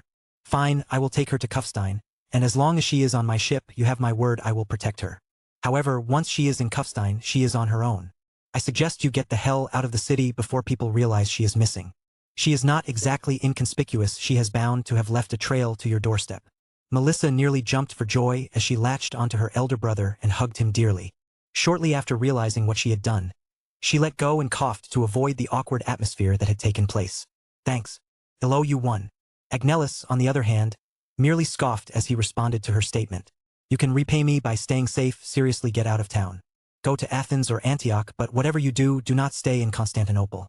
Melissa nodded her head and smiled before departing. After she left, Agnellus sighed before thinking to himself. Fuck me, I am too kind-hearted in my old age. By the standards of the medieval era, he was, in fact, reasonably old. He was currently in his mid-30s, and he had seen too much in this life to be considered young. Despite this, he still had a good nature and thus agreed to help Anuria. Partly because of the wealth he would gain from doing so, but more importantly, he too felt bad for the girl. As such, Agnellus quickly got to work rounding up his crew and preparing to set sail. After realizing who he was smuggling out of the city, he had no desire to stay within its borders longer than necessary. After an hour of preparation, the ship cast off, and for the time being, the crew was unaware that a beautiful young girl was staying in the captain's quarters. It would be a long journey to Kufstein with many stops on the way. During this time, Anuria was bound to have some adventures of her own. When she finally reached Kufstein, she would be shocked to find out that Berenger had risen from the position of a count to that of a duke in such a short time. By the time the imperial family of the Byzantine Empire realized that Anuria was missing, she would be long gone, and their only clue, which was Melissa, would have long since disappeared. Where she ended up, nobody knew. However, one thing was sure: she would be better off there than if she had stayed in the confines of Constantinople. Chapter 227. Introducing Women's Undergarments. The sun shone through the windows of Berengar's castle and into the dining room where Berenger, Linda, and Henrietta had gathered for breakfast. After sitting in their chairs and waiting for the food to arrive, Berenger noticed that Linda was rubbing her back, and out of concern for her health, he began to ask about it. "Are you all right?" Linda gazed up at Berenger and immediately responded with a forced smile on her face. "I am fine, it is just sometimes I get backaches. I wonder why." Berenger immediately noticed the two bulbous mounds protruding from her chest and the cleavage they presented in the dress she wore. It did not take long for him to understand his lover's plight, and as he did so, he slapped himself on the forehead before exclaiming, "Of course. I don't know why I didn't think of it before. Linda, you just gave me a wonderful idea." As such, Berenger immediately got up from the table and took off towards his study. Linda knew better than to interrupt her man when he had acquired inspiration. She smiled as Berenger ran away and rested her exquisite face in the palm of her hand as she gazed at Berenger from afar. Several hours passed since then, and despite not having breakfast, Berenger was fully satisfied with himself. In this time, he had devised an entire sketchbook filled with various designs for women's undergarments. He did not know why he had not thought of such a thing earlier. Not only did modern underwear provide ample support to women's breasts, but it also looked incredibly sexy, and Berenger had greatly desired to see Linda in his new designs. Of course, there was also profit to be made, but deep down, all Berenger cared about was seeing Linda dressed in modern underwear. After completing his designs, he rushed them down to the garment district, where he presented the schematics to the head of his women's fashion sector. As per most decent fashion designers, the director of development for women's fashion in Kufstein was a man. After flipping through the sketchbook with a stoic expression, the man finally placed the book down and gazed at Berenger with a curious expression. Seeing this, Berenger thought he might have gone a little too far with some of the designs and asked nervously, "Well, what do you think?" The man finally broke out into a wide smile before complimenting Berenger. "Your Grace, you are a genius." Hearing the man compliment him in such a manner made Berenger far more confident in the designs he had construed. Because he was a virgin in his past life, Berenger had not seen too many women in their underwear, at least not in person. He was mainly going off of his knowledge from hentai, pornography, and of course internet searches from pure curiosity. However, now that he had been reincarnated into a new world with a gorgeous lover by his side, he could finally realize his dreams of having a beautiful girl wear such erotic finery for his pleasure. In the end, is that not what all men desired? By now, his mind had long since given up on the idea of these creations being created for the sole purpose of helping women and instead had embraced its inner pervert. Of course, he would never let this show on his face, and instead, he smiled at the man he had tasked to create women's clothing. "I see that you are a man of culture as well." The man instantly laughed at Berengar's comment. Despite being a fashion designer, he was 100% heterosexual and a bit of a playboy. He could not wait until he could get every woman in the city dressed in such undergarments. However, he quickly got to the task at hand. "So I am guessing you will need some of these for the voluptuous lover of yours, and you will want them quickly, am I right?" Berenger had felt a sense of kinship with this man since he first introduced his takes on Berengar's initial designs of Tudor and Elizabethan-style clothing. The man had a penchant for aesthetics just like himself and knew what made women look good. As such, Berenger nodded with a smile on his face. That was all the signal the fashion designer needed before flipping through Berengar's sketchbook, where he landed on a particular design. It was a push-up bra made of black silk and had a golden floral lace pattern. The panties matched in style and color. After placing his finger above the design, he exclaimed his honest opinion out loud. "I believe your woman will look fantastic in these. Just give me her measurements, and I will have them made by the end of the day." Berenger smiled as he boldly proclaimed Lindy's measurements with a hint of pride on his face. 36D 2636. The man's jaw nearly dropped when he heard this. The only thing he was capable of saying in response to such a thing was the phrase, "Goddamn." After daydreaming for a bit, he snapped out of it and gave Berenger a quick salute. "I will have it done in a few hours, where I will deliver it to your castle." Hearing this, Berenger smiled and began to chat with the man about the finer points of fashion for some time. It was not until evening where the garments were entirely crafted, and he was able to return to the castle with his new gift for Linda in hand. As such, he returned to the court, eager to see what Linda would look like in elegant underwear. After arriving in the castle, Berenger immediately began to search for Linda. It took him a while due to the size of the place. He began to wonder how difficult it would be to locate his family when they finally moved into his grand palace. Linda was currently breastfeeding Hans, and when Berenger witnesses the sight, he gazed at her with an envious expression. Seeing Berenger standing in the doorway looking at her with a jealous gaze, Linda began to giggle before taunting the father of her child. "When he is finished, you can have your fill if you want." Hearing such a bold suggestion, even Berenger felt embarrassed, and as such, his cheeks began to flush, and Linda noticed it. However, he quickly calmed himself and fired back at her shameless suggestion with a naughty retort. "If you are offering, then don't blame me for partaking." Hearing Berenger's response caused Linda to flush with embarrassment. Every time she played these word games with Berenger, it usually resulted in her being defeated.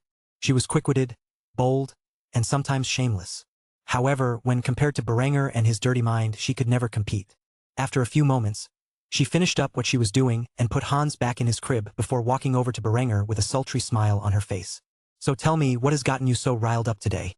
Berenger had a smile on his face as he pulled out a paper bag that contained his gift to Linda. He dangled it in front of her as bait before whispering in her ear, "Let's go back to our room, I have a gift for you." Linda could tell that it was something personal, and as such, she quietly nodded before holding on to Berenger's hand and following him back to the bedroom. After the door was shut and the curtains were closed, he revealed the contents of the bag. Linda stared at it for a few moments with a vague idea of what it was for, but she had never seen such flashy undergarments before. As such, Berenger sat back on the side of the bed with his legs crossed and his head is resting on his fist while smiling. "Go ahead, try them on." Linda blushed, but considering they were in private, and this was a command from her master, she had no choice but to obey. As such, she slowly began to strip off her clothing until only her bare skin remained. Seeing how excited Berenger was, she showed off her divine physique in all its glory before slowly putting on the new panties made of the softest silk. After dressing in the bottoms, she tried to attach the bra but had difficulty with the hooks on the back. As such, she swiped her hair to the side before asking Berenger to assist her. "A little help?" Berenger never thought he would be able to do such a thing, and as such, he leaped at the opportunity. Unfortunately for him, he struggled a little bit before he finally got them in place. After Lindy's undergarments were fully attached, he asked her the question on his mind. "So, how does it feel?" Linda moved around a little bit to get a feel for the design before smiling. "Much better." As such, she walked over to Berenger and began to kiss him passionately, which only further increased his arousal. However, before they got down to business, he moved her over to the bedroom mirror and displayed her beauty to herself. "You truly are the most beautiful woman I have ever met, you know that?" Hearing such sweet words, Linda could no longer hold herself back and pushed Berenger on the bed, where the two began to make love. By the time they had finished, it was late into the night. Thus this was the ending to the day that Berenger introduced modern women's undergarments to the population of Austria. Chapter 228. Developing the Hand Cannon. While Berenger was taking advantage of this era of peace and stability that he had established to implement his agricultural and educational reforms, his enemies were on the move. In the county of Caernarfonshire within Wales, a group of knights was gathered. They were covered head to toe in Cherbourg pattern plate armor and wore a white and green tabard with a red Maltese cross emblazoned upon it. These knights were recently established as one of the new military orders of the Catholic Church. They were known as the Order of the Red Dragon. The Order of the Red Dragon made Caernarfonshire their home and began constructing a mighty castle near the coastline. With near unlimited funding by the Catholic Church to raise their forces, the Order of the Red Dragon had spared no expense in building their fortress. Currently, an exceptionally tall man who stood well over 6 feet and 6 inches was standing next to a man of average height. In doing so, he appeared to dwarf him. This tall man was clad in iron plate armor from head to toe, in the style that was popular in the region. This man was none other than the Grand Master Gwitchwar Bawel. He was standing next to a relatively talented blacksmith who was introducing him to the progress he had made to the task he was assigned.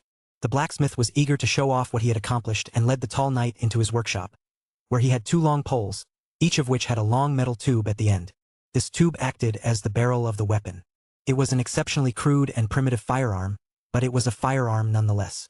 As such, the Grand Master picked up one of the weapons and observed it for a few moments before asking the question on his mind. This is the legendary hand cannon? The blacksmith nodded his head with an excited expression on his face. I purchased one from a trader who claimed he acquired it from a group in Bohemia. Afterward, I reverse-engineered it and manufactured a few of them on my own. Would you like to see how it functions? The Grand Master had a stoic expression on his sturdy and scarred face. He merely nodded silently, indicating to the blacksmith to present the weapon.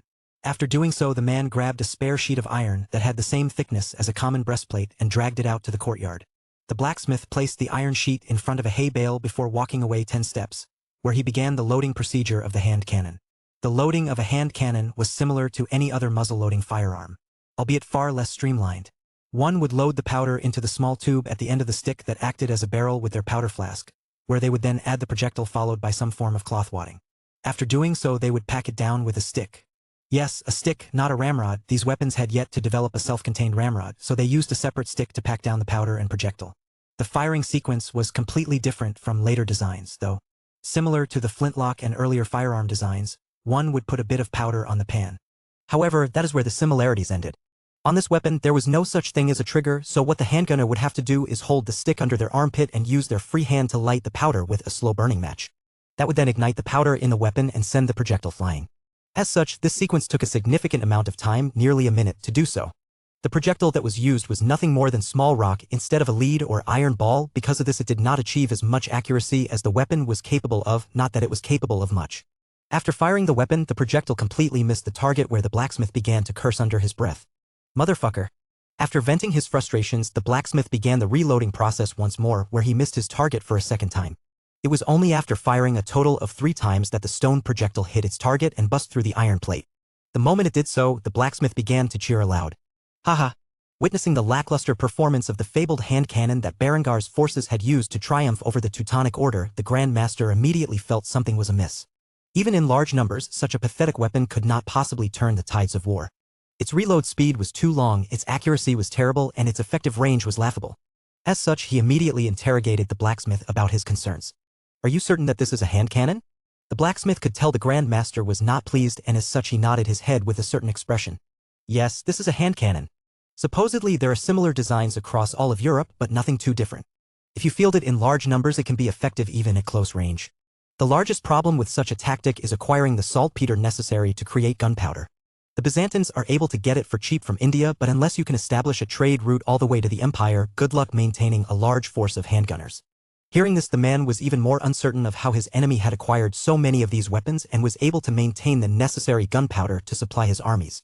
He had no way of knowing that a large portion of Berengar's supply of saltpeter came from his own nitraries. As for the rest, it was now purchased from the Byzantines with the relationship he had set up with the empire. At the behest of the Catholic Church, the various military orders were required to begin experimentation with hand cannons, but creating something more effective than the current technology would take years, maybe even decades, to achieve. Reflecting upon his orders, Gwydhyr sighed in response to the information he had received. Either the reports of Berengar's weapons were inaccurate, or Berenger had a completely different design of firearms altogether. If it were not for the Vatican's support, there would be no way for the Order of the Red Dragon to field these primitive hand cannons, let alone something greater. Gwydhyr coldly looked into the blacksmith's eyes and spoke in a stern tone, in doing so intimidating the man, who began to shake. I want at least 100 of these built as quickly as you are able. As for the gunpowder, we will use the Chech's influence to procure it. The blacksmith slowly nodded his head as he responded to the Grand Master's request. I promise you that I will have them done in a few months' worth of time. If Grand Master Gwydhyr knew the amount of muskets Berenger could produce within a few months, he would genuinely lose all hope of winning the upcoming crusade that the Catholic Church had planned for the German Reformation, or the Berenger heresy as they continued to refer to it as. With that said, the Grand Master quickly got back to work to oversee the construction of their order's first castle. As for the production of hand cannons, it was not only the Catholic Church interested in researching and developing such weapons. After Berengar's overwhelming victory against the Bavarians who invaded Austria, all of Europe had begun to spend as many resources as possible on the research and development of handheld firearms. Even to the more stubborn kingdoms like France, it had become increasingly apparent that the era of knights was coming to an end. If they could not adapt to the circumstances they found themselves in, they would no longer maintain their power.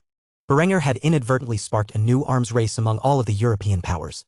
The notions of who could build the best handheld firearm and who could field the most of them had begun to consume the minds of the European monarchs and feudal lords as they rushed whatever asinine design they could develop into production in an attempt to have the slightest advantage over their competitors.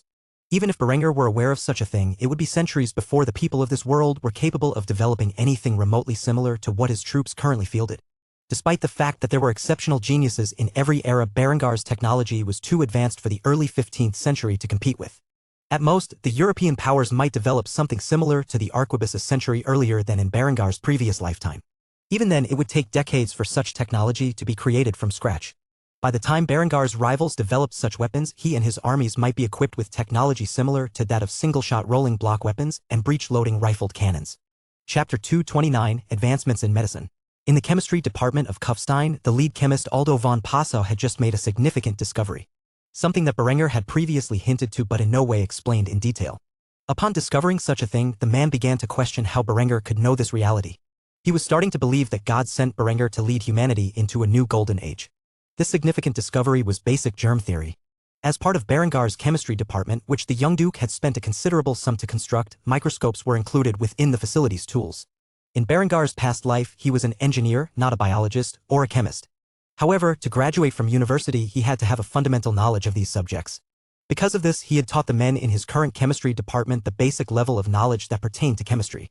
However, these men, especially Aldo, were exceptionally brilliant and eager to learn. As such, they quickly adapted to Berengar's teachings and tested them to see themselves if what Berenger had taught them was pure truth. Of course, Berenger had also taught them the basics of science, such as the scientific method.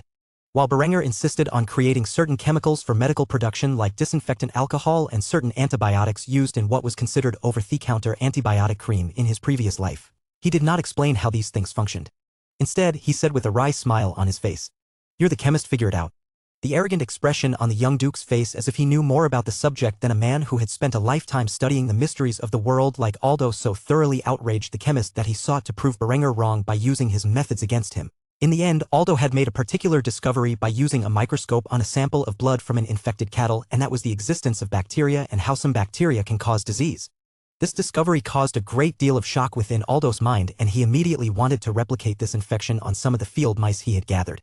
As such, Aldo would spend the next few weeks cultivating harmful bacteria and infected field mice, where he would use the antibacterial cream on one group while not using it on another to see if he had discovered the function of Berengar's so-called antibacterial cream. In the meantime, Aldo would begin to draft a report on his findings where he would then hand it to Berenger personally and see the reaction on the man's face. Thus Aldo spent hours writing his conclusions into a somewhat scholarly thesis. After finishing it and allowing it to dry, it was late at night, and as such, Aldo waited until morning to report his findings. While Aldo was advancing his knowledge on chemistry and basic germ theory, Ewald, who was Berengar's court physician, was permitted by Berenger to study basic anatomy. As such, he had been granted the ability to conduct research on the corpses of several of the dead enemy soldiers Berenger had brought back from the battlefield. Every time Ewald cut into a cadaver and examined not only the anatomy that a human was comprised of but also the cause of death of the enemy soldier, the man, he was shocked to find his discoveries. It was not just anatomy that the physician was allowed to practice. He too experimented with microscopes on the blood of humans, both alive and dead, and that of animals. Berenger was more than happy to point the man in the direction that he was most needed in. As such, the man began to make progress in the fields of surgery and blood transfusions. Through the continued experimentation of both life and deceased human blood, and with proper direction from Berenger and his knowledge from his past life, Ewald had also made a breakthrough in one of the fields he was studying. That breakthrough was the existence of different blood types. He had determined that there were a total of 3 blood types, A, B, and C, as he labeled them. However, he could not rule out the possibility of a 4th. As such, he would continue in his research endeavors in the future, but for now he wanted to report his findings to Berenger as quickly as possible. If the young duke was impressed by his performance, he might get more funding and staff to continue his research. As such, after cleaning up his laboratory, he headed towards Berengar's office with great haste. Interestingly enough, he would arrive at Berengar's study at the same time as Aldo. When Berengar's court physician and the head of his chemistry department burst into his door unannounced, he could tell something significant had happened. When he saw the 2 men clambering among one another to report their findings first, Berenger raised a hand, signaling them to calm themselves before speaking. "Aldo, you go first." With this, the man smugly smirked at Ewald before reporting his findings. "Your Grace, I believe you will be pleased to know that I finally solved the question I asked you long ago." Berenger smiled upon hearing this, as he was well aware of what Aldo had been studying for some time, and thus motioned for the man to continue as he set down his report upon Berengar's desk that pertained to his understanding of basic germ theory. And as Berenger read through it, his smile became even broader. While Berenger was reading through his report, Aldo began to speak the results of his experiments aloud. Your Grace, I do not know how you were aware of this, but it has become clear to me that you know far more than you let on. The more I experimented with the blood of infected beings, the more I found proof of these so-called bacteria and the ability for them to cause sickness in humans and animals. I am currently experimenting on a few field mice as to the effectiveness of the antibacterial cream you have ordered me to make, and I promise we will see results shortly. However, I have a feeling you already know how the results will turn out. Thus I decided to report my findings before that study was completed. Berenger merely smiled at Aldo before complimenting the man. You truly are a genius, although I am beyond impressed with your results in so little time. Continue your good work and I might be able to give you a few new chemical compounds soon for you to work with. I will also reward you for your findings. Name what it is you desire, and so long as it is within my ability, I will grant it to you. Aldo bowed respectfully to Berenger before making his request. If it is not too much trouble, I would like you to send me a fresh batch of young and educated minds so I can help mold them into future chemists. Berenger thought about it for a few moments before responding. As soon as I have a group of potential candidates, I will send them your way, you have my word. With this, Aldo smiled before thanking Berenger. Thank you, Your Grace. With that, Berenger turned his attention to Ewald, where he began to ask the man what was on his mind. Did you have something to report to me as well, Ewald? The physician smiled before announcing his results. I too have made a significant discovery. By experimenting with human blood, I have found several different blood types. They are determined by the presence or lack thereof of specific antigens in the blood. I currently have seen 3 of these so-called blood types, A, B, and C. A has the A antigen in the red blood cell and the B antibody in the plasma. B has the B antigen in the red blood cell and the A antibody in the plasma. C has neither A nor B antigens in the blood cells, but both A and B antibodies in the plasma. After hearing this, Berenger immediately understood C to the O blood group from his previous life, and thus he decided to declare it as such. Should C be called O because there are 0 antigens in the blood cells? The man thought about it for a few moments before nodding his head in agreement. That makes sense. As with Aldo, all of these scientific terms that the man used were presented by Berenger when he aided them in their studies. Without it, they would have no idea what to look for. Under Berengar's guidance, these 2 men had made significant breakthroughs in the areas of medicine, and Berenger could not be more proud. As such, Berengar's smile was about as large as it could be when he praised Ewald. Well done, Ewald, I too shall grant you a reward for your efforts. Tell me what it is you desire? The man nodded his head in excitement upon hearing this and made his terms known. As with Aldo, I too desire more staffing, but I would also ask for more funding as well. Berenger nodded his head in agreement when he heard this and accepted the request. Done, I will approve of more funding to the scientific fields and split it between your 2 departments. As for the request for additional staff, I will make the same promise I made with Aldo. As soon as proper candidates present themselves, I will send them your way immediately. With this, the 2 men were exceptionally thankful to Berenger and bowed their heads with respect before departing. After they were long gone from Berengar's presence, the young duke pulled out a glass and poured some of the distilled spirits he had been manufacturing into it, where he took a sip before sighing heavily. As Berenger did so, he expressed the thoughts on his mind aloud. Everything is progressing smoothly. These scientific breakthroughs were just the beginning. He could not wait until the day his people had proper medical care that was not reliant on the backward ways of medieval understanding. This was a significant first step into establishing an era of scientific thinking, especially in medicine. Chapter 230, Selecting a Deputy Director. Within the city of Kufstein, Linda was currently sitting in her favorite tea shop. This time she was sitting alongside a specific female agent who had been instrumental in the victories of Marin and Vienna during Berengar's past campaigns. Since Berenger had ordered Linda to restructure the intelligence agency into something more modern instead of the primitive method they had been using, she needed a proper deputy director. And there was nobody better in her mind than the young woman sitting before her. Linda had a brilliant mind and was a natural prodigy when it came to intrigue, but there was one area she severely lacked in regards to, and that was field experience. The woman before her had proven capable in not only the art of assassination but sabotage as well. She had a quick mind and could think critically even while under stress.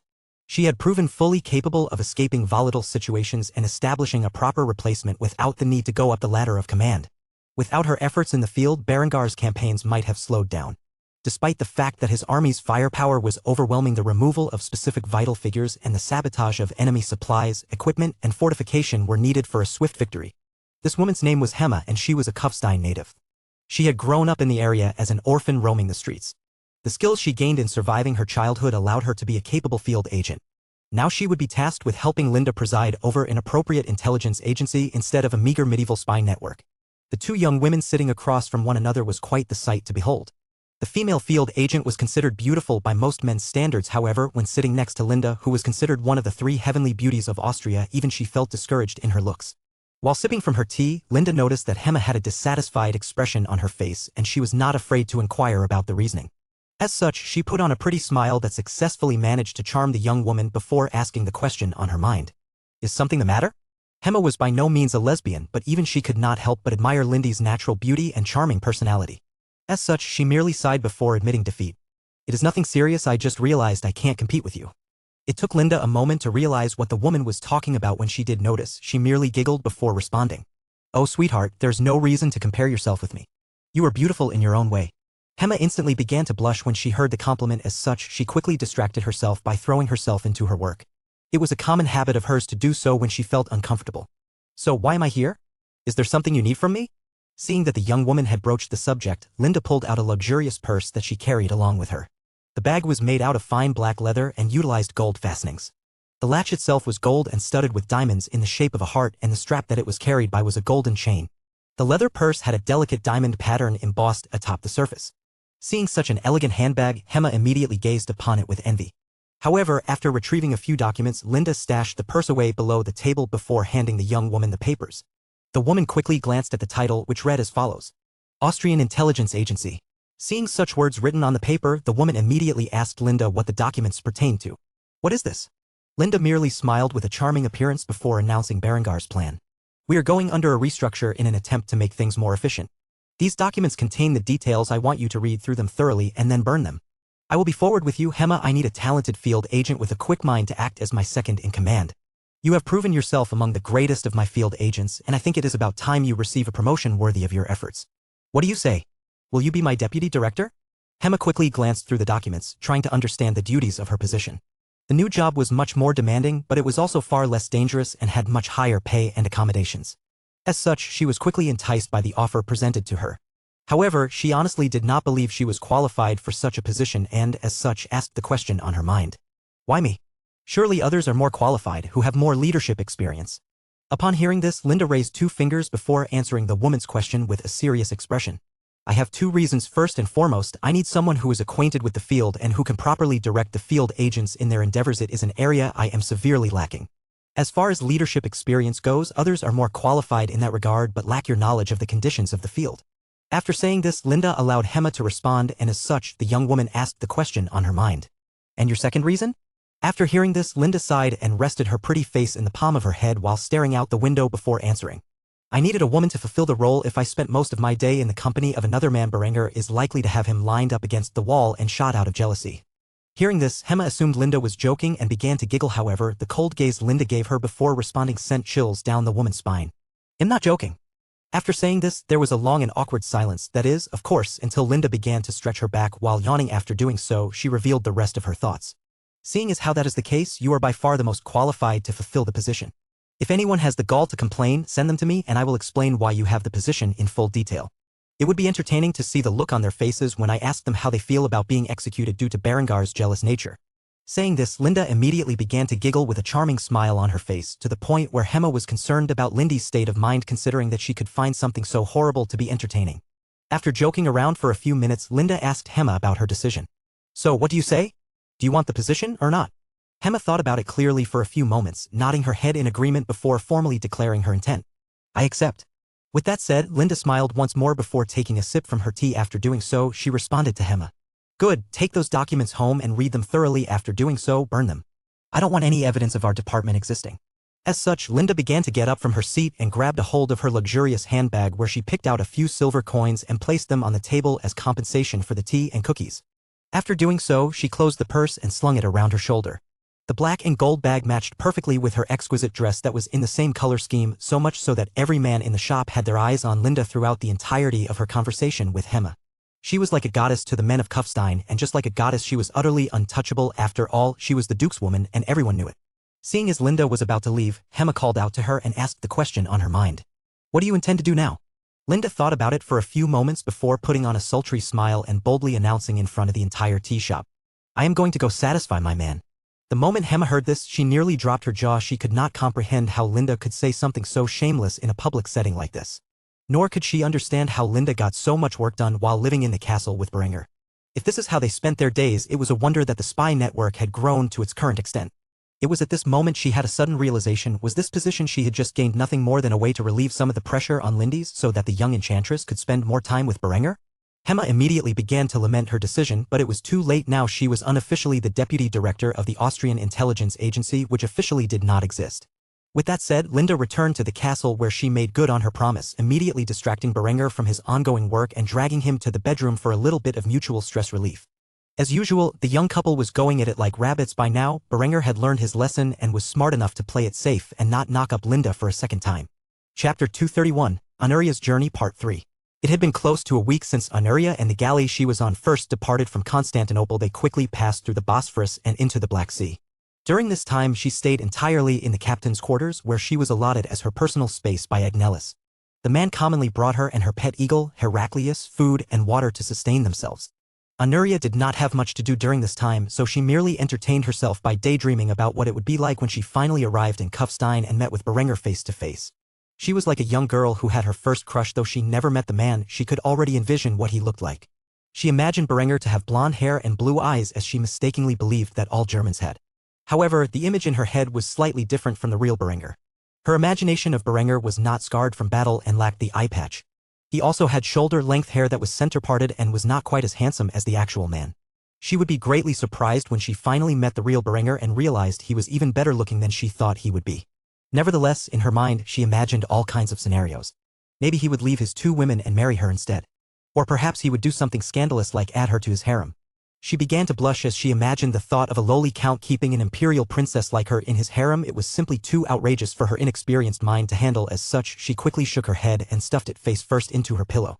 Heraclius merely gazed at the girl like she were an idiot and screeched in response. Hearing his voice made Honoria look out from above her pillow and glared at the bird. It was clear that she had taken offense to whatever the bird had said. Whether Honoria understood the eagle's words or simply was so well accustomed with the bird that she knew his general intent by the pitch of his screech, the fact remained that she was not pleased with what Heraclius had said, and as such she chastised him.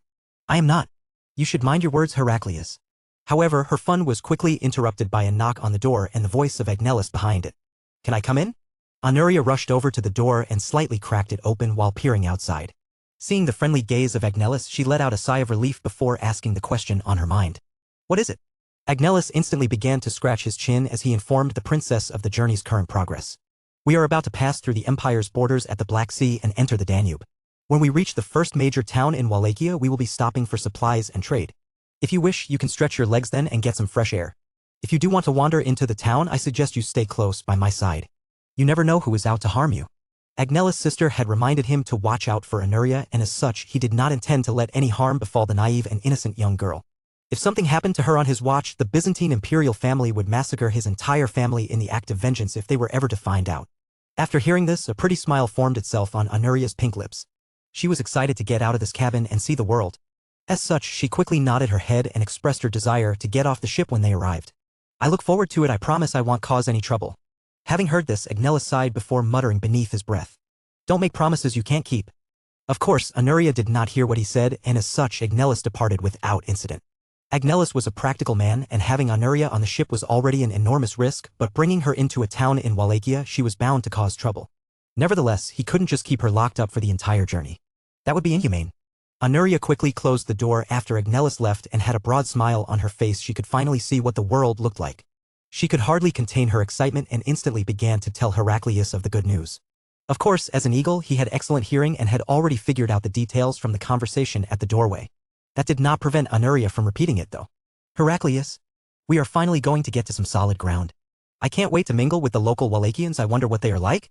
Heraclius merely rolled his eyes at the naive girl. He could already feel a headache taking over. He would be forced to protect her from wicked men once more, or so the proud eagle thought within its mind. An hour later, the ship docked in a medium-sized river town along the Danube in Wallachia. This town was called Broila and was the main harbor of Wallachia. After docking on the ship, Agnellus knocked on the cabin's door, where Honoria quickly opened it with a wide grin on her face. Seeing the young princess was so pretty and naive, Agnellus threw a set of less luxurious clothing in her direction that featured a shawl. After doing so, he said in a severe tone, "Wear this and keep your face covered at all times. I don't want any trouble to occur because of your appearance." Hearing this, Honoria was perplexed. After all, she was completely unaware of the degree of beauty she naturally possessed.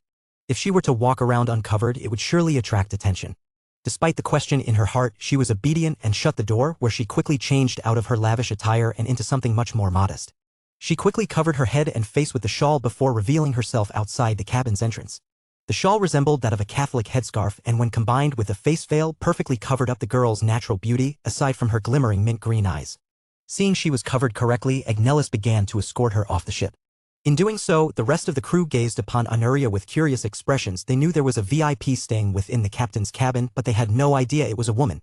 Some of them had more wicked thoughts in their heads, and others were merely curious, but the way Agnellus glared at his crew immediately halted any inappropriate ideas that the men might be scheming. As they entered the town, Heraclius took off into the air, watching Anuria from above like a guardian angel. He felt cramped within the cabin since they left Constantinople and needed to spread his wings for a bit. However, he never let Anuria out of his vigilant gaze. As for Agnellus, he made sure the young girl stayed close by so that she didn't get herself into any trouble.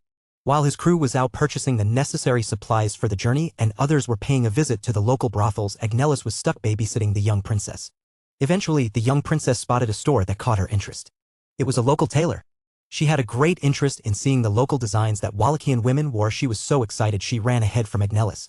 Upon seeing this, the man almost called out to her before realizing that he did not know what to call her. He very well couldn't call her by her first name, but if he used her honorific, it would immediately alert people to her position. Thus all he could do was chase after Anuria as she rushed towards the tailors. However, before Anuria could enter the building, she ran into a well-dressed man and fell onto her, but as she looked up, she saw a young man with shoulder-length jet black hair and amber eyes glare at her with a sense of fury in his eyes. However, when he noticed Anuria's flawless mint green eyes beneath her headdress, his furious gaze disappeared, and a wicked smile appeared on his face. This young man was a mighty boyar of Wallachia, a high-ranking nobleman, and he was quite the handsome individual. Because of this, he was particularly lecherous, and he had enough experience to instantly realize the excellent shape of Anuria's body hidden beneath her clothing. Seeing how she was dressed as a peasant woman, the boyar began to take advantage of the situation and scolded the girl in front of him. "Do you have any idea who I am? How dare you ruin my expensive coat? I demand payment."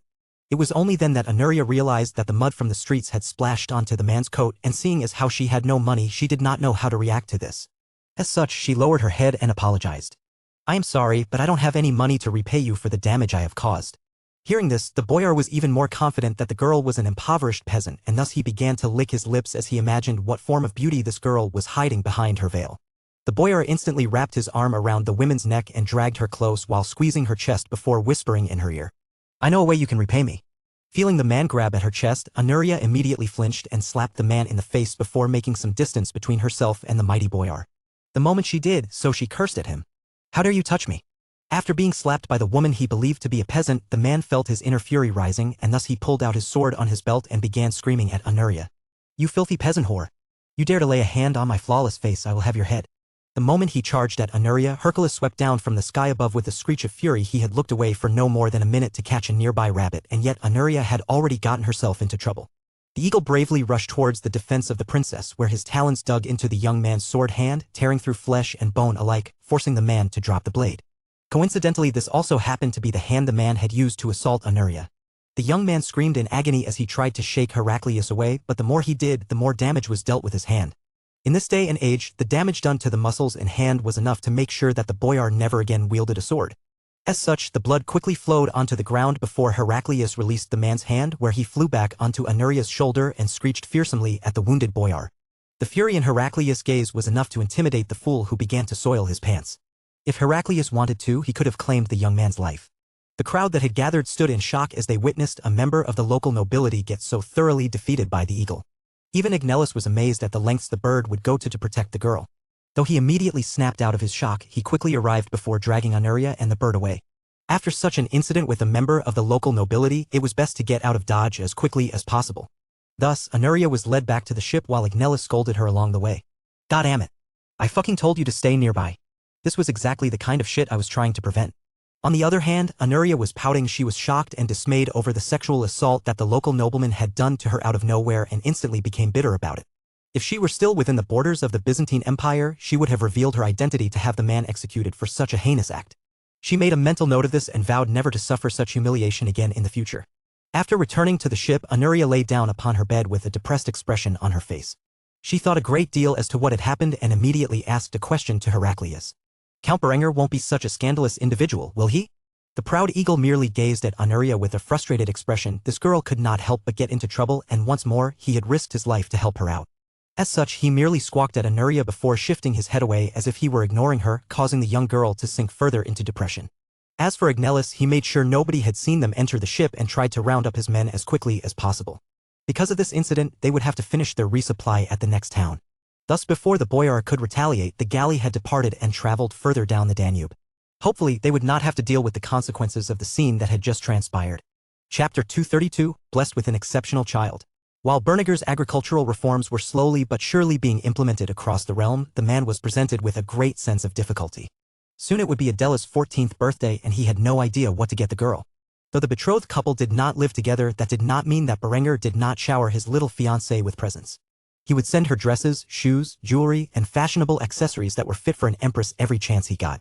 Of course, Adela's birthday was not the only one Berenger had to prepare for. Lindy's birthday was shortly after hers, and just like Adela, he showered her with lavish gifts whenever he got the chance.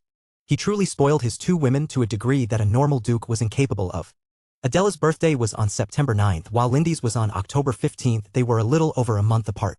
As for Berenger, his birthday was December 21st. However, he frankly did not care about his birthday. It just became another day of the year after a certain point. Until he could get his hands on the precious substance known as chocolate, Berenger was quite disappointed with his birthday as he could not continue his yearly tradition of eating triple-layer German chocolate cake, which to him was a disaster. However, that was not important at the moment. What was important was getting Adela a proper gift for her birthday. He could easily shop for Linda. He would simply have his tailor make her a luxurious and, more importantly, sexy lingerie set. However, for someone like Adela, that was not exactly something he could do without feeling like a creep. As such, he was in a serious debate with his mind while sitting in his chair drinking from his skull chalice that was filled with beer. He was pretty troubled over the issue. He could not just give her some more meaningless jewelry or clothing. It had to be something exceptional, something the girl did not usually receive from him. It was at this moment he thought of something interesting, something he had not considered before. What if he bought her a new horse? Something exotic that cost a fortune to import. What if he bought her a white Arabian? To him, this idea was perfect. He never bought either of his women horses, and he knew that Adela was fond of the creatures. Linda loved cats, but Adela loved horses.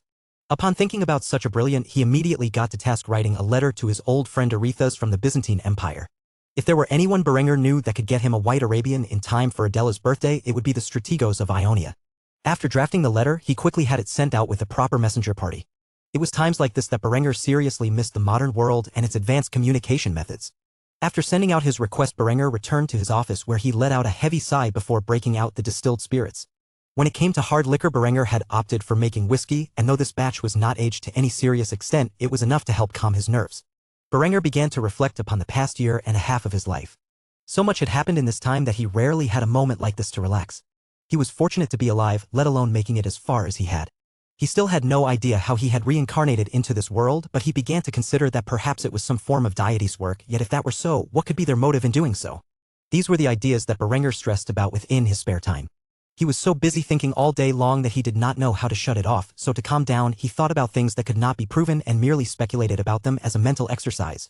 At the very least, it kept his mind healthy. Berenger had spent so much time in his study lately that it had become second nature to come to this room and sit down, even if he had nothing to do. Linda had begun to joke around about how he spent more time with his study's leather-bound chair than he did with her. Speak of the devil and he shall appear. The moment Berenger thought about his lover, he heard a knock on his door where he quickly answered it. Come in. After doing so, Linda appeared dressed in another sky blue dress. When she was not wearing the colors of his house, she tended to enjoy dressing in sky blue and white as it brought out her beautiful eyes. Seeing his handsome lover standing in front of him with a happy smile on her face, Berenger was confused, thus he asked about it. What has got you so happy? Linda approached Berenger and grabbed a hold of his hands and began to drag him away without explanation. Curious as to what had gotten the woman so excited, he allowed her to do so before long. He was swiftly dragged to Hans' room by the woman he loved, where she opened the door to reveal the small child standing on his two legs and walking over to Henrietta, who was nearby and smiling. Berenger was not too surprised when he saw this. After all, it was about time for the child to walk. However, what came next greatly surprised him. The baby boy saw his father enter the room and ran over to him as fast as he could while saying, "Dada. Mama." This stunned Berenger. The child still had some ways to go before they should naturally be able to form words. Yet, he clearly stated the terms that were usually a child's first words at around 12 months old. Seeing such a strange occurrence, Berenger could not contain his thoughts and let them slip from his tongue. Holy shit. Linda immediately glared at Berenger when he used profanity in front of their infant son, and he instantly shut his trap. Hans was close to 9 months old at this point. After all, he had been born at the very end of the last year, and it was not yet September. Despite this, he was walking quite effortlessly and already talking to some degree. Berenger could not help but believe the kid was some form of genius, and he quickly stared at Linda with confusion. The way he looked at Linda made her uncomfortable, and she awkwardly inquired about his gaze. What? Why are you staring at me like that? Berenger did not hide what he was thinking and quickly revealed his thoughts. What kind of super genes does your family have? Linda, of course, had no idea what genetics was and thus was deeply perplexed by Berengar's question. As such, she expressed her confusion. Genes? Berenger merely shook his head and dismissed the idea. Never mind, it is not important. He knew the kid did not get the intelligence from his family. While his family was above average in intelligence, with some just breaking the barrier to enter Mensa, there were no legitimate geniuses in his family, at least in the classical sense. Of course, the moment he thought about that, he realized this body did not have the same genetic composition as his original body. While pondering about such things, Berenger had to admit that he did not know much about the von Kufstein lineage aside from the fact that they were a house of warriors. The kid might have got his intellect from Berengar's genes. Truthfully, he did not know the answer, but if the child turned out to be as intelligent as Berenger thought he would be based upon the signs available to him at present, then it was a good indicator that Hans might be an exemplary candidate for succeeding himself in the future. The kid eventually ran over to Berenger, where the young duke picked the boy up and tousled his strawberry blonde hair. Berenger stared lovingly at his child before looking him into the eyes and saying something profound. My child, one day you will be a greater man than I. The way Hans looked at Berenger seemed like he understood what Berenger meant. However, Berenger merely hugged his son before giving him back to his mother. It would still be a long time before Hans was able to show off his true potential, but Berenger had great faith in the child. It was nice to know that if nurtured properly, the empire Berenger believed he would forge one day would be in good hands after his passing. Even if one of his other children turned out to be a better fit for the monarch's position, Hans could still play a pivotal role in the advancement and development of the empire. This was something Berenger sincerely believed, and he was glad that he had been blessed with such an exceptional child. Whether it was his genes or Lindy's that produced such a child did not matter. After all, the two of them were bound to have several more children over the upcoming years. If it did turn out to be his own, then maybe his kids with Adela would inherit such traits as well.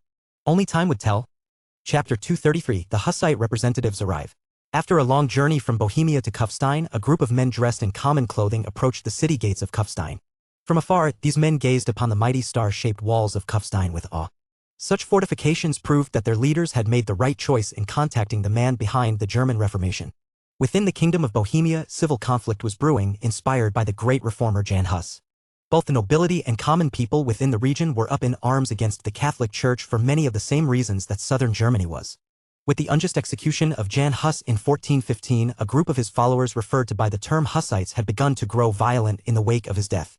In Berengar's previous life, a war broke out in the Kingdom of Bohemia between the Hussites and the Catholic Church in the year 1420.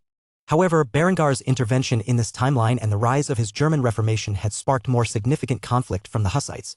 The latter had grown emboldened by Berengar's success in his battles against the Catholic forces. By now, Bohemia was on the verge of civil war. Thus these men, acting as representatives of the Hussite movement, had come to Kufstein, the center of the German Reformation, seeking aid from the mighty Duke Berenger. As such, these men waited in the long line that had gathered to enter the city of Kufstein. Berenger had implemented strict security measures to avoid infiltration by potentially hostile groups and individuals. Because of this, every man, woman, and child that sought to enter the city had to undergo an inspection. All arms were required to be deposited with the garrison and would only be returned once the visitors left the town. After waiting for some time, the men were hailed by the guards signaling that they may approach. The guard observed the men who were garbed in relatively common attire and immediately assumed they were refugees. If you wish to seek refuge within the city of Kufstein, you must fill out an application. I can give you a pass that will allow you to enter the city, where you will be led to the Department of Immigration. They will determine if you meet the criteria to migrate to Austria. However, the man in charge of the group of diplomats immediately shook his head upon hearing this and declared his actual intent for entering the city. We are not here to seek refuge. Instead, we seek an audience with the Duke. We come from the Kingdom of Bohemia and have important matters to discuss with the man known as Duke Berenger the Reformer. The city guard immediately sighed heavily before giving the standard response to everyone who sought to meet with the Duke. There is currently a 3-month wait for an audience with the Duke. Unless you represent a powerful foreign interest, the most I can do is allow you access to the city so that you may wait your turn patiently. Due to Berengar's position and popularity, many people from all walks of life wanted to meet with him. So much so that a waiting list had been established. At the moment, it was backlogged up to 3 months in total. Berenger was an incredibly busy man, and he could not afford to compromise his work to meet with every person who desired an audience with him. Unless it were some powerful foreign entity, then they would be forced to wait until Berengar's schedule was free. Upon hearing this, the Hussite diplomats frowned. They had not intended to reveal their identity until they met with Berenger. However, it would appear they were forced to do so early in order to meet with the young Duke in a timely manner. Thus the man who led these diplomats removed his hood and revealed his entire appearance before speaking his thoughts. I am Ludek Klavacek. I represent the interests of the Hussite Reformation within the Kingdom of Bohemia. As a fellow reformist, I believe your Duke will want to hear what we have to say. I would greatly appreciate it if you could relay our message to the man. Hearing that the man was a representative of another Christian reformist movement, the guard immediately asked for verification of their identities. Do you have anything that can prove your claims? If not, you will be forced to wait like the rest of the visitors. Ludek immediately pulled out a letter that contained the seal of a lord from Bohemia known as Alexej Kasper as proof of his identity.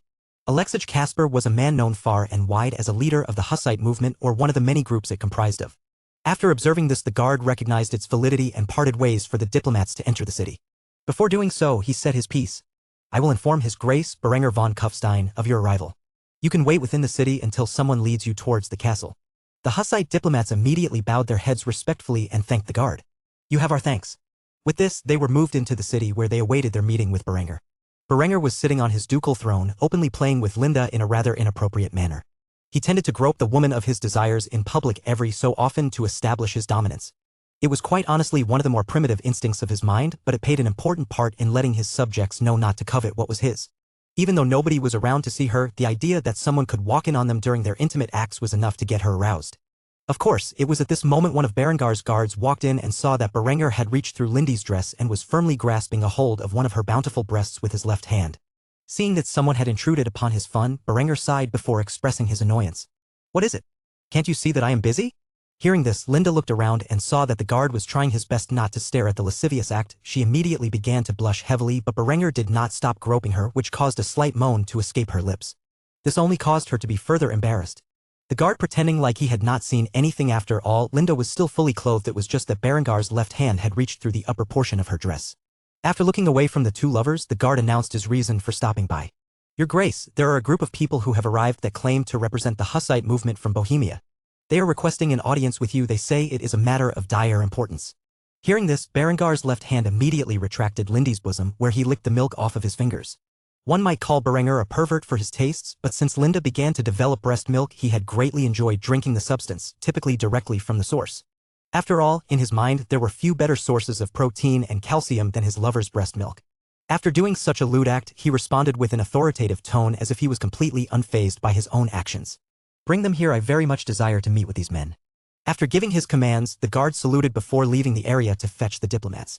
Even though Berenger and Linda were alone again, he did not resume his lecherous acts and instead addressed his lover with a gentle tone. Looks like we will have to wait a bit longer before we can finish what we started. You can take care of yourself in the meantime, right? Linda immediately blushed upon hearing this and nodded while looking away in embarrassment as she departed from the great hall and returned to the bedroom where she would play with herself for the time being. As for Berenger, he had guests to entertain and as such sat in a manner that hid his excitement. There was nothing worse in his mind than getting cock-blocked right when things were about to get interesting. Berenger waited for some time for the Hussite diplomats to arrive. He was rather intrigued by this. Though he figured sooner or later they would come to greet him, he assumed it would be after the war had already begun. Yet they were already present in his court, which meant that clearly he had an impact on this timeline. His intelligence that pertained to Bohemia was rather slim. Still, he would make sure to take advantage of the Hussite wars and annex the German-speaking regions into his territory. After all, the Sudetenland was in Berengar's mind rightful German clay, and if he were to unify the German Empire in the future, he would need these lands as his own. Thus he began to hatch a scheme on how best to take advantage of the war in Bohemia for his personal gains without directly getting involved in the war itself. After all, now that he had an era of peace to establish his hegemony, he intended to take full advantage of it. Chapter 234, Negotiations with the Hussites. After some time, the Hussite representatives arrived in Berengar's great hall and kneeled before him with great respect. Not only was Berenger a mighty duke, but in the eyes of the Hussites, he was a man inspired by the teachings of Jan Hus and as such a brother in arms against the oppression of the Catholic Church. The man in charge of the diplomats quickly introduced himself as not to keep Berenger waiting. I am Ludek Klavacek, a humble servant of the Count Alexej Kasper, leader of the Kasparian sect of the Hussite movement. Berenger had not heard of the Kasparian sect from his previous life. Then again, as far as he was aware, few important figures of the era from his past life existed in this timeline, so it was only natural for some things to be changed. Ludek was a relatively short man. Despite this, he was solidly built and had a set of long brown hair with a matching beard. His eyes were the color of amber and he had a scar across his left cheek, adding some notion that the man was battle-tested. The other two men who flanked Ludek wore their hoods and concealed their identities, though Berenger did not challenge them to reveal themselves. After all, they were a religious movement wanted by the church as heretics. He could sympathize with their desire to hide their faces. Berenger quickly addressed the men who had entered his great hall. I am Duke Berenger von Kufstein. As one of the founders of the German Reformation, I welcome you as brothers in arms. Though I am curious as to why you have made the journey from Bohemia to my humble abode. Berenger had a rough idea of what they were here for, but if what they desired was what he thought it would be, he would, unfortunately, have to decline them. However, he made it appear as if he was genuinely confused, thus giving them the ability to explain themselves. Ludek did not shy from the topic at hand and quickly addressed his reason for being in Kufstein. Bohemia is on the brink of war. Just recently in Prague, 7 members of the city council were defenestrated. The King of Bohemia has sided with the Vatican and seeks to suppress our movement. We have come asking for assistance from the man who so thoroughly defeated the mighty Teutonic Order. Berenger was slightly surprised. It was only 1418, yet Prague's first defenestration was moved up by roughly a year. This meant that what the delegate had said was likely to be true. It would not be long before Bohemia plunged into civil war and the Hussite Wars had fully begun. However, Berenger began to rest his head on his right fist as he made his stance clear. If you seek for me to invade Bohemia with my forces, I am afraid I am going to have to disappoint you. After saying this, Ludek's face turned grim and he immediately asked about the concerns on his mind. Why not? Did you not just say we are brothers in arms? Will you truly abandon us in our time of need? Berenger knew this would be brought up, and as such he immediately replied with his reasoning. I have spent the last year at war with my enemies. The Bavarians have ravaged the lands that are now under my authority during their occupation. Now that I am Duke and have established a sense of peace and stability within Austria, I cannot afford to march off to war once more so quickly. During this era of peace, I need to take advantage of this time to stabilize my reign and rebuild what has been destroyed. I cannot spare the troops while there is an ongoing war just outside my borders that could invade my lands at any moment. You are like brothers to me, but my people are like my children, and thus I need to look after them first. I hope you can understand. Hearing this reasoning, Ludek bowed his head. What Berenger said made sense. The rest of Germany was embroiled in a bloody civil war, with only Austria maintaining a peaceful existence, and it had cost them dearly to do so. Berengar's land lay in ruins in many areas, and he needed time and effort to rebuild after the Bavarian occupation. However, before the man could admit his defeat, Berengar's serious expression turned to a warm smile and revealed some degree of hope to the Hussite representative. However, just because I cannot spare troops does not mean I can't send you some form of military aid. After hearing this, the 3 men who had gathered looked up at Berenger with surprise. They did not know what form of assistance Berenger could aid them with. Before they could ask, Berenger continued on his train of thought. I can supply you with firearms, cannons, gunpowder, and military advisors. It is the most aid I can afford to give you at the moment. Berengar's plan was simple. He would provide the weapons and training to the Hussites to overcome the Bohemian crown and their Catholic supporters. However, Berenger had no plans to arm the Hussites with arquebuses or 12-pound steel cannons. Instead, he planned to open up a separate production line in Vienna to make primitive cast-iron cannons and provide hand cannons to the Hussites. Though Berenger had sold the far more advanced arquebus to the Byzantines, his reasoning for doing was simply because his allies' interests to the east would not clash with his own for some time. Thus he did not have to worry about fighting a war with them. However, if he armed the Hussites with arquebuses and more advanced cannons when then the time came for him to demand compensation in the form of the Sudetenland and they refused to do so, he would be facing a force of pike and shot, rather than a late medieval army which itself could pose some difficulties to overcome. Of course, the Hussites had no idea what he would demand in compensation for his military aid and thus were rather excited by the prospect of being armed by Berengar's factories. However, Ludek was a cautious man and knew such exceptional assistance would not come without a price. Thus, he asked Berenger to clarify what he desired. That is more than enough to help us win this upcoming war, but I fear we will not be able to repay you for your kindness adequately, so I must ask, what is it that you desire in return for such gracious support? Berenger was a shrewd diplomat and knew that the more the Hussites were in debt to him, the more likely they would be to acquiesce to his demands peacefully. As such, he responded to this question by essentially kicking the can down the road. Do not fret, my friend, we can discuss payment for the military aid I provide you after you win your war and are in a better position to repay me for my kindness. For now, know that you have my support so long as it remains within the boundaries of the terms that I have provided. Though Ludek was not happy with this answer, he did not press the issue right now. The Hussites needed to worry about obtaining Berengar's aid, and any form of payment that Berenger might demand could always be done in installments within the future. Or so he hoped. He never would have thought that Berenger would demand the annexation of the regions referred to as the Sudetenland. Thus the representative accepted Berengar's terms. I thank you for your support. When can we expect your aid, if you don't mind me asking? Berenger was quick to reply to this, as he had already calculated the time needed in his head. If I wish to send aid to your forces rapidly, then I will need to establish an industrial district in one of the cities closer to the Bohemian border. For that, I will need time. Give me 3 months at the maximum, and I promise you shall receive your first shipment of arms. As for the military advisors, I can send them immediately to aid you in your preparations for the war. Ludek smiled when he heard this news and bowed his head with respect once more. I thank you on behalf of all Hussites, your grace. With this, negotiations with the Hussites over support for their upcoming war were secured. For the time being, Berenger gained an ally to take the attention off of himself and the German Reformation.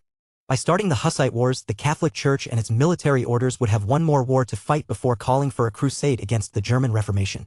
In doing so, Berenger allowed himself time to prepare for the eventual day where he would be forced to fight the European armies at his doorsteps.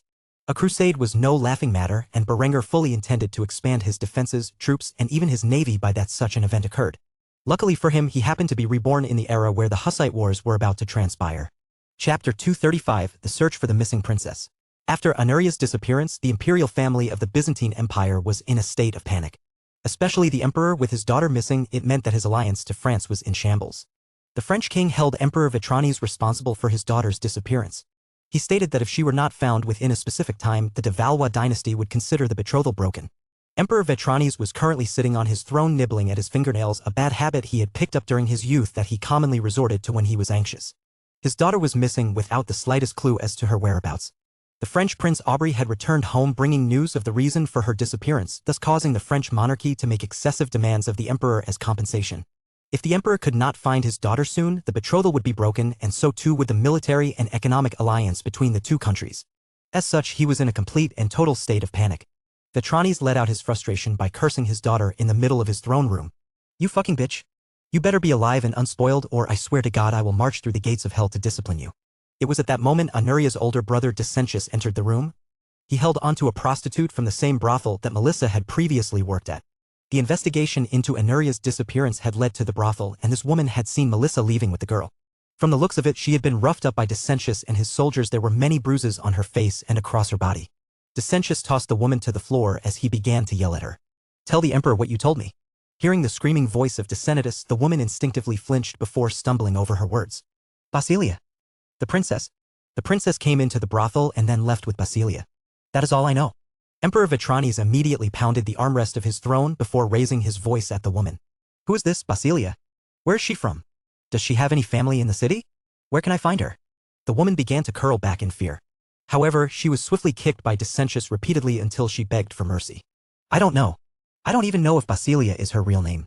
Lots of girls at the brothel use false names. She never talked about herself or her family. I honestly don't know anything about her other than she worked at the brothel. Maybe some of her clients might know the truth, but I don't." This Basilia was none other than Melissa. Melissa was a bright young woman, at least in the streetwise ways. She changed her name for work and even wore a wig, thus her actual appearance was unknown. Now that she had left the city, it would be impossible to find out about her real identity. The emperor and his goons were completely back to square one. The intelligence that the prostitute had provided was practically useless. All they knew was that Anuria entered a brothel and left with a lady of the night. Vitranes was furious that his daughter was missing and he had no viable information about her whereabouts. Thus he quickly lashed out at the woman kneeling beneath him. "Get this whore out of my sight." With that, the guards dragged the woman out of the room and kicked her out of the palace. As for Dissentius, he kneeled before his father and made a solemn vow. "I promise I will find the bitch and bring her back to you." Hearing this, Emperor Vitranes tossed his goblet at his son, which smacked the young prince in the face and poured wine all over his body. After doing so, the emperor quickly chastised his son. "Don't you talk about your sister that way. She may have run away and caused us immense trouble, but she is still your sister and a member of this imperial dynasty." Dissentius had heard his father call Anuria the same term not long before, and yet he was being so thoroughly humiliated for repeating the emperor's words. Dissentius gritted his teeth in rage. Despite this, he choked back the vile words he had planned for his father and forced himself to be calm. He realized that nobody in his family was thinking straight at the moment. Thus, despite the emperor's outburst, the second prince of the empire accepted the punishment. While this was ongoing, Arethusa had walked into the room. He was fully garbed in his grand armor and knelt before the emperor next to Dissentius. After doing so, he quickly announced his reason for visiting. "Your Majesty, I know these are hard times and I do not wish to add to your concerns, but I have dire news from the city of Alexandria. The Mamluks have retaken the city and driven our forces out past the Suez. I know your daughter is missing and you grieve for her absence. Yet, if you do not send aid to our forces in Egypt, all of our work from these past few years will go to waste." Hearing this news, Vitranes nearly chipped a tooth from the intense grinding he had begun. After listening to Arethusa's words, he knew he had no choice. "Arethusa, you have been a good friend and I greatly value the assistance you have provided in the search for Anuria. I understand your desire to stay behind in Constantinople and continue the search for my missing daughter. Yet, I am afraid only you and your army, which is now equipped with the weapons you have purchased from the West, can change the tides of war. Thus it is with a heavy heart I must order you to sail your armies south and crush the Mamluk Sultanate once and for all." Hearing this, Arethusa was dismayed. He genuinely wanted to find Anuria as quickly as possible before something horrible happened to her. Yet at the same time he understood the emperor's reasoning and did not protest. He merely nodded silently before standing up and cupping his hands with a silent prayer. After doing so, he began to address the emperor. "I pray to God in heaven that you can find the princess before she gets herself into trouble. I swear on my life and honor that I will do everything in my power to retake what we have lost in North Africa and send the Saracens back to hell where they were birthed. Hearing this, a bitter smile formed on Vitrani's face. Without his excellent friend Aretha's to aid him during this crisis, he did not know how he would manage to hold on. Yet, he knew only Aretha's army would be able to crush the enemy in Egypt. Thus it was with a heavy heart that he sent his greatest friend and ally off to war once more. I pray for your victory, good Arethas, go with haste and reclaim the long-lost lands of our mighty empire. After hearing this, Aretha saluted the emperor with a grim expression on his face. After doing so, he turned and walked out of the building. Seeing that his commanding officer was just ordered to war, Dicentius quickly followed in pursuit. However, he stopped at the entrance, where Arethas placed a hand on his shoulder. Dicentius, you must stay here with your father.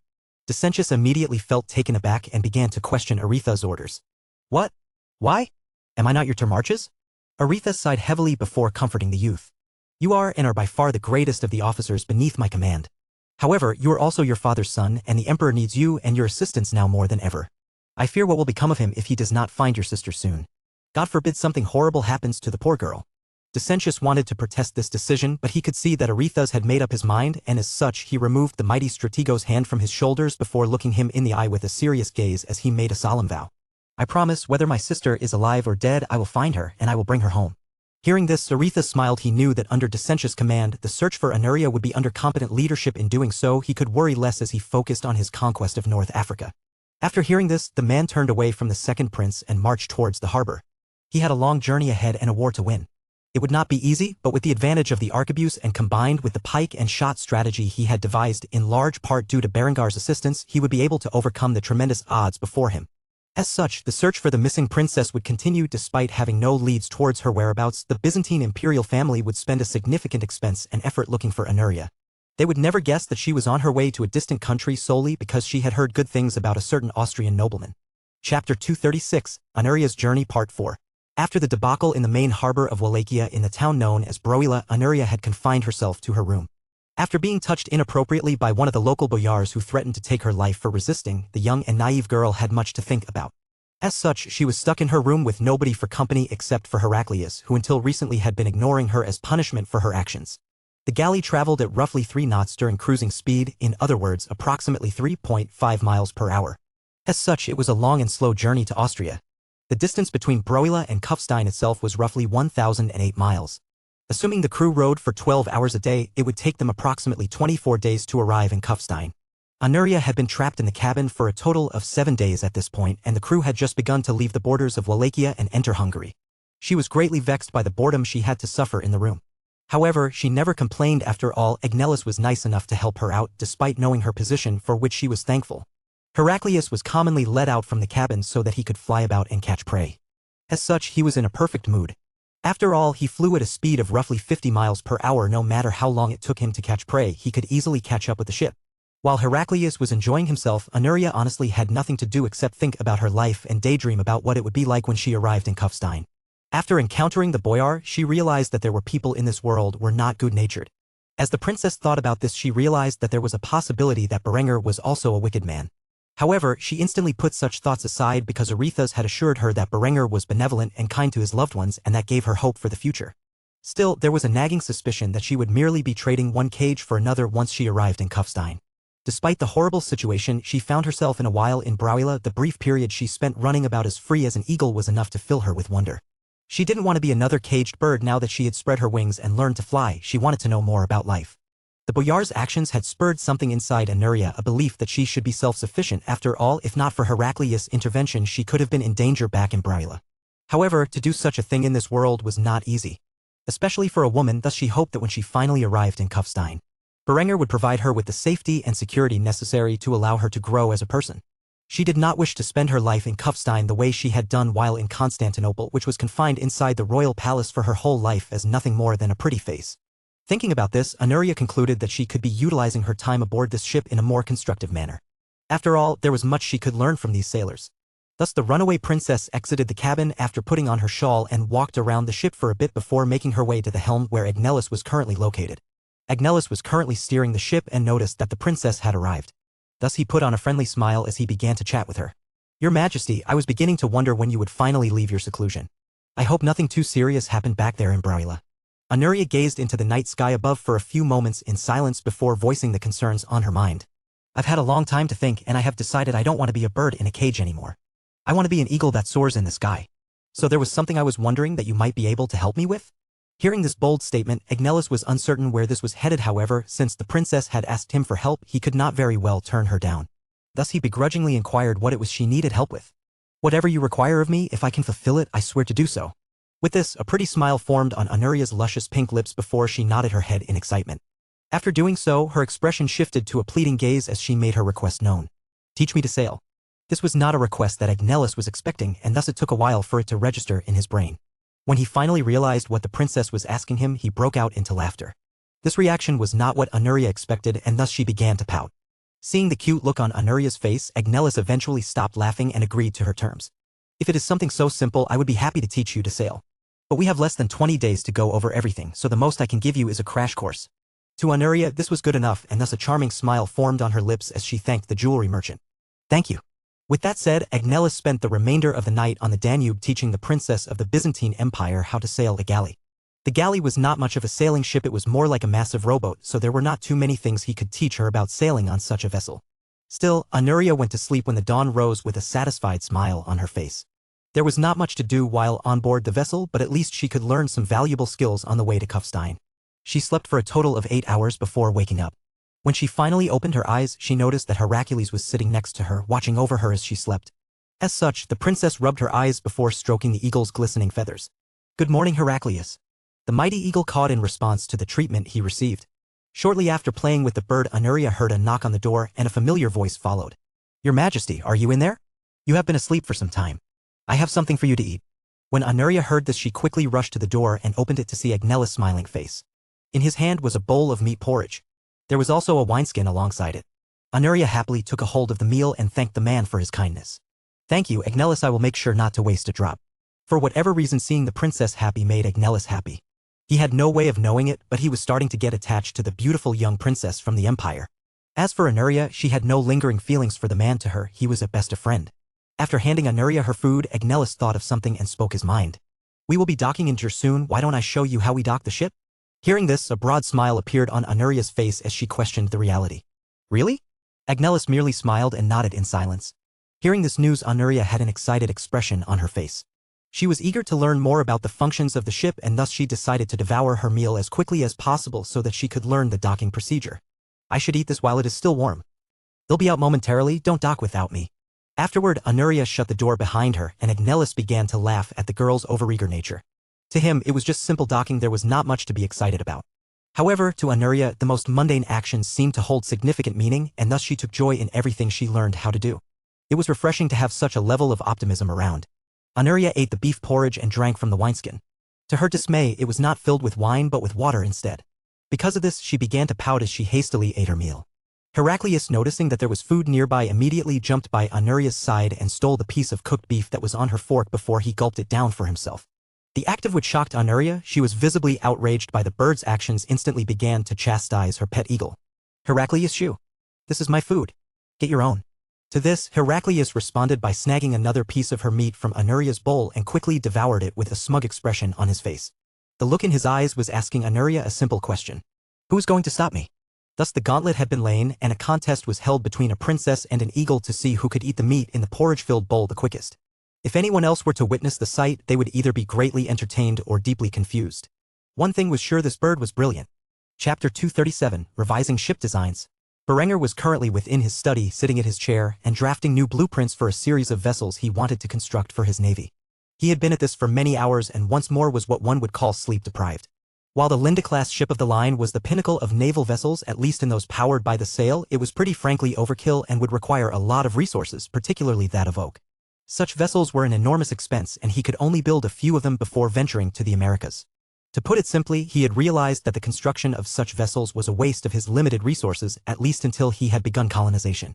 As a replacement, Berenger was currently drafting plans for a 38-gun fifth-rate frigate that would become the standard warship for his fleet in the Mediterranean. The frigate was a fast and maneuverable single-deck ship. In the Mediterranean, with its little wind, at least when compared to the Atlantic, such ships would be far more helpful in securing his power. They would also be fully capable of traversing to the New World and protecting Berengar's interests abroad. These 38-gun fifth-rate frigates would be armed with a total of 38 32-pound cannons and a few Schmidt guns on their swivels. With a fleet of these ships, there would be nobody who could challenge his authority in the Mediterranean. However, it was not simply frigates that he was designing, but also a clipper for trade and transport. The Clipper was a high-speed and long-range vessel. So much so that it did not even need to be armed because there was no ship in this world that could catch it in pursuit. Thus they were the perfect design for merchant vessels and would allow him to rapidly exchange goods between his colonies and the fatherland in the future when he had a massive colonial empire. For the time being, these two ship designs would allow him to rule the Mediterranean and rapidly engage and trade with the various powers in the region. Berenger had shifted the design of the zinc-plated hull to that of galvanized steel and made it slightly thicker to protect against enemy cannon fire. These galvanized steel-plated hulls would be properly lacquered with a base layer of black paint and a white stripe over the gun deck. Overall, the ships would be highly effective in protecting against enemy fire and wood-eating parasites alike, thus increasing the vessel's lifespan and decreasing maintenance costs. As for his Linda-class ship of the line, it would be shelved until a time where he had the means to produce such mighty vessels in large numbers. Though it may disappoint Evio, the man was also practical, and as such he would indeed be convinced to focus production on frigates and clippers. After finishing the blueprints for his new ships, Berenger quickly got to work on designing naval uniforms. As per usual, he focused on Renaissance-era designs for the clothing. In particular, he was inspired by the outfits worn by the Old English privateers known as sea dogs during the Elizabethan era from his past life.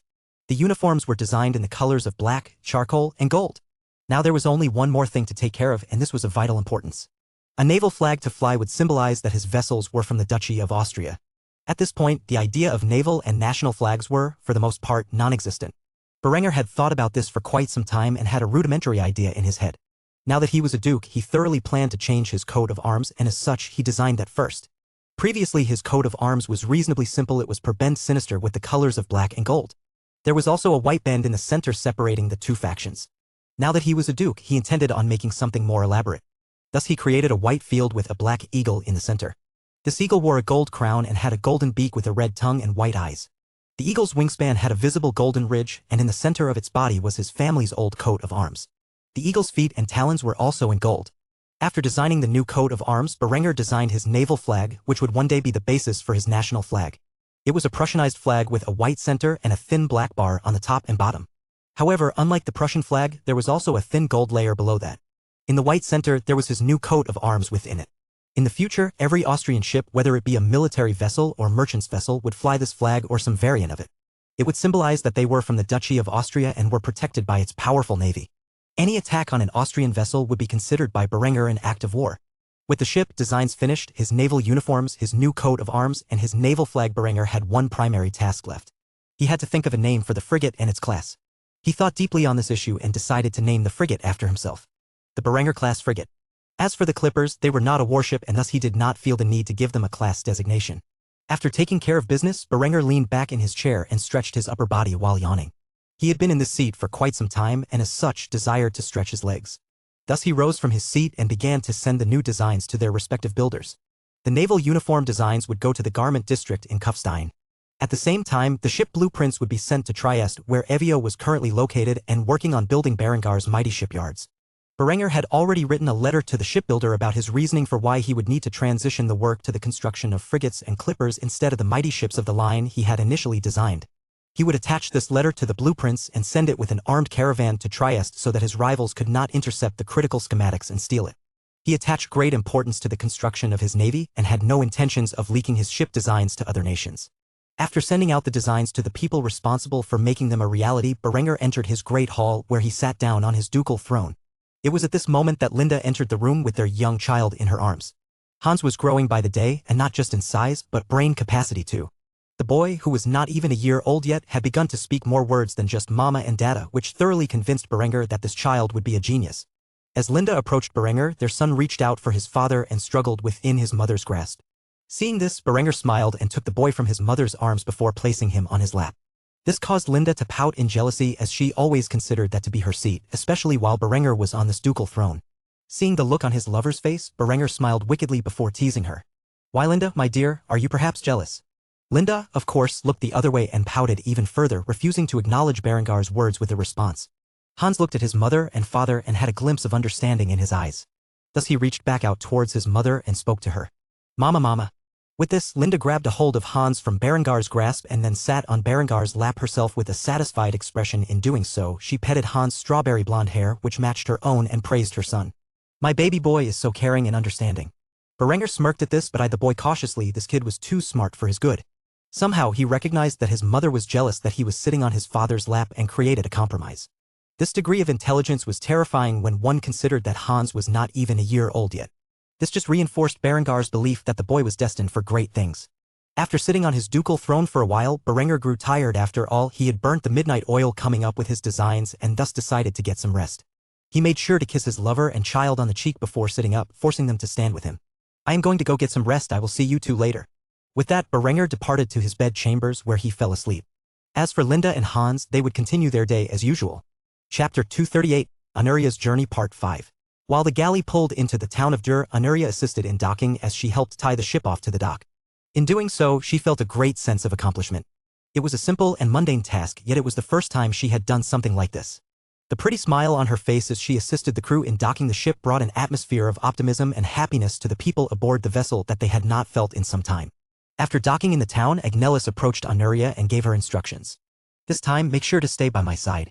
I don't want a repeat of what happened while we were in Wallachia. Anuria's smile faded and she nodded her head with a solemn expression. After doing so, she followed Angelus into the town. Heraclius was flying overhead once more, watching over the girl. This time, the eagle made a mental note not to chase after prey while the princess was wandering about. Agnelis led Anuria into the town where they began to shop for supplies. Throughout the time she had spent locked away in the captain's cabin, Anuria had time to think for herself. She realized if she immediately revealed her identity to Berenger, he would likely ship her back to Constantinople. The man might be a brilliant commander with a powerful army. However, he would not be able to face the pressure of the empire by himself. Thus she had opted to look for something to disguise her appearance and identity. While she and Agnelis were walking through the town, she noticed a little shop. This shop sold beauty products to women, and Anuria thought it would be an excellent place to check for something she could use to disguise her appearance. As such, she tugged a hold of Agnelis' arm and spoke to him. I want to check out that store, maybe they have something useful for me.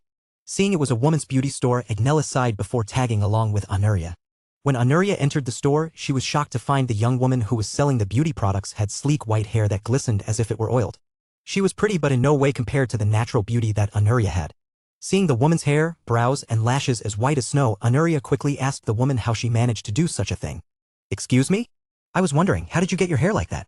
Hearing a pretty young girl like Anuria question her about the fashion trend she was trying to start, the woman smiled before answering Anuria's with a proud expression on her face. It is all thanks to this product right here. As she said that, the woman pulled out a can of pomade manufactured by Berengar's industry. Berenger had long since decided to sell the product for extra profit, and throughout the river trade on the Danube, some of his creations had made their way into Hungary. After showing off the fine wax-like substance, the woman continued her train of thought. I had a brilliant idea to mix the fine white powder with the wax-like substance, and in the end, it created the brilliant snow-white hair you see on my head. It is just a damn shame most women are not interested in this style. Though I would suggest giving it a try. With your natural pale skin and mint green eyes, I am sure it would enhance your beauty. Hearing this, Anuria quickly decided to buy a bit of both the fine white starch powder and the pomade. As such, she looked at Agnelis with puppy dog eyes, signaling she wanted the items, and the man had no choice but to give in. Thus, he handed the woman the coins necessary to purchase the products. After doing so, the woman made another offer. If you want your hair to be as white as mine for 5 extra coins, I can help you through the process. Hearing this, Anuria instantly agreed, and thus she sat down in a chair where the woman walked her through how to treat her hair so that it was a snow-white color with a silky texture. By the time they had finished treating Anuria's hair, brow, and lashes, she looked like a different person. Though her face was the same, the vast difference between her previous chocolate-colored hair and her now snow-white hair was substantial. With her ashen skin and mint green eyes, the white hair complemented her natural features better than her natural hair color. After witnessing the transformation, Agnelis was shocked. He could not believe the young girl could be even more beautiful than she was prior. Though few people had seen Anuria in her life as a princess, it was still better to be safe than sorry, and thus her new disguise, while simple, had a significant effect. Anuria saw the expression on Agnelis' face and smiled with her pretty pink lips before asking the man the question on her mind. Well, how do I look? The traveling jewelry merchant and sailor struggled to find the words to compliment the young girl in front of him. However, after careful deliberation, he eventually came up with the phrase, "Simply divine." Hearing such an incredible compliment, Anuria began to blush, her naturally pale skin flushed with a slight pinkish tone, complementing her new snow-white hair perfectly. The woman who had helped treat Anuria's hair began to pout. Her most recent customer had outshone her beauty by a wide margin. However, there was hope in her heart that Anuria could inspire her fashion trend, which should not naturally exist in this era. Without Berengar's interference by creating and selling pomade, powdering hair would not come into existence for some time. This was just another effect that Berenger unknowingly had on the timeline. After paying the woman for her help, Agnelis and Anuria left the shop and entered the streets. Now that Anuria had a disguise, she no longer cared about covering her appearance, and her beauty attracted many eyes. Despite this, nobody would ever guess that she was the princess of the Byzantine Empire. Despite the young beauty walking through the streets showing her stunning appearance, not a single man approached her. This was due to Agnelis' escort. He was a tall and strong man by nature and naturally intimidated anyone who thought to interact with the young beauty by his side. Thus she walked through the crowd with a gorgeous smile on her face, attracting the glances of all men and boys alike. Of course, Anuria herself was unaware of the lustful gazes that were cast her way and thus continued without a care in the world. Throughout the rest of the day at the town, Anuria followed Agnelis around where he purchased the necessary supplies for the remainder of the journey. He even sold a few jewelry pieces to some of the local noblewomen, making a bit of a profit. Before long, he and Anuria returned to the ship. The crew was still busy venturing through the town going about their business. Well, aside from the many slaves who rowed the vessel, that is, they were bound to the ship. When Anuria was alone with Agnelis, she began to thank him for paying for her disguise. Thank you, Agnelis. Not just for paying for the products I wanted, but for everything you have done for me up until this point. Agents merely scratched the back of his head in embarrassment before responding to the princess. It is no problem after all, you are the princess of the empire. It is what I should be doing. However, to this response, Anuria merely shook her head. She had decided to hide her identity and thus she could no longer have Agnelis referring to her by her real name or her title. Therefore, she began to inform the man of her intent. I am no longer the princess of the empire. I ran away from home and I have no plans on going back. From now on, you should refer to me as Valeria. I think it is best if you use a pseudonym in the future. Hearing this, Agnelis was shocked and immediately asked the question on his mind. What about Count Berenger? Are you not going to reveal your identity when you arrive in Kufstein? To this, Anuria responded with a wry smile on her face before revealing her plans for the future. If I reveal my identity to Count Berenger immediately, he will most certainly ship me back to Constantinople, or at the very least inform my family that I am in Kufstein and keep me there until they arrive to transport me back to the palace. Instead, I will let him believe I am Valeria Zanara, a noblewoman from Antioch. After I have managed to make him fall head over heels for me, I will reveal my true identity. After all, a relationship built upon lies cannot stand for long. Hearing this, Agnelis was surprised how much the young girl had thought through her future since they departed from Constantinople. He had to say that she was maturing emotionally with each passing day, and that was a good sign. He too feared Berengar's response when he found out the runaway princess had fled to his territory. As such, Agnelis patted the girl on the head and smiled at her before saying the words on his mind. I think that is a smart idea. I pray that your dreams come true. After saying that, Agnelis removed his hand and looked up at the moon in the sky before commenting once more. It is getting late. I think you should get some rest. We still have a long ways to go before we reach Kufstein. Hearing this, Anuria smiled and nodded before leaving towards the allotted quarters. While doing so, she made sure to thank Agnelis once more. Thanks again. I appreciate it. As she said this, Heraclius swept down from the sky and landed on her shoulder where the two of them departed for their quarters. The eagle was not the least bit surprised that Anuria had changed her hair color and merely cawed at her while nodding his head in approval. The last thing Agnelis heard the princess say before entering the cabin was the young girl talking to her pet. Thanks, Heraclius. With this, Agnelis merely shook his head and looked up at the moon once more before saying his thoughts aloud. That girl is just too cute. Chapter 239, Lambert's Official Death Eye. Since the death of Lambert, Berenger had hidden it from his family.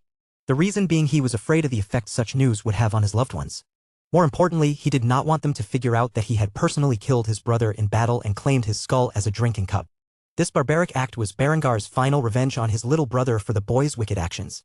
However, he could not keep the secret forever, and thus Berenger had been hatching a scheme to inform his mother, father, and little sister of Lambert's death. He had just been too busy up until this point to do so. However, with his schedule free for the next few days, Berenger knew the time had come to announce Lambert's death and allow his family to have a good image of their lost loved one in their hearts and minds. As such, he had recently sent out a summons to his parents so that they may appear in Kufstein. It was on this day that they had finally arrived, and when they did so, they were amazed to see the changes that had occurred to their once humble barony. The last time they were in Kufstein, it was little more than an agricultural town. Now it was a thriving city protected by mighty walls made of steel-reinforced concrete bricks. The sturdy star-shaped walls that bore dozens of cannons facing in all directions were an intimidating sight to the couple who had never thought that Kufstein would grow so rapidly in the year since their departure. Like all visitors, they had to wait in line until the city guards could vet them. Sieghard was quite impatient as he waited within his carriage.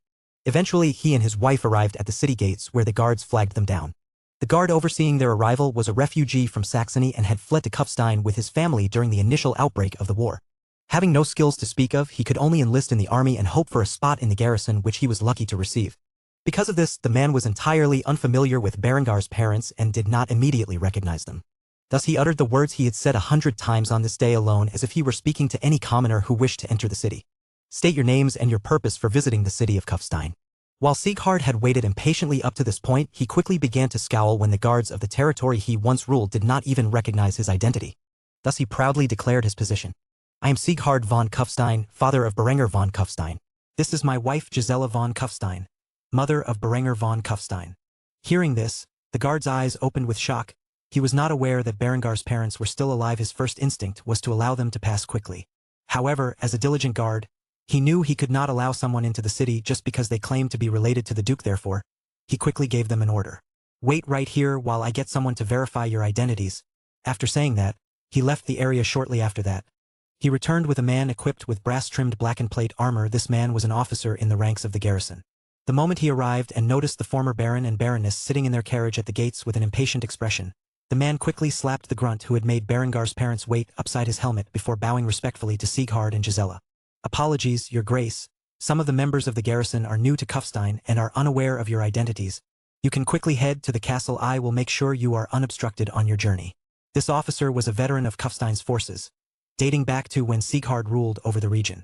Thus he knew the appearance of his old liege like the back of his hand. On the other hand, Sieghard was greatly bewildered when he was referred to by the honorific Your Grace and quickly questioned the term as if his hearing had failed him. Your Grace? Sieghard and his wife were unaware of just how much progress Berenger had made in the past year. After all, they had retired to the countryside and maintained a peaceful life. They did not bother to check in on the current affairs of the realm. The officer looked befuddled. It took him a few moments to realize that the couple was unaware of the changes made to Kufstein and all of Austria during their seclusion, and thus he merely smiled before saying, "It appears your son has many things to inform you about. Welcome home." With that, Sieghard nodded in confusion before ordering the servant who drove his carriage to press forward. "To the castle. It appears there is much I have to speak about with my son." With this, the carriage rode forward and up to the castle, where Sieghard and his wife departed. At the gates, Berenger, Linda, Henrietta, and Hans were present to greet the couple. Gisela stiffened when she Berengar's appearance. The scar was above and below the eye patch that covered his right eye made her feel a sense of overwhelming dread. As such, Gisela quickly walked over to Berenger and grabbed his face into her hands. "My poor baby. Who did this to you?" Berenger felt awkward as he heard this and coughed as he released himself from his mother's grasp. "I was injured on the battlefield, but rest assured, I am fine." Though Gisela did not believe that Berenger was fine after being blinded in one eye, she accepted his words for the time being. Berenger did not want to talk about it. Thus she quickly looked over at Henrietta, where she hugged her little daughter. "My sweet Henrietta, it has been so long, and you have grown so much during this time." Henrietta was sheepish as usual and was silent as her mother grabbed a hold of her. After embracing her darling little daughter for a while, Gisela turned her gaze to Linda, where she stared at her coldly.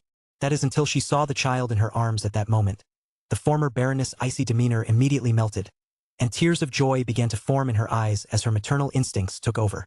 She quickly reached out to Hans, where Linda begrudgingly handed her son over to his grandmother. "Is this my grandson?" Linda nodded with a warm smile on her face before declaring her thoughts. "Yes, his name is Hans. He is an incredibly gifted child." Berenger smiled when he saw his father and mother for the first time in a year. The last time he had seen his father, the man was lean and worn. To put it simply, he was a husk of his former self. Yet during this past year, he had filled out his muscular body once more, and though he had aged quite a bit since Berenger first reincarnated into this world, the man had a healthy aura about him, as if he had recovered his lost vigor. Berenger approached his parents with a broad smile on his face. "Father, mother, it is great to see you. I am glad to see that you are both healthy. I wish it were under better circumstances that I could summon you." Berenger had been deliberately vague about the reason for requesting their appearance in Kufstein, and when he said these words, a hint of worry flashed across his father's face. On the other hand, his mother was too enamored with her grandson to notice Berengar's words and had approached Linda, where she took Hans into her arms and spoiled the child. Having seen this, Berenger sighed before leading his parents into the castle. "I am sure you are both tired and would like some rest. Please follow me to the dining hall. I will have some food prepared for you." Sieghard and Gisela nodded and followed Berenger and the rest of the family into the dining hall, where they shared a pleasant meal. After it was over, Berenger tapped Linda on the shoulder and spoke his mind. "Linda, why don't you take Henrietta, my mother, and Hans away for a bit? I'm sure you all have some catching up to do." Linda immediately understood Berengar's intent as such. She nodded politely before leading Gisela and the others to a different section of the castle. "If you will follow me." Though Gisela was hesitant to leave her husband and son, Sieghard silently nodded, signaling her to follow Linda and their daughter. Once they had disappeared from earshot, Berenger asked his father a simple question to break the ice.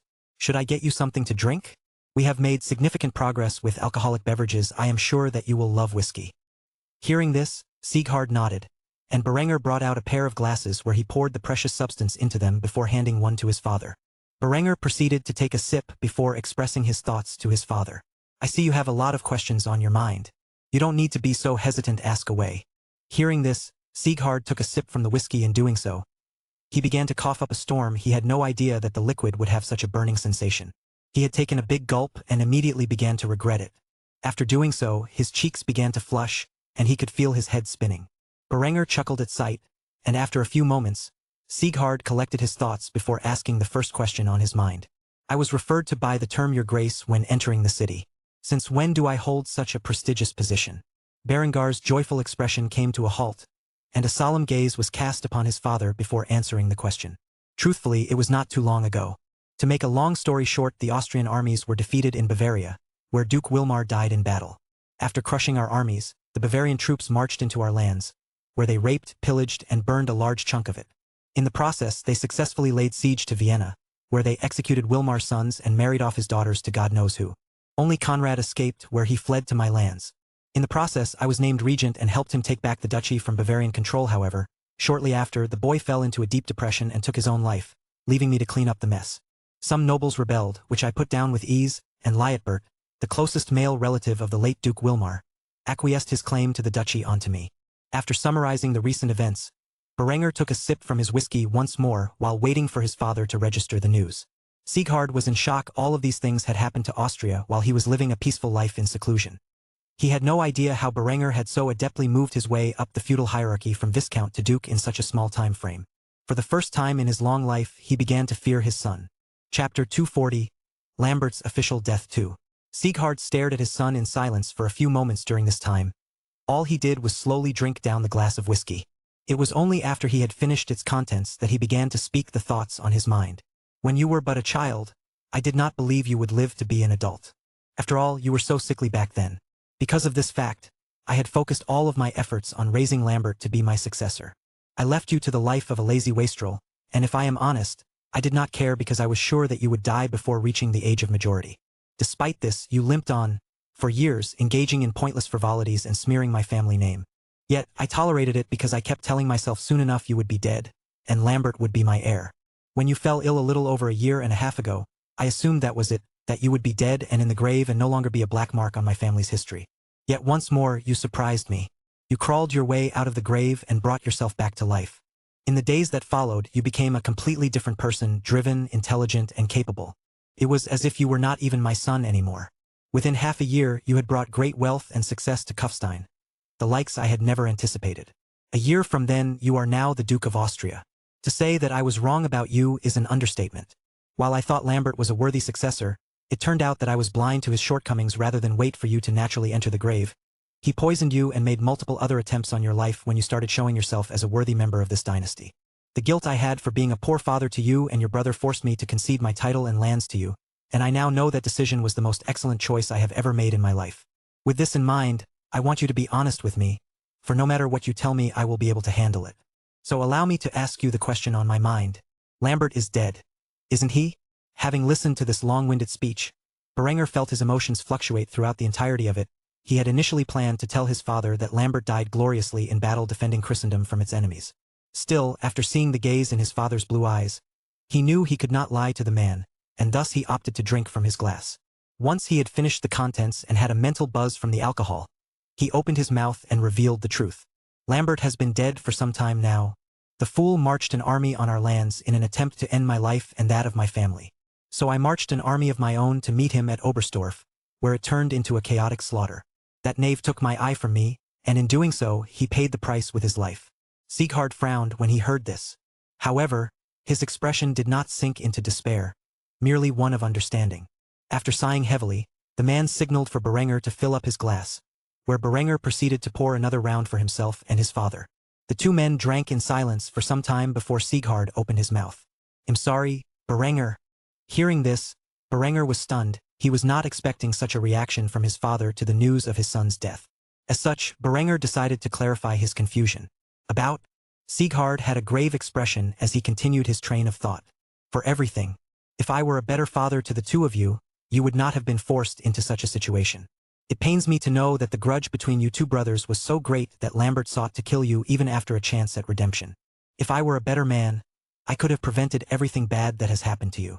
Berenger merely drank from his glass in silence for a few moments before responding. When he did so, he had a severe expression on his face. You don't need to apologize. Everything that has transpired in my life has made me who I am. Without Lambert's attempts on my life, I would not be the man I am today. I fear to think about the life I would live if I had never awoken from my naivety. Berenger then pointed to his eye patch with a stern expression on his face and began to continue his speech. This is a permanent reminder that I should never show mercy to my enemies.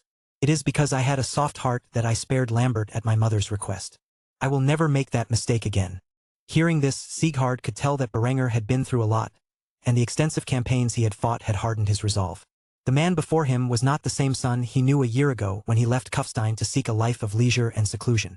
Sieghard could hardly recognize his son, but he was curious about what Berenger was thinking and how grand his ambitions were, and thus the former baron drank from his glass once more. Finishing its contents, he motioned for Berenger to fill it up, where the young duke poured more whiskey into both of their cups. After doing so, Sieghard asked the following question on his mind. So is being duke enough for you? Or do you desire to be king? When he heard this, Berenger decided to reveal some of his plans to his father. There were a few reasons for this. First and foremost, the man was family, and if Berengar's status was elevated, so too was his. Second, the older man had retired and given Berenger his realm. Thus, even if he was against Berengar's plans, there was nothing he could do. Thirdly, Berenger did not plan to reveal everything about his grand ambitions, only what would come next. With this in mind, Berenger responded to his father's question with a smug expression on his face. For now, I will consolidate the gains that I have acquired throughout the past year. I will implement my reforms, expand the army, and establish a grand navy.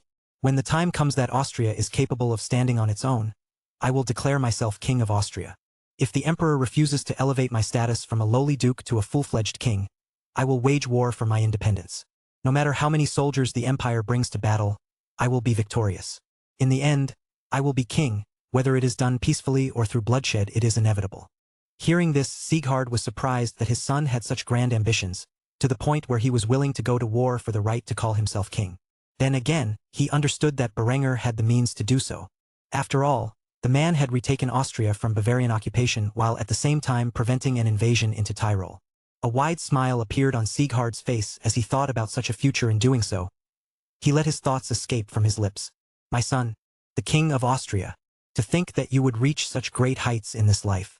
Do not disappoint me, my boy.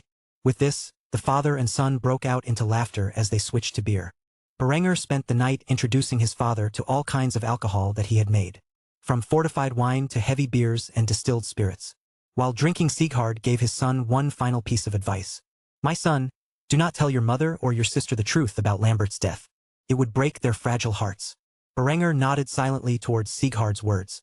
If it were not for his father being so forthright about the topic, he would have lied to him as well. With that said, Berenger drank more from the chalice in his hands. This golden chalice was not the usual skull chalice he drank from. He felt that it would be inappropriate to drink from Lambert's skull in front of his father. Thus he had prepared a different goblet.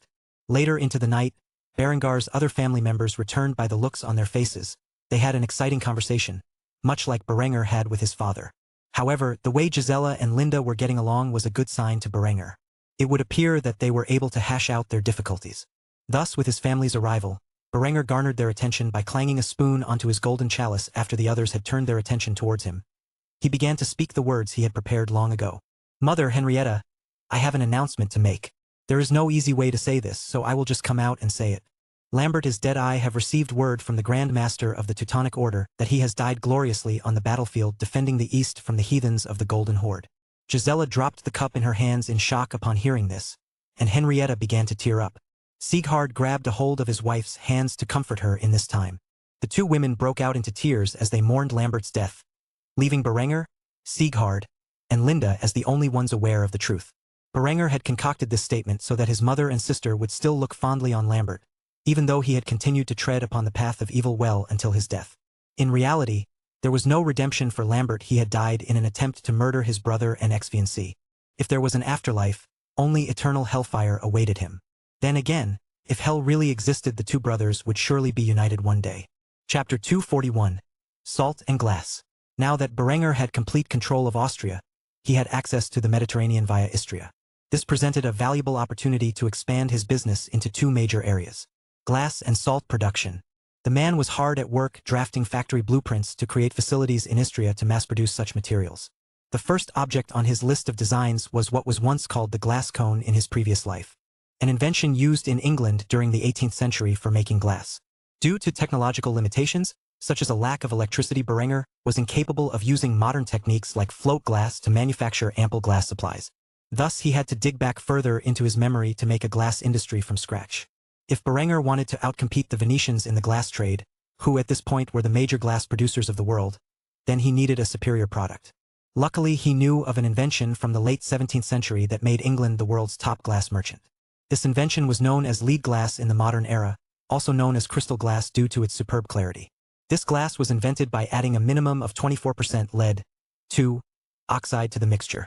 With this technique, Berenger could create a superior glass quality compared to the Venetians and slowly take over the market. However, drinking from lead glass could be harmful, and lead was a valuable resource in the production of munitions. Thus, Berenger had opted to replace the lead oxide with zinc oxide instead. This created a similar level of clarity within the glass, but it was lighter weight and safe to drink from. Berenger had an overabundance of zinc due to its content within his mines and those of the lords underneath his rule. Thus, he was more than happy to make glass this way. Berenger intended to produce such materials in glass cone factories, where after its production, it would be manufactured into various objects. A glass cone furnace was powered by coal and had a large central furnace surrounded by smaller furnaces to ensure that the glass did not cool off quickly. Within the center of this formation was a work area for the glassblowers to shape the glass into the final product. He intended to build a large factory containing several of these glass cone furnaces where he could produce a sufficient amount of glass. By doing this, Berenger planned to dominate the glass trade and add another industry to his portfolio. On the other hand, the saltworks would be much easier. All he needed to do was create a large salt evaporation pond, also known as a salt pan. Essentially, all that was required was to create a shallow area where seawater is trapped and left to evaporate in the sun. After the water was evaporated and the salt remained, laborers could quickly gather it, where it would then be treated and purified into proper edible salt. The byproducts left over would be valuable chemicals that can be used elsewhere in Berenger's industry. If he could set up several of these saltworks across Istria, he could gain access to a large amount of salt and thus help him gain access to the salt trade. Though he would not be able to dominate the industry like the others he had entered into, it would still add another means of revenue to his pockets which would aid him in the long run. After spending half a day designing these things, Berenger ventured to the parliamentary building that contained the House of Lords. Though it was merely a formal procedure, he needed their approval to begin the production of the two trades he had in mind. The moment he entered the House of Lords, the various men he had assigned to the task or were voted in by other members of the nobility all stood up from their seats as a sign of respect. It was not every day Berenger ventured into Parliament usually. It was over something important that he wanted voted upon right away when he did so. Thus, when Berenger stood at the podium, all of the men gathered were waiting patiently for the words he began to speak. After getting his files in order, Berenger cleared his throat before addressing the members of the nobility. "My lords, I have come here today to introduce a set of the legislature that needs your approval. In essence, I will be entering our duchy into the glass and salt trades. I require your consent to construct various facilities within the province of Istria that will provide us with a large amount of the two materials. With my production methods, we can enter the glass trade and eventually dominate the market due to the clarity and quality of the glass produced. The wealth that is afforded to the Venetians via their stranglehold over the market shall shift to us." When the lords heard this, they began to debate among themselves. One of them raised a serious concern over the matter of getting into the glass trade, especially after hearing Berenger's ambitions to dominate the market. "With all due respect, Your Grace, do you think it is wise to steal the glass market from the Venetians? It will surely invoke their ire. We might even potentially be faced with war because of this." Berenger was calm and collected when he heard this information. The Venetians were not a threat to him. In this timeline, the Republic of Venice, much like the one in Genoa, were vassals of Italy's kingdom and, by extension, the Holy Roman Empire. They maintained a significant degree of autonomy, much like other larger states within the empire, such as Austria. Thus, Berenger boldly declared his stance on the issue. "If the Venetians are bold enough to declare war on us over a bit of competition in the glass trade, then I will march on their capital with the full force of my army and force them into subjugation. As for their navy, when I have constructed my fleet, I will lay it to waste. However, I doubt they have the gall to declare war on us so rapidly. By the time they realize they have lost the market, we will already be in a dominant position. Thus, we have nothing to fear from angering the Venetians." Berenger was not afraid of war or making enemies after all. He had spit in the face of the Vatican and caused a reformation in Germany, which had made all of his neighbors except for Bohemia hostile towards him. The only thing keeping his enemies from invading Austria was the fear of a defeat after Berenger crushed the Teutonic Order and the Bavarian army. Few were bold enough to venture into Austria until they could figure out countermeasures to his terrifying weapons. Hearing his bold stance on the issue, the other lords mainly were persuaded after all. Many of them had marched to war alongside Berenger and knew, though boastful, he was not arrogant. They did have the means to defeat Venice. As for his claims about the naval power they were creating, well, in their eyes it was yet to be seen how effective Berengar's fleet would be. Thus, after some deliberation, the House of Lords unanimously approved of the measures. Gaining dominance in the glass market would bring an absurd degree of wealth to Austria, and thus the potential gains far outweighed the potential risks. With his plans approved, Berenger stayed around and discussed some of the other topics of interest. Though many minor things were discussed, ultimately, it was all relatively insignificant, and thus Berenger returned to the castle in Kufstein after some time. Legislating laws was up to the House of Commons and the House of Lords, and Berenger would for the most part not get involved in such affairs until it was placed on his desk where he could either sign it into law, revise the bill and send it back to the House of Lords for approval, or veto it. A fairly streamlined process gave him significant control over the duchy, while still taking the weight off of his shoulders of micromanaging every detail. After returning to his home, Berenger had a meal with his family, and then took a bath with Linda before returning to his room. After closing the door, Linda quickly latched onto Berenger, and began to kiss him passionately, while the two began to undress. After doing so, Linda made a request of Berenger that he was not expecting. Would it be too much to ask to give Hans a little brother or sister? Hearing this, a wide smirk filled Berengar's immaculate visage as he responded by pressing Linda down on the bed and having his way with her. Initially, he planned to wait a while to produce more children, but he would not refuse his lover since she was asking for it. As such, Berenger spent a large portion of the night trying to impregnate his lover once more. Thus Berenger ended the day with a wide grin on his face. Whatever future troubles may appear, he would answer them with firm resolve. Chapter 242. The Princess Arrives. Nearly a month had passed since Honoria first entered the Danube, and with it, she had finally arrived in Kufstein. Since her adventure in Hungary, she had spent much time on the ship learning to sail and going over the German language with the translator that Agnellus had brought with him. When she was not on the boat learning to sail, sleeping, or learning the German language, she was venturing through the villages they passed through, talking to locals, and experiencing life. By now she was fairly proficient in the use of the German language, though she would still have a tough time holding an extended conversation without the translator. Despite this, she was fairly certain she could still communicate with Berenger when she arrived. After all, the two of them were nobility, and thus should know Latin. Now that she had finally arrived in Kufstein, she made sure to dress in her prestigious apparel before venturing towards the castle with Agnellus in tow. Over the past month, she had devised a plan to get on Berengar's good side and had discussed it at length with Agnellus. Her goal was simple: she would approach Berenger under the guise of being a noblewoman from Antioch named Valeria Zanara, seeking to establish trade with Berenger regarding jewelry. After all, Austrian jewelry was starting to become popular in the market due to its high quality and new materials such as white gold. It had become highly desirable for the nobility among the Danube River to purchase. This has initially been Agnellus' reason for coming to Kufstein.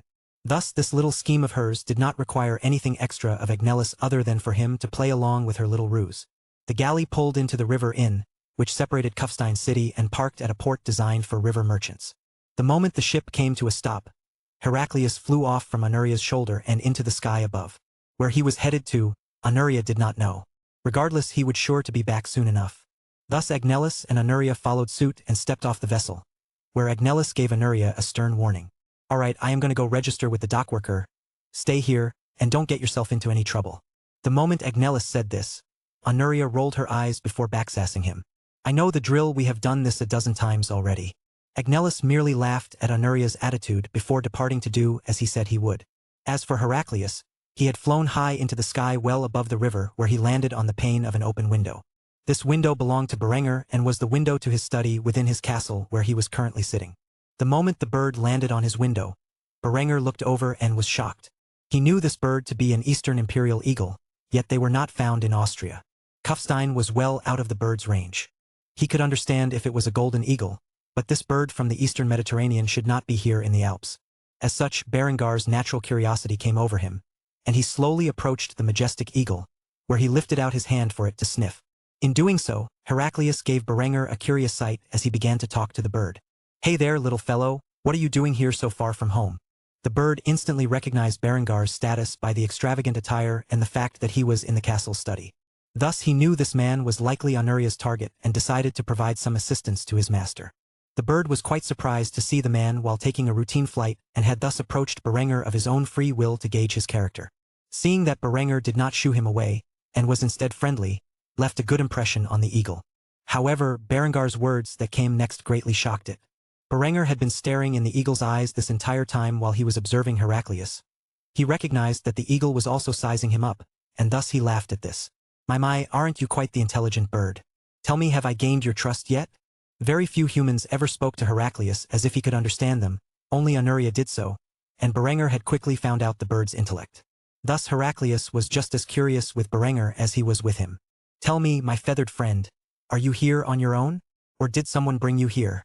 I find it hard to believe a mighty eagle like you would venture this far into the Alps on your own accord. Hearing this, Heraclius merely cawed before flying out the window and down towards the docks. Seeing where the bird was headed, Berenger chuckled, and shook his head before saying his thoughts aloud. All right, he'll bite.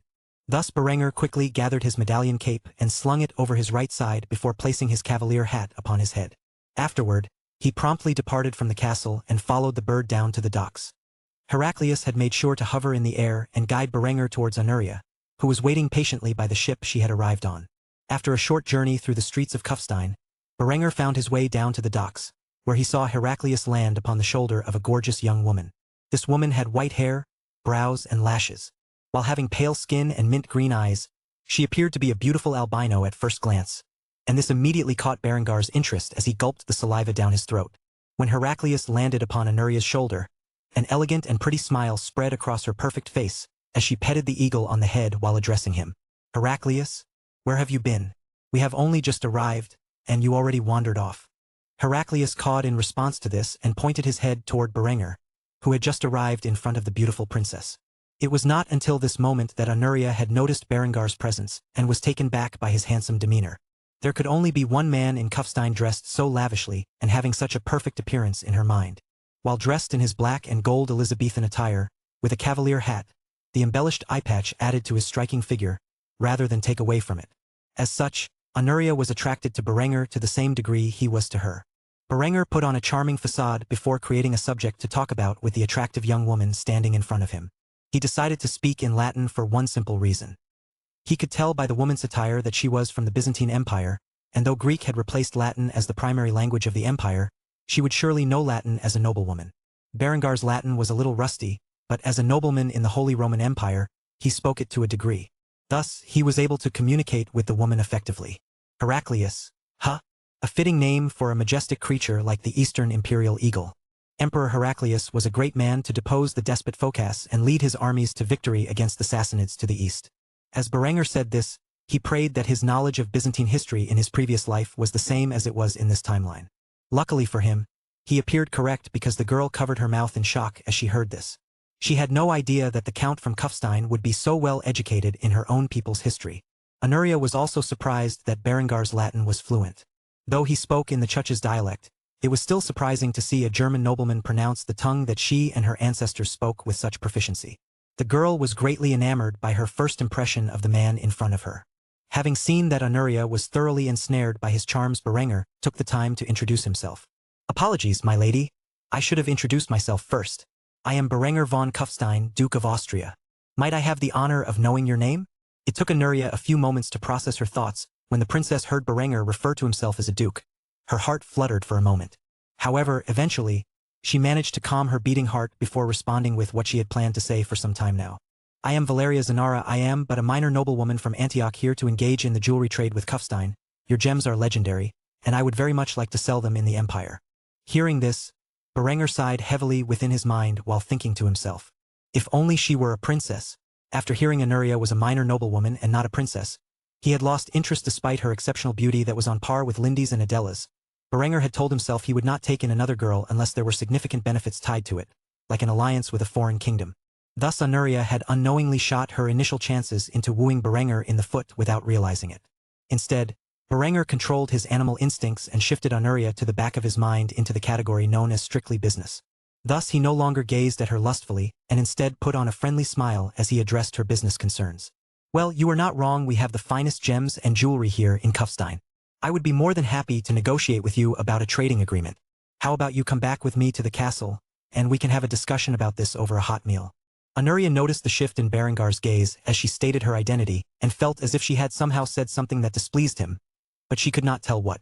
Ever being the wise bird, Heraclius realized that Honoria had ruined Berengar's initial impression of her and lightly pecked at her cheek, trying to warn her that she was friend-zoning herself. Unfortunately, he could not speak the human tongue and could not inform the princess of her mistake. Thus Honoria merely shrugged the eagle off of her as she proceeded to bow gracefully to Berenger. "It would be my pleasure."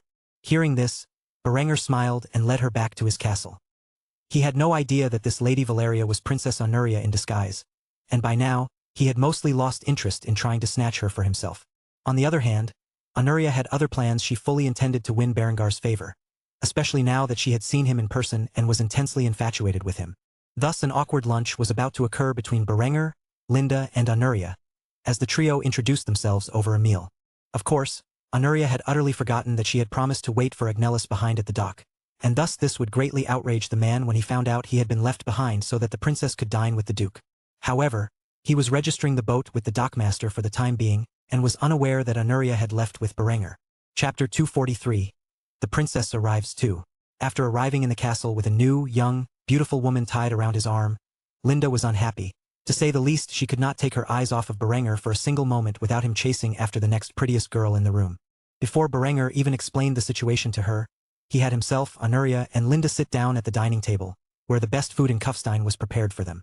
While they waited, Linda stared furiously at Berenger, and this did not go unnoticed by Honoria. However, Honoria saw Linda as competition in the war for Berengar's affection. The only question on her mind was whether or not Linda was Berengar's fiancée or his mistress. As such, she casually approached the conversation by complimenting Linda to Berenger. "Your Grace, your wife is lovely, you must be quite proud." Linda was no fool. She immediately understood Honoria intended to inquire about her identity, and thus she responded on Berengar's behalf, like a lioness protecting her alpha from an unknown stray. "Our marriage is a happy one, we even have a child together. A beautiful baby boy named Hans." After hearing about Hans, Honoria instantly knew Lindy's identity. She was the lover Aretha's had told her about. However, she was confused about why she lied and said they were married when they weren't. As such, she posed the question to Berenger. "I am sorry, I heard you were engaged, but I did not know you were married. When did you two get married?" Knowing that Linda was the lover and not the fiancée, Honoria felt she had a greater chance of securing a spot in Berengar's heart and quickly shot back at Lindy's bluff, which caused Linda to be visibly outraged. She thought to herself, "Whoever this bitch is, she has done her homework." Berenger instantly knew that the two girls were fighting, but there was not a whole lot he could do to stop it, and thus the best thing a man should do in this scenario was clarify the issue at hand before it spiraled further out of control, while at the same time placating his lover with affection. "Linda is not officially my wife, but if I could have two wives, she would be one of them. She is my lover, the mother of my child, and my partner. We consider ourselves bound by our souls, so in a way you could say that we are married, right, honey?" Linda instantly rolled her eyes at Berenger. He was not usually the diplomatic type. The fact that he was approaching this little feud as a mediator meant he had some interest in the girl, or so she thought. Honoria, on the other hand, acted as if she was shocked about the news. Though she knew Berenger had two women in his life, she felt the need to criticize him. If his fiancée was as beautiful as Linda, wasn't he just being a bit too selfish? As such, she let her jabs fly. Of course, it was all dealt with a sultry smile and a seducing voice. "Why, Berenger? I did not know you were that kind of man. Tell me, if you already have two women, then why not 3 or 4? To this, Berenger scoffed as he quickly drank from his skull chalice. He was well aware of the glares he was receiving from Linda at this moment, and thus he decided to approach this landmine without setting it off. "My love life is already complicated enough. The only way I would entertain adding a third woman into my life would be if she was a princess of a powerful foreign kingdom. That way, I could gain something from the massive headache I would receive, such as a political alliance." With this, Honoria instantly realized why Berenger stopped looking at her with passion when she told him she wasn't a princess. She could only imagine the trouble he must have by making two women happy. A third would be a nightmare, but she was undeterred after all. She was, in fact, a princess. Heraclius heard this and started cawing in a manner that resembled laughter. He did this while giving Honoria a gaze that displayed his thoughts for everyone to see. Those being something along the lines, "Ofa, see, you should have been honest from the start." However, Honoria would not so quickly reveal her status as a princess. Instead, she inquired about Berengar's intentions and thus asked him another question. "I have a hypothetical question for you, if you don't mind answering." To this, Berenger merely nodded his head before replying. "Go ahead, as long as it is not something too personal. I do not mind answering your questions, Valeria." With this, Anuria put on a pretty smile and rested her gorgeous face in the palm of her hand while staring at Berenger with a longing gaze. Suppose a princess runs away from her marriage and shows up on your doorstep because she had heard legends about you and was fascinated with the idea of being with you instead of her pillow biter of a fiancé. What would you do? To this, Berenger chuckled and responded with a sly response of his own. This pillow biter wouldn't happen to be the crown prince of France, would he? Anuria's surprised expression told Berenger all he needed to know about the identity of this girl. After all, he had a conversation with Aretha's about Anuria being upset because she had a gay fiancé. Now Berenger had not suspected Anuria until the moment she brought up this hypothetical. The reason it so quickly clicked in his mind was twofold. One, he seriously doubted there were more than a single openly homosexual prince in all of Europe. Secondly, he had heard from Aretha's that Anuria was a beauty no less gorgeous than Linda. Considering Linda was in the top 1% of women he had seen in the entirety of his 2 lives, he felt it was improbable that this woman would bring up a hypothetical that so perfectly described Anuria's situation while being as beautiful as the princess was said to be. At the moment, it was only a suspicion, and Berenger had no definitive proof that the young girl in front of him was Princess Anuria, but all signs pointed to it. She was roughly the same age as Anuria. She came from the Byzantine Empire, she was as beautiful as Anuria was said to be, and she just so happened to describe a so-called hypothetical that matched Anuria's situation perfectly. Then again, as far as Berenger knew, Anuria was still within the empire, thus unless he could confirm her disappearance, he would not be able to say with certainty that the woman before him was Princess Anuria. So rather than out the girl, he merely responded with a non-answer. As such, he put a sly smile on his face before answering Anuria's question. That would depend. Anuria was still recovering from her shock that Berenger knew about her engagement, so it took her a few moments to adequately address Berengar's statement. Depend on what? To this question, Berenger took a drink from his skull chalice before responding. It depends on whether or not I live up to the hype. So let me ask you a hypothetical question of my own. Let's say you are this hypothetical princess who has run away from her marriage and her home to come to visit me to see if I am her dearest Prince Charming. From what you have observed about me until now, do I match the image you had in your head? In response to this question, Anuria quickly drank from her chalice before answering Berengar's question. It is too early to tell. To this, Berenger merely chuckled while Linda eyed Berenger and Anuria's actions closely. She could easily tell what mind games Berenger was playing with this so-called Valeria Zanara. After all, Linda had a mind for intrigue, and if Berenger could guess her identity, so too could Linda. She was also privy to the conversation with Aretha's about Anuria's dissatisfaction with her betrothal. This created a deep sense of worry in Lindy's heart, not because Berenger might fall for the princess. She was already willing to share with Adela, and a third girl wouldn't hurt. It was because if this girl was Princess Anuria, then she had just brought trouble to their doorstep. The kind of trouble that Berenger might not be able to get out of, and nothing worried Linda more than her lover and her son's safety. Linda knew she would have to investigate the real identity of this young woman who presented herself as Valeria Zanara, though it would be difficult. After all, her intelligence network did not reach the Byzantine Empire, and if Anuria indeed ran away from home, it would be a tight-lipped secret. The damage such a scandal would cause to the prestige of the emperor, and his dynasty was no laughing matter. If the emperor could not properly control his own family, how could he possibly control an empire with any degree of competency? Of course, Anuria had no way of knowing that Berenger and Linda would dig into her background. It might take some time and effort, but with enough elbow grease, they could very well find out the truth of the matter, and when they did, hopefully Anuria had entrenched herself into Berengar's heart by then. Else she would be shipped back to the empire to await her fate. Thus the conversation at lunch would continue for some time. After all, they had only just begun to break the ice with one another. Chapter 244. The Princess Arrives 3. While Anuria was visiting Berenger for lunch at his castle, Agnellis eventually returned from the dockworker with whom he registered his arrival. Of course, he had to pay a fee for using the dock, but that was not an issue for the veteran merchant. What was an enormous issue was that the moment he returned to his galley, the princess he had been tasked with protecting by his sister was nowhere to be seen. This caused an immediate sense of panic to fill in the man's gut. Though he technically said he would help her until she arrived in Kufstein, he had at least wanted to make sure the young woman made it to the castle okay. After all, if she was going to be meeting with Berenger, he too wanted to meet with the man so that he could negotiate access to Berengar's jewelry trade. Both he and Anuria agreed beforehand that he would accompany her and pretend to be her servant, which would allow him to negotiate with Berenger for the jewelry business while maintaining the girl's cover. Yet before he had the opportunity to take advantage of that, the girl just up and disappeared on him. Thus Agnellis began to search around the city of Kufstein for Anuria quite frantically.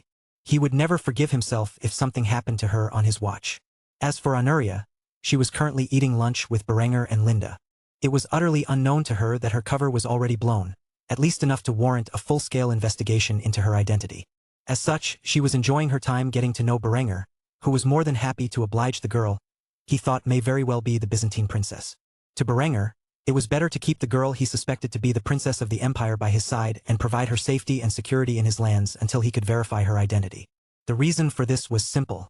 If Valeria turned out to be Honoria, and he turned her away on the suspicion that she was the princess, the Byzantine Empire could blame him for any misfortune that might befall her after he had kicked her out of his domain.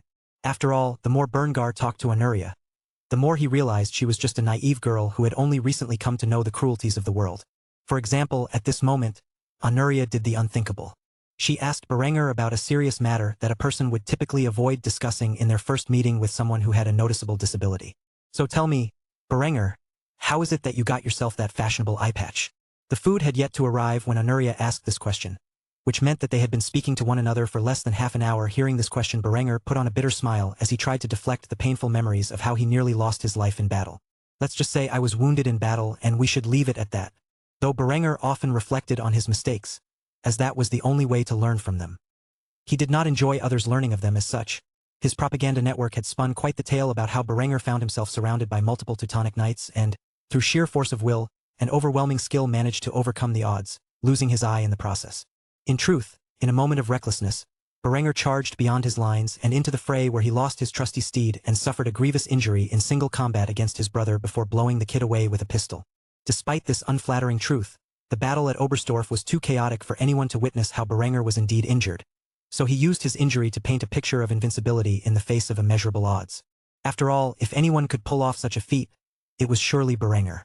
Despite having made up such a story to conceal his costly mistake, Berenger did not feel like lying to the girl about how he was injured and thus tried to kick the can down the road to inform her at a later date. That is, should they ever grow close enough for him to reveal the humiliating truth of his injury. However, Honoria didn't seem to take the hint and continued to press about the issue. You lost it in battle? That is fascinating. Who were you fighting? Do you still have the eye? Or is it completely removed? Can I see it? Meanwhile, Heraclius merely shook his head at Honoria's response and looked at her as if she were an idiot. If an eagle like him could tell Berenger did not want to talk about the issue, why could this girl not see it? As such, the mighty eagle began to peck at Honoria's face lightly. It was not enough to break her skin, but it was his way of saying that she was making a mistake. Honoria reacted by shoving Heraclius to the side, and the eagle rolled his eyes in response, with an expression on his face that said, "It is your funeral." Luckily for Berenger, a distraction came in the form of food, and as such, an excited expression appeared on his face as he announced its arrival. "I am afraid we will have to discuss this some other time. The food has arrived. I hope it is to your liking." Honoria took one look at the food on her plate and thought it was relatively simple, at least when considering the fine Byzantine cuisine she was used to. However, the moment she bit into the pork schnitzel, she felt as if her taste buds had entered heaven, and she could not help but moan in pleasure. After eating a few bites of the food in front of her, Honoria exclaimed her thoughts aloud, having already completely forgotten about her question. "I had no idea Austrian cuisine was so delicious." To this, Berenger smiled proudly before responding to her comment. "Well, I am glad you enjoy it. My chefs work very hard to prepare the best cuisine for myself and my guests to dine on." At this point, Honoria had begun digging into her food, completely forgetting the reason she was officially in Kufstein, to begin with. That is, until Berenger brought it to her attention. "I suppose we should get down to business now that the food has arrived. How much of my jewelry can I expect you to purchase, and what is the price you offer for it?" The moment she heard this, Honoria dropped her fork in shock and began to panic as she voiced her thoughts aloud. Agnellis, Berenger and Linda were confused by her actions. As such, Berenger tried to figure out what she was talking about. "I am sorry, who?" It was at this moment Honoria realized she had made a scene and calmly collected herself before speaking. "Agnellis, he is my subordinate. He handles the business affairs. I accidentally left him at the docks." Berenger desperately wanted to facepalm at the girl's remarks. Honoria had spent all this effort to create a cover story, and in the end, she left behind a critical asset at the docks, one that could seemingly verify her identity in the event there were some suspicions. Berenger did not know who this Agnellis was or what his relationship with the girl was, but he figured it could not be anything good. Now that Honoria was in Berengar's lands, she was under his protection, and as such he wanted to get to the bottom of this. If Agnellis had done anything inappropriate to this girl during their travels, he would be severely punished. As such, the young duke clapped his hands, and a couple of guards stationed nearby walked over to him. As they did so, they saluted their liege by pounding their breastplates and standing at attention before Berenger gave them their orders. "Search for this Agnellis from the Byzantine Empire within the city, and bring him to me." He is probably looking for the girl as we speak, so it should not be too hard to find him." With that said, the guards yelled in the affirmative. "Yes, Your Grace." After doing so, they immediately departed from the castle and formed a search party to find Agnelis. While Berenger, Linda, and Honoria waited, Berenger began to ask a question of his own to the girl. "So tell me, Valeria, what is Antioch like?" Honoria had no response to this question. She had never been to Antioch, nor had she ever had anyone describe what the city was like to her. She could probably imagine a fake answer, but it would be easily discovered if Berenger looked into it. As such, she gave a vague answer trying to deflect the question. "Oh, it is just like any other city in the Empire." To this, Berenger smiled and nodded his head politely while saying a typical response. Of course. However, her lack of knowledge of the city she claimed to be from only further convinced Berenger that the girl in front of him was, in fact, Princess Honoria. Only a girl locked up her entire life would use a major city of the Empire as her backstory and not know the first thing about it. Linda was also cautiously watching the scene, and though Honoria did not realize her lies had been seen through, Heraclius sure noticed it. However, despite being on alert, he did not sense any hostility from Berenger and Linda, only pity. Heraclius had an excellent judge of human character. Something told him that Berenger was not the kind of man that would cause unnecessary harm to Honoria, even if deep down the eagle could tell that Berenger was by no means a kind-hearted man. As such, the trio began to make pleasant conversation over the meal, waiting for Agnelis to arrive, so they could continue this grand charade that everyone in the room was aware was an enormous lie. It would be some time until Agnelis was found, and by the time he arrived, all of the food would have been consumed by the people sitting at the table. Chapter 245. Getting down to business. By the time Agnelis arrived at the castle, Berenger and the others were long since finished with the meal and had been making small talk. At the moment, Berenger was sipping tea out of a porcelain teacup that his ceramics industry had created. It was painted with the depiction of the battle at Oberstdorf. Berenger commonly sold porcelain tea sets that depicted his various deeds, inspired by the old Greek vases that showed the legends and myths of their mythology. They were pretty popular among the nobility of Austria due to their high quality and visually appealing aesthetics. Agnelis was out of breath when he walked in and saw Honoria with a broad smile on her face carelessly chatting away with the Duke of Austria. He had spent the last hour or so searching all over the place for her, only for the town guards to grab him and escort him to the castle without explanation. As such, he quickly called out to her. "Lady Valeria, you had me worried sick." The man had become accustomed to calling the princess by her alter ego for some time now and had no trouble doing so. Berenger was not surprised by this in the slightest and merely had his servants open up a place at the table for Agnelis. "Agnelis, I presume? You must be starving. Sit, and I will have some food brought to you as we dine on dessert."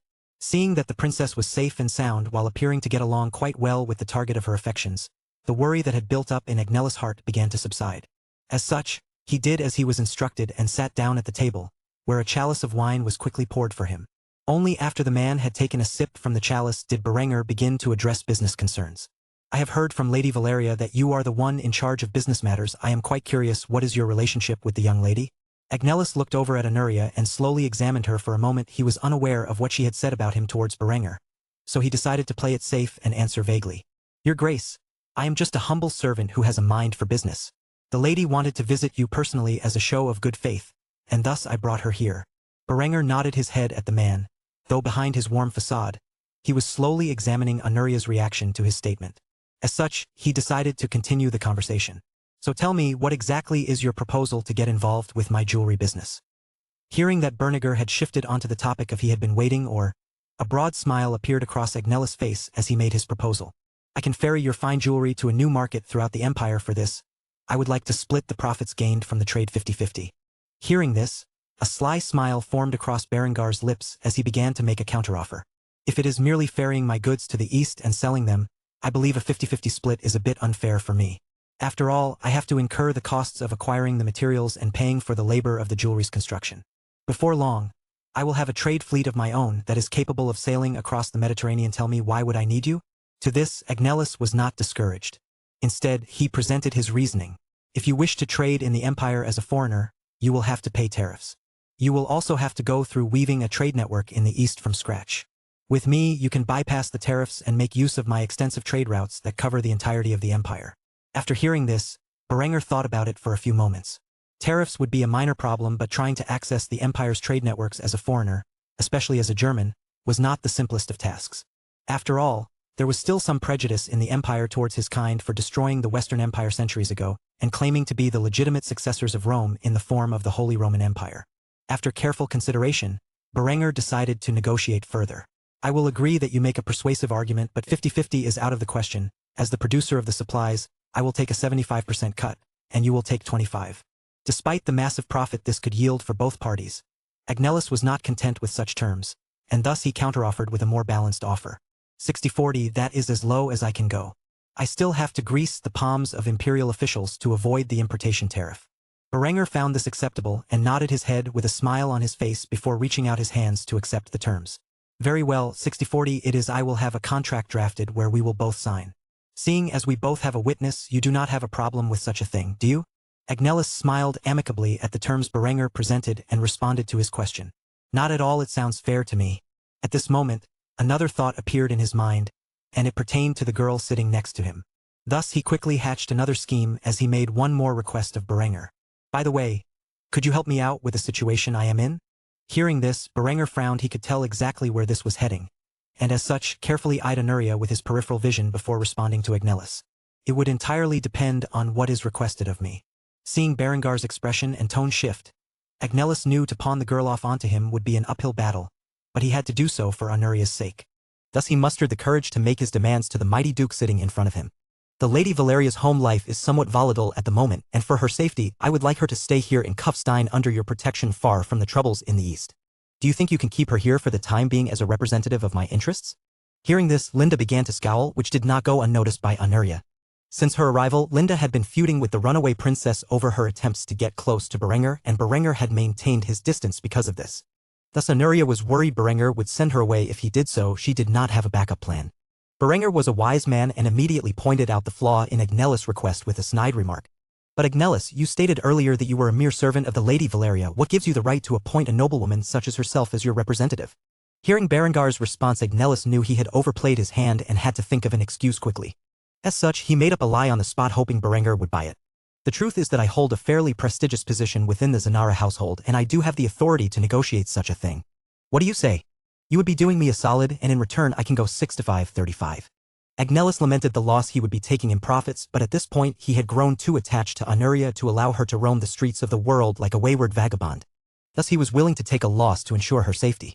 After all, Berenger seemed like he was fully capable of protecting the princess. Agnellis could see he was interested in Anuria despite the duke's hesitation, which was a good sign. Thus he felt like she would be safe in Kufstein and was willing to take a minor cut to ensure the girl's security.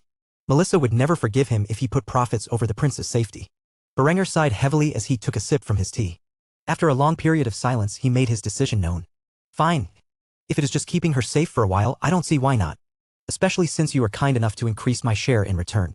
The moment Berenger said this, Anuria was delighted and filled with excitement while Linda stared at Berenger with a scornful expression. There were two reasons for this. One, she did not yet approve of Anuria as a candidate for one of Berengar's wives. After all, there was a high possibility the girl was lying about her identity and thus could not be trusted. Secondly, if she was really who Linda and Berenger suspected her to be, Berenger was bringing trouble upon their doorstep if he accepted this girl into his care. This was what worried Linda the most. Berenger may be powerful, but to contend with the Byzantine Empire was not something he was fully capable of at this moment. Could he defend their borders from a possible Byzantine incursion? Quite likely, but the Byzantine navy could make trade exceptionally difficult with Austria and in doing so, stagnate their economy. Such an outcome would be disastrous for Berengar's restoration efforts. Berenger could not deploy his troops to the Mediterranean, and thus what was most likely to occur was a complete blockade on Austrian ports in Istria.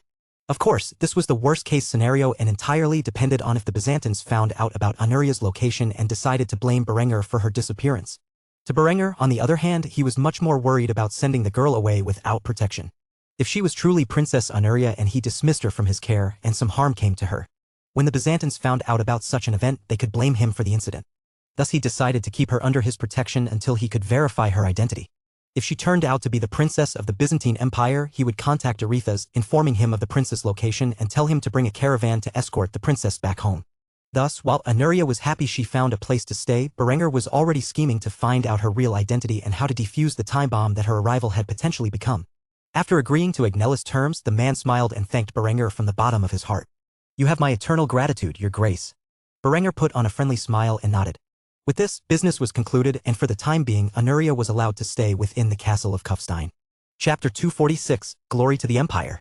Over a month had passed since Anuria's disappearance, and despite the Byzantine imperial family's best efforts, they had completely and utterly failed to locate the girl. They were beginning to fear for the worst. While the emperor was struggling to deal with the fallout of his daughter's reckless behavior, Arethusa was marching an army into Egypt. They had set sail from Ionia not long ago, and they arrived in Egypt not far from what remained of the territory of the Byzantines' decades-long conflict of invading the region. Despite the Byzantines' best efforts, the Mamluk Sultanate still held control of Egypt, Cyrene, and most of North Africa, thus leaving the Byzantine Empire in a never-ending war for reclaiming lost territory. If not for the vast wealth gained from the Levant and the trade routes connected to the Mediterranean, the Byzantines would have had to give up this conflict long ago. However, today was different. Today, Arethusa marched with an army of 15,000 men. These men were equipped with matchlock arquebus firearms and pikes. Through Berengar's intervention in the timeline, the arquebus or arquebus had become a reality far earlier than in his past life, and he had sold them in great numbers to the Byzantines while aiding them in the development of pike and shot formations. The reason for this was simple. Berenger intended for the Byzantines to be a great power in the east and act not only as a bulwark in defense of the Muslim world but as an ally he could rely upon to aid him against his enemies. Berenger had thoroughly outraged the Catholic world with his Reformation and in doing so created many hostile states surrounding his borders. If he did not foster a powerful alliance with the East, he would undoubtedly be fighting a coalition of the European powers by himself. After spending a lifetime at war, he would surely end up like Napoleon. Thus, in order to ensure that he would have a powerful ally, Berenger intended to restore the lost glory of Rome to fight alongside him against his enemies.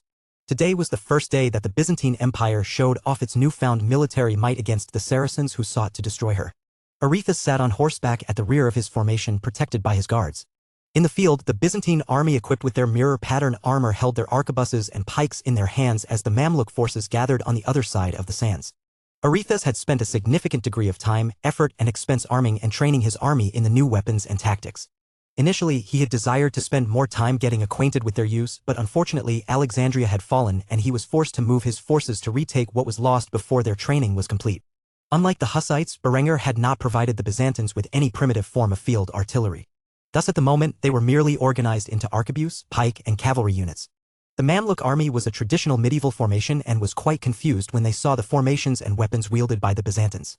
Nevertheless, the battle had begun as the Mamluks began to march into battle. Seeing this, Arethusa ordered his armies to meet the enemy in battle. Soon, the troops would clash in the center of the field where they would fight to the death to determine a winner. Eventually, the armies began to close the gap where Arethusa shouted his commands, which the officers and NCOs relayed among the rank and file of the soldiers. Hold your ground. Hold your ground until you see the whites in their eyes. This was a phrase Berenger had given Arethusa as the basis of when his troops should fire their weapons. Berenger had long since surpassed the need for such tactics with his rifled muskets.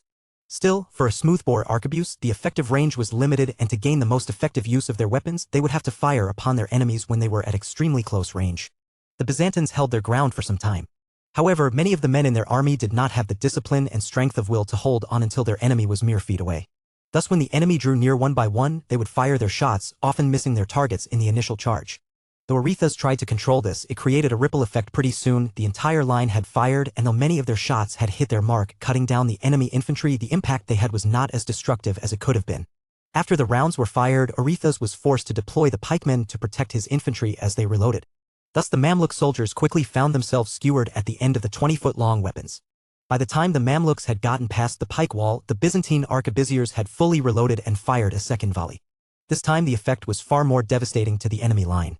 Seeing his forces being rapidly cut down by the Byzantine firearms, the Mamluk general instantly ordered his cavalry to charge.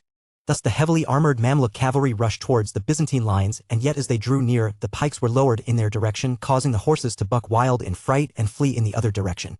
Many of their riders had been cast from their horses onto the sand below as a result. Others found themselves incapable of controlling their mighty steeds until they had reached a point where they were safe from the enemy pike wall. Seeing this, Arethusa merely smirked. The battle was beginning to head in his favor. Though the Mamluk forces outnumbered them, the combined force of pike and shot was well beyond this medieval era's capabilities.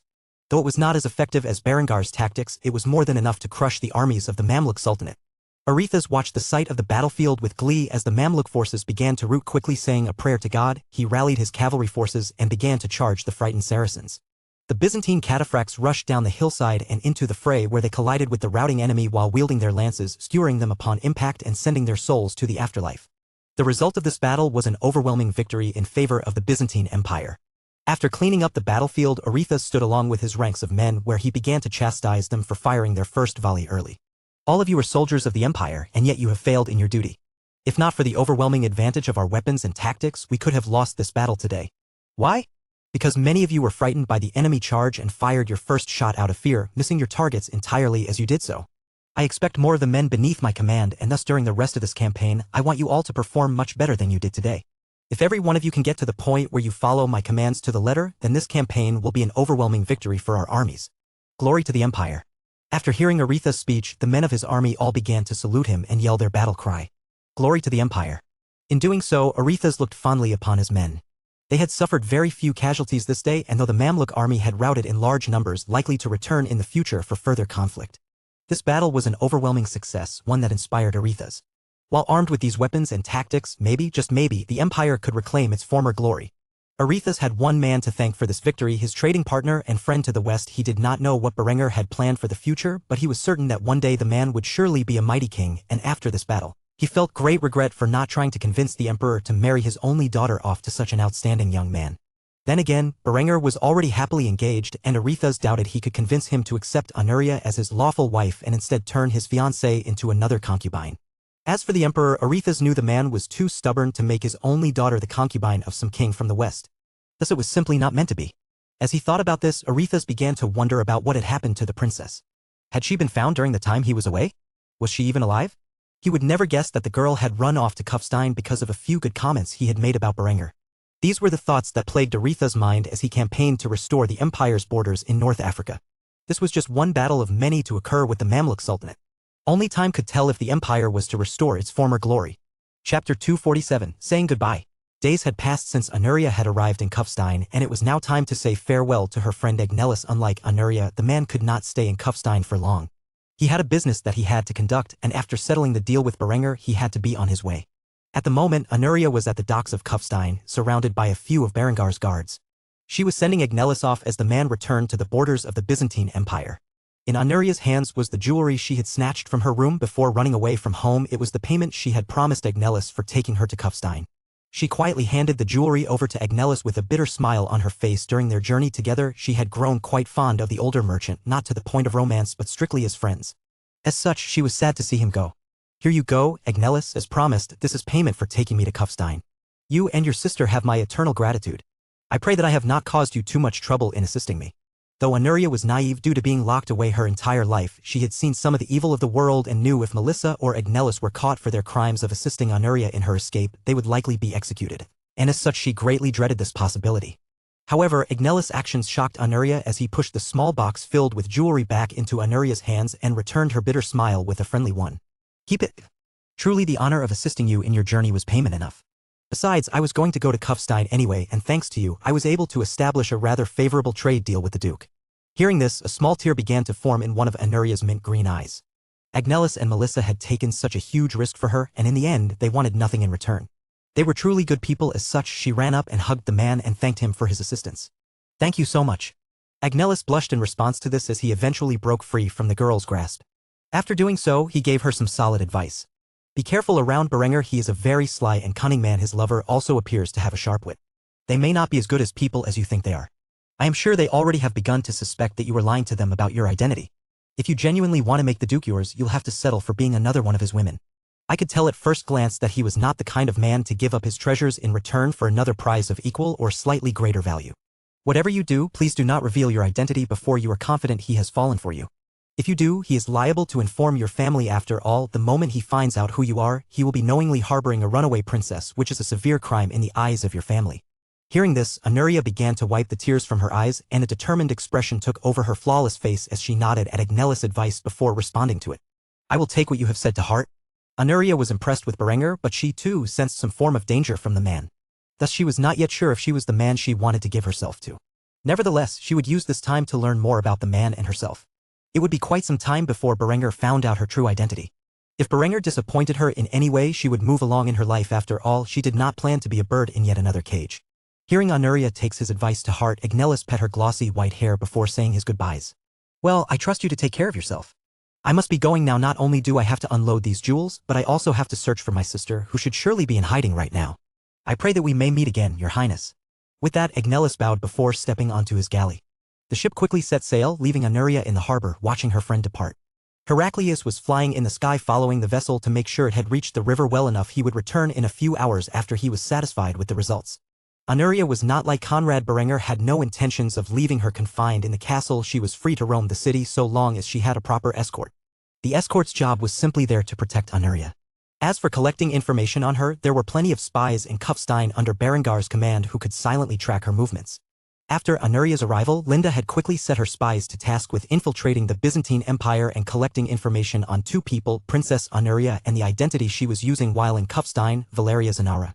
However, it would be some time before her spies even arrived in Constantinople and Antioch, let alone began to gather intelligence. Thus, for now, all Berenger and Linda could do was watch the girls' interactions in Kufstein. With Agnella's departure, Honoria had some free time on her hands, so she decided to spend it walking around Kufstein and getting acquainted with the locals.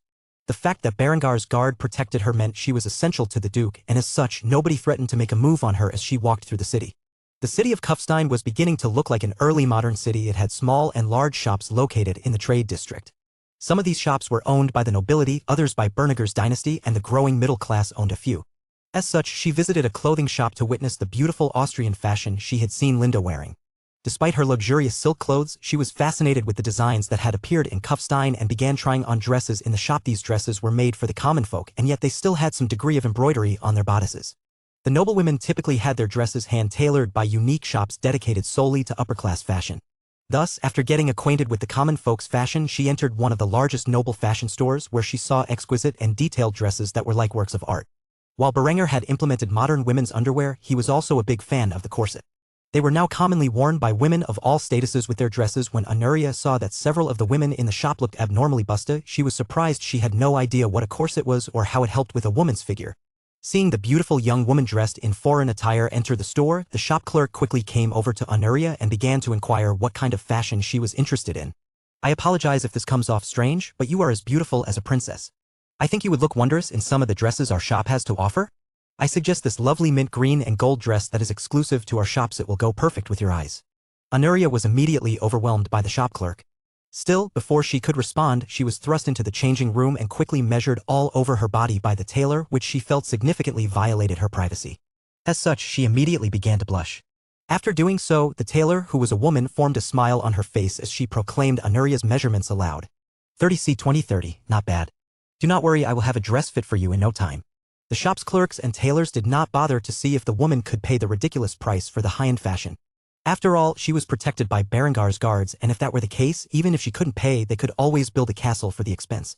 Berenger was known to pay a fair price for his fiancées and lovers' dresses, and because of this, nearly every tailor in the city had desired to make a dress for one of his women.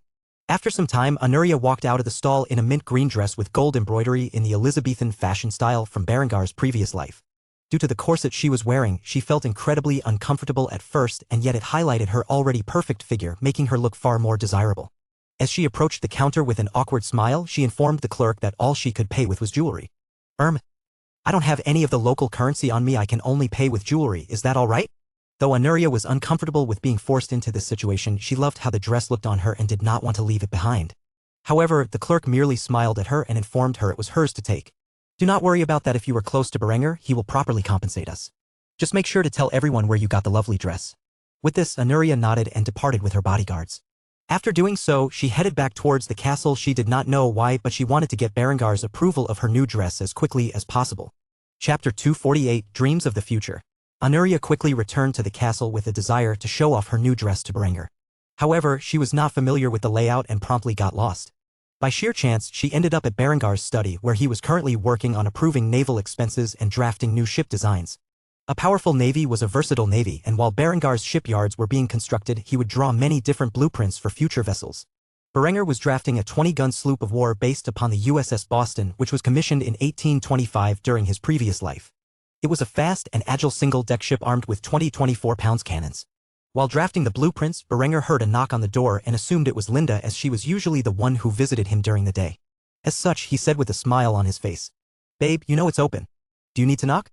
Upon hearing this, Honoria began to flush as she slowly opened the door and revealed her gorgeous figure in her new dazzling dress. Berenger was quite shocked when he saw this and scratched his head with an awkward expression when he saw it was not Linda in his doorway. "Lady Valeria, I am sorry I mistook you for someone else. Is there something I can help you with?" Honoria meekly entered the room as she responded to Berengar's comment. "Not really, I was just curious, is all. I haven't seen your face in a few days and wanted to know what you were up to." After doing so, the princess twirled around in her new dress, giving Berenger the hint to comment on it. Berenger had to admit she did look perfect in the dress, but he had a nagging suspicion that he would be the one ending up paying for it. So instead of complimenting her as she wanted, he merely asked the question on his mind. How much did that dress cost me? Hearing this, Anuria began to pout. She had not gotten the response that she desired and quietly muttered under her breath. I don't know. Berenger found this to be adorable, and as such, he smiled before giving the girl what she wanted. Well, whatever it cost, it was worth it. It looks perfect on you. After hearing this, Anuria blushed and smiled before she began to sit down in the chair in front of Berengar's desk. As she did so, Berenger placed his quill down before covering the ship blueprints with his naval expense reports. He did not want such sensitive information being leaked, and as such, he began informing the girl of his more boring actions these past few days so that she would lose interest. As for what I am up to, I am merely attending to matters of the state as a duke. I have a lot of work cut out for me for the most part. It is rather boring. Anuria merely nodded her head, disinterested as she heard this. However, she read the bold words at the top of Berengar's paper. Her understanding of the German language was rudimentary, but she could still read the word naval. As someone deeply fascinated with sailing, she was curious about this and thus asked, Naval expenses? Am I reading that right? I didn't know that Austria had a navy. Hearing this, Berengar's pleasant smile turned sour as he tried to conceal what he was up to. The building of a grand Austrian navy was crucial to his plans, and at the moment he was trying to hide his dreams for as long as possible. As such, he tried to dissuade the girl in front of him from prying into his business. Lady Valeria, I know you are naturally curious, but it is not polite to pry into the business of someone else's territory. I will forgive you for the moment, but I hope you do not try to entangle yourself with my affairs any further. Hearing this, Anuria began to pout as she responded to Berengar's words. I am sorry, I am just interested in sailing is all. I got excited when I saw the word naval. I promise I won't look at your documents in the future. Hearing this, Berenger was curious and thus asked Anuria the question on his mind. You are interested in sailing, huh? Is that your dream? To sail across the Mediterranean as free as an eagle with nothing but the salty wind of the sea to keep you company? Anuria began to contemplate Berengar's words for a few moments before responding honestly. Truthfully, I do not know. I have never had the luxury to think about what my dreams for the future are. I suppose you could say I am still finding that out. Hearing this, Berenger began to feel pity for the girl. However, the next question she asked him shocked him. What about you? What are your dreams? This was a question Berenger commonly thought about, and as such, he put on a pleasant smile as he informed Anuria about his ambitions for life. At first, I wanted nothing more than to inherit my family's lands and spend a good 30 years or so bettering the lives of my people and by extension my family and myself before retiring to some villa near a lake to live the rest of my days in peace. Hearing this, Anuria was curious. It seemed like a noble goal. However, she noticed he prefaced the statement with the term at first, and as such, she was curious about what he thought. As such, she inquired further about it. And now?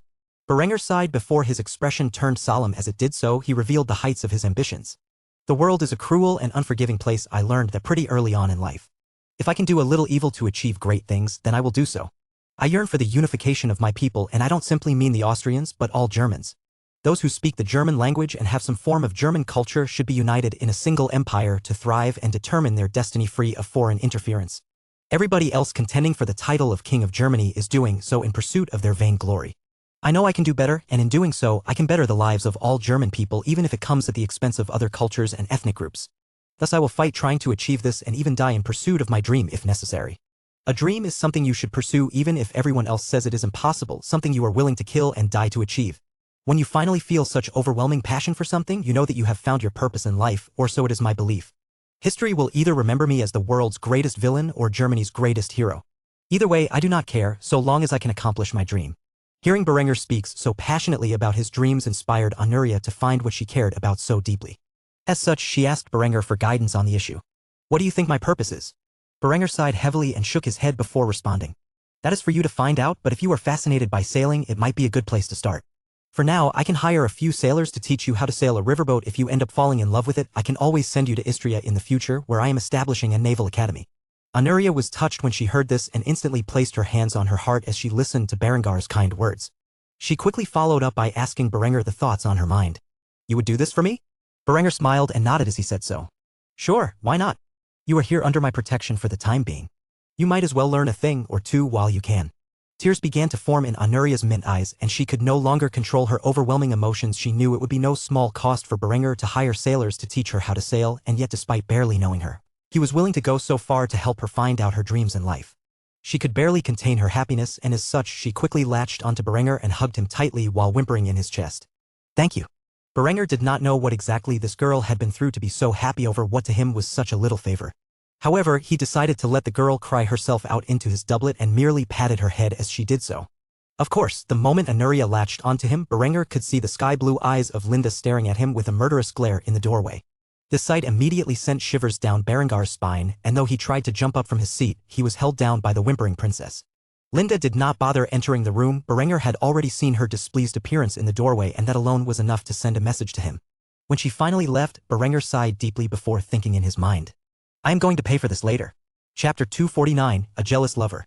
After having his little discussion with Anuria, Berenger sent her away from his office, claiming that he had work to do. She was happy to oblige and thus left Berenger alone in the room.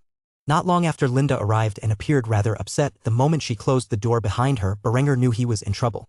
Linda stood before Berengar's desk while staring him down. After a few moments of awkward silence, she sighed before sitting down and resting her pretty face on the palm of her hand before speaking. "I can't leave you alone with the girl, can I?" Berenger had a worried expression on his face. He was well aware of how dangerous Linda could be when she was upset, and though it was a misunderstanding, she would not easily believe him. Thus he tried to explain his innocence to his lover. "I swear I am innocent. I simply did her a favor, and she latched onto me like a leech. How was I supposed to know she is so clingy?" Lindy's sky-blue eyes stared at Berenger with a curious gaze before she asked the question on her mind. "You did her a favor, huh? What might that be?" Berenger had nothing to hide, and as such he explained the conversation he had with Anuria. "I merely told that since she was interested in sailing, I could hire someone to teach her how to sail a riverboat properly. If she was interested further, I could always send her to the Naval Academy I am building sometime in the future." Linda had a hard time believing Berengar's words. After all, the girl was clinging to him so tightly, and thus she narrowed her gaze at Berenger to see if he was lying. Though Berenger was nervous, he was innocent of any foul play, and as such he returned Lindy's glare with one of grit. Seeing how Berenger wasn't lying, Linda sighed before giving him a friendly warning. "Don't let that little vixen dig her claws into your heart. If she turns out to be the Byzantine princess, it could only bring trouble." Berenger nodded his head in response as if he understood Lindy's message. Though in reality he had begun to reconsider his options regarding the so-called Lady Valeria. If the girl was Princess Anuria, then several paths presented themselves on how to proceed. Linda was no fool. The moment she saw Berenger nod his head, the look in his eyes flashed from being genuine to being deceitful, and thus she glared at him before demanding answers from him. "Just what is it that you are thinking in that scheming mind of yours?" When Berenger heard that Linda had already discovered he was plotting something, he smiled bitterly before revealing this thought. "I can't hide anything from you, can I? Fine, I will tell you my schemes." Hearing this, Berenger poured himself and his lover a drink as they began to chat about his plans. He ran a chalice of fortified wine for himself, but since he and Linda aimed to have another child, he poured her a cup filled with water. "Let's say that the girl is Princess Anuria. Aside from appeasing the Byzantines and preventing a diplomatic crisis, what can we possibly gain from shipping her back to the empire?" When Linda heard this, she thought about it for a few moments and answered her question. "We could potentially gain their gratitude, further increasing the amount of trade we have with them. Isn't that enough?" When Berenger heard this, he wagged his finger and clicked his tongue. "TSK, TSK, TSK. You were thinking too small, my dear. If she is the princess and has fallen for me, why not take advantage of this and have a son with her? If I do this, my dynasty gains a claim to the Byzantine Empire, a weak claim sure, but enough to depose the next emperor if he proves hostile to us." Linda looked at Berenger as if she were speaking to a mad ant before expressing the thoughts on her mind. "That is a little risky. If the Byzantines find out we are harboring their runaway princess with the intent for you to make her into another one of your consorts, they will surely take action against us." To this, Berenger leaned back in his chair and smiled before speaking his opinion on the matter. "By the time they can take any practical action against us aside from severing trade, our army and navy will be greater than theirs. It will take years for them to conquer North Africa, assuming they ever find out that we harbor the princess. How many people know what she looks like? How many of them are here in Kufstein?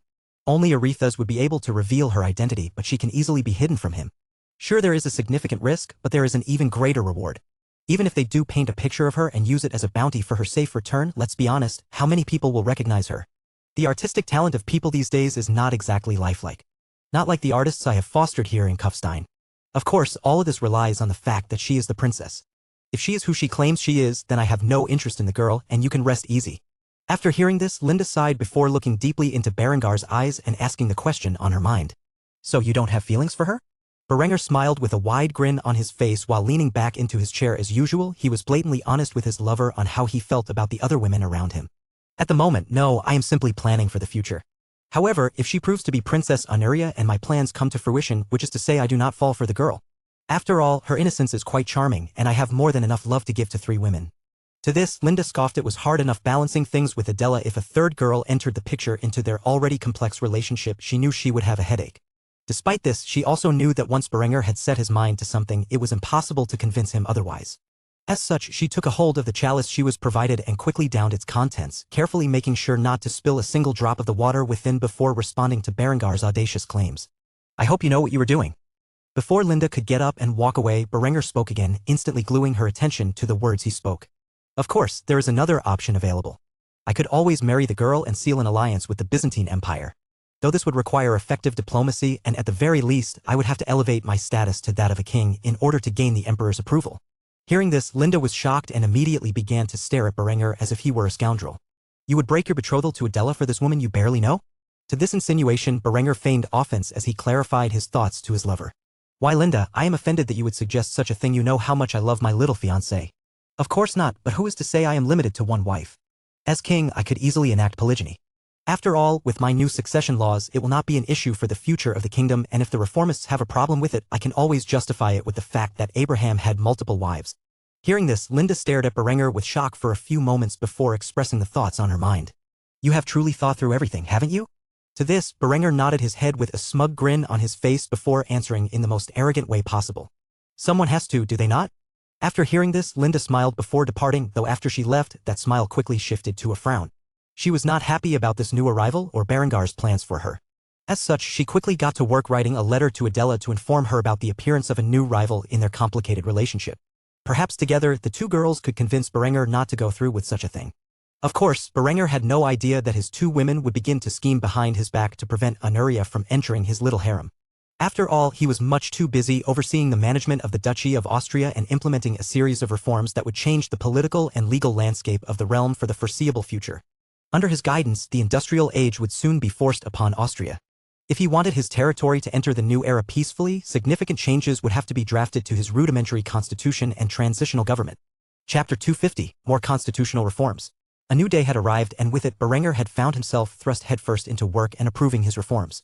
The first order of business was redrafting his constitution so that it could apply to the entirety of the duchy.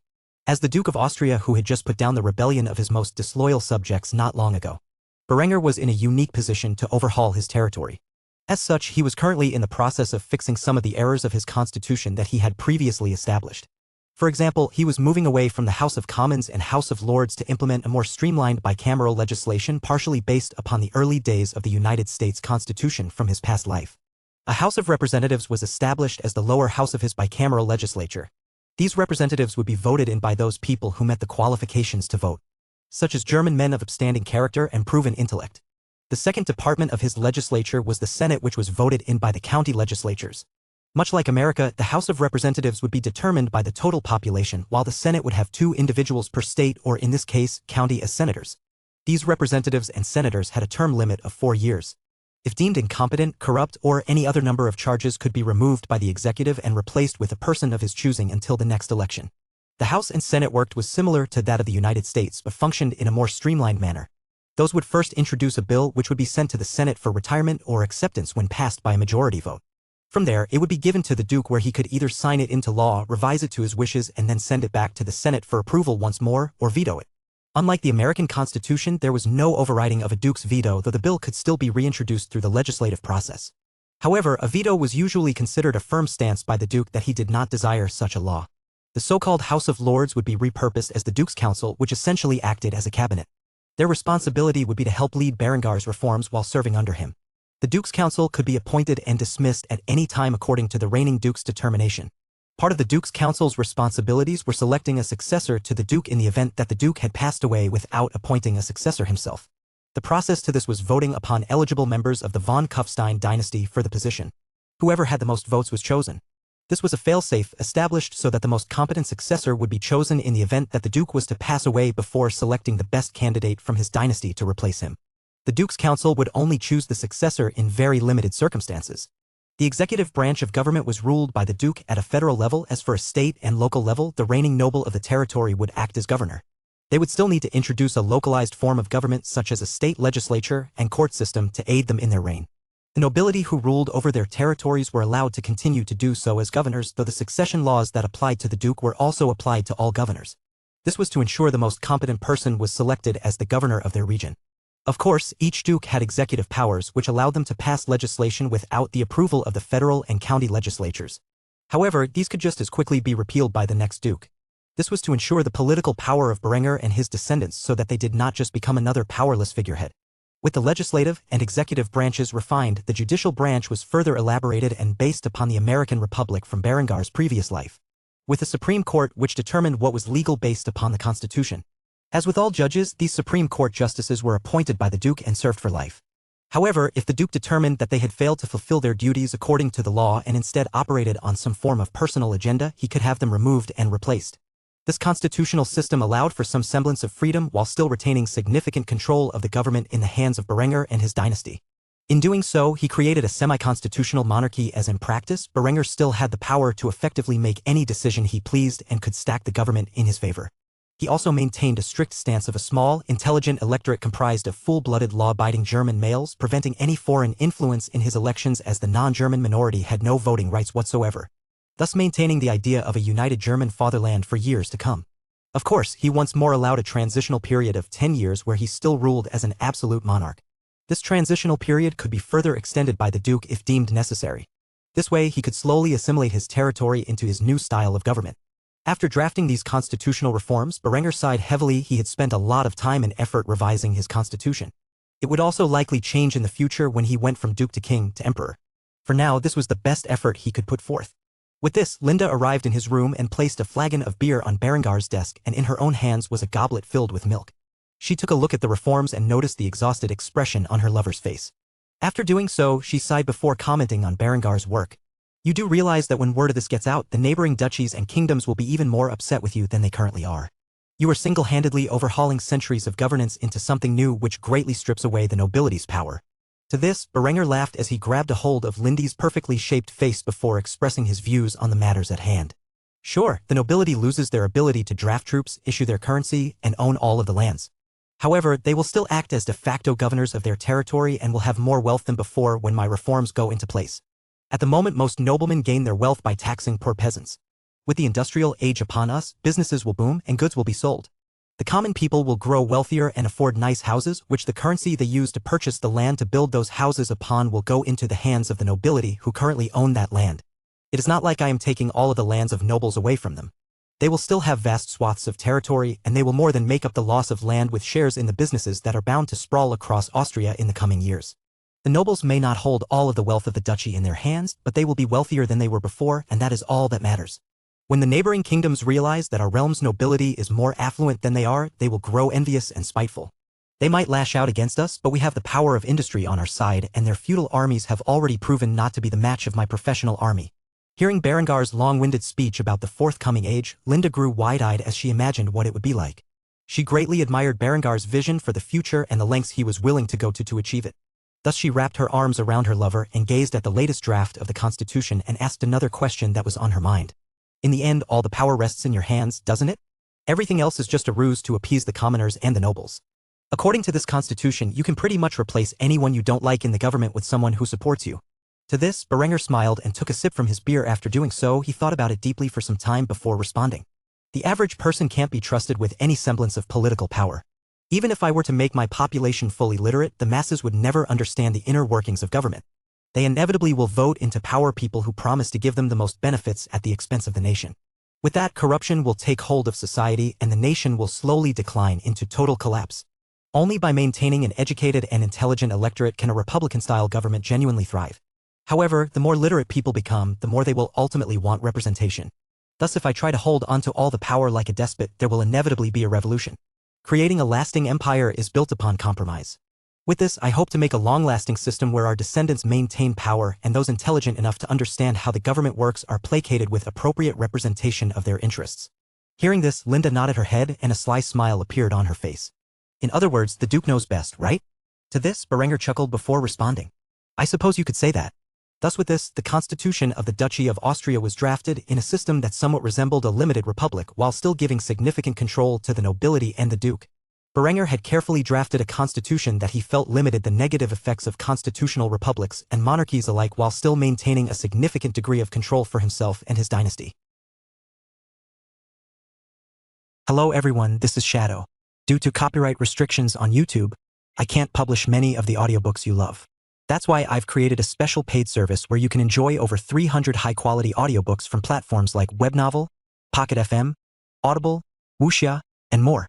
Each novel comes as a one-time purchase, no subscriptions, no hidden fees. After payment, you'll receive full access via Telegram, along with all future updates for that novel. You'll find a wide selection of your favorite genres and titles, always in premium audio quality. Check the full list of available novels in the description.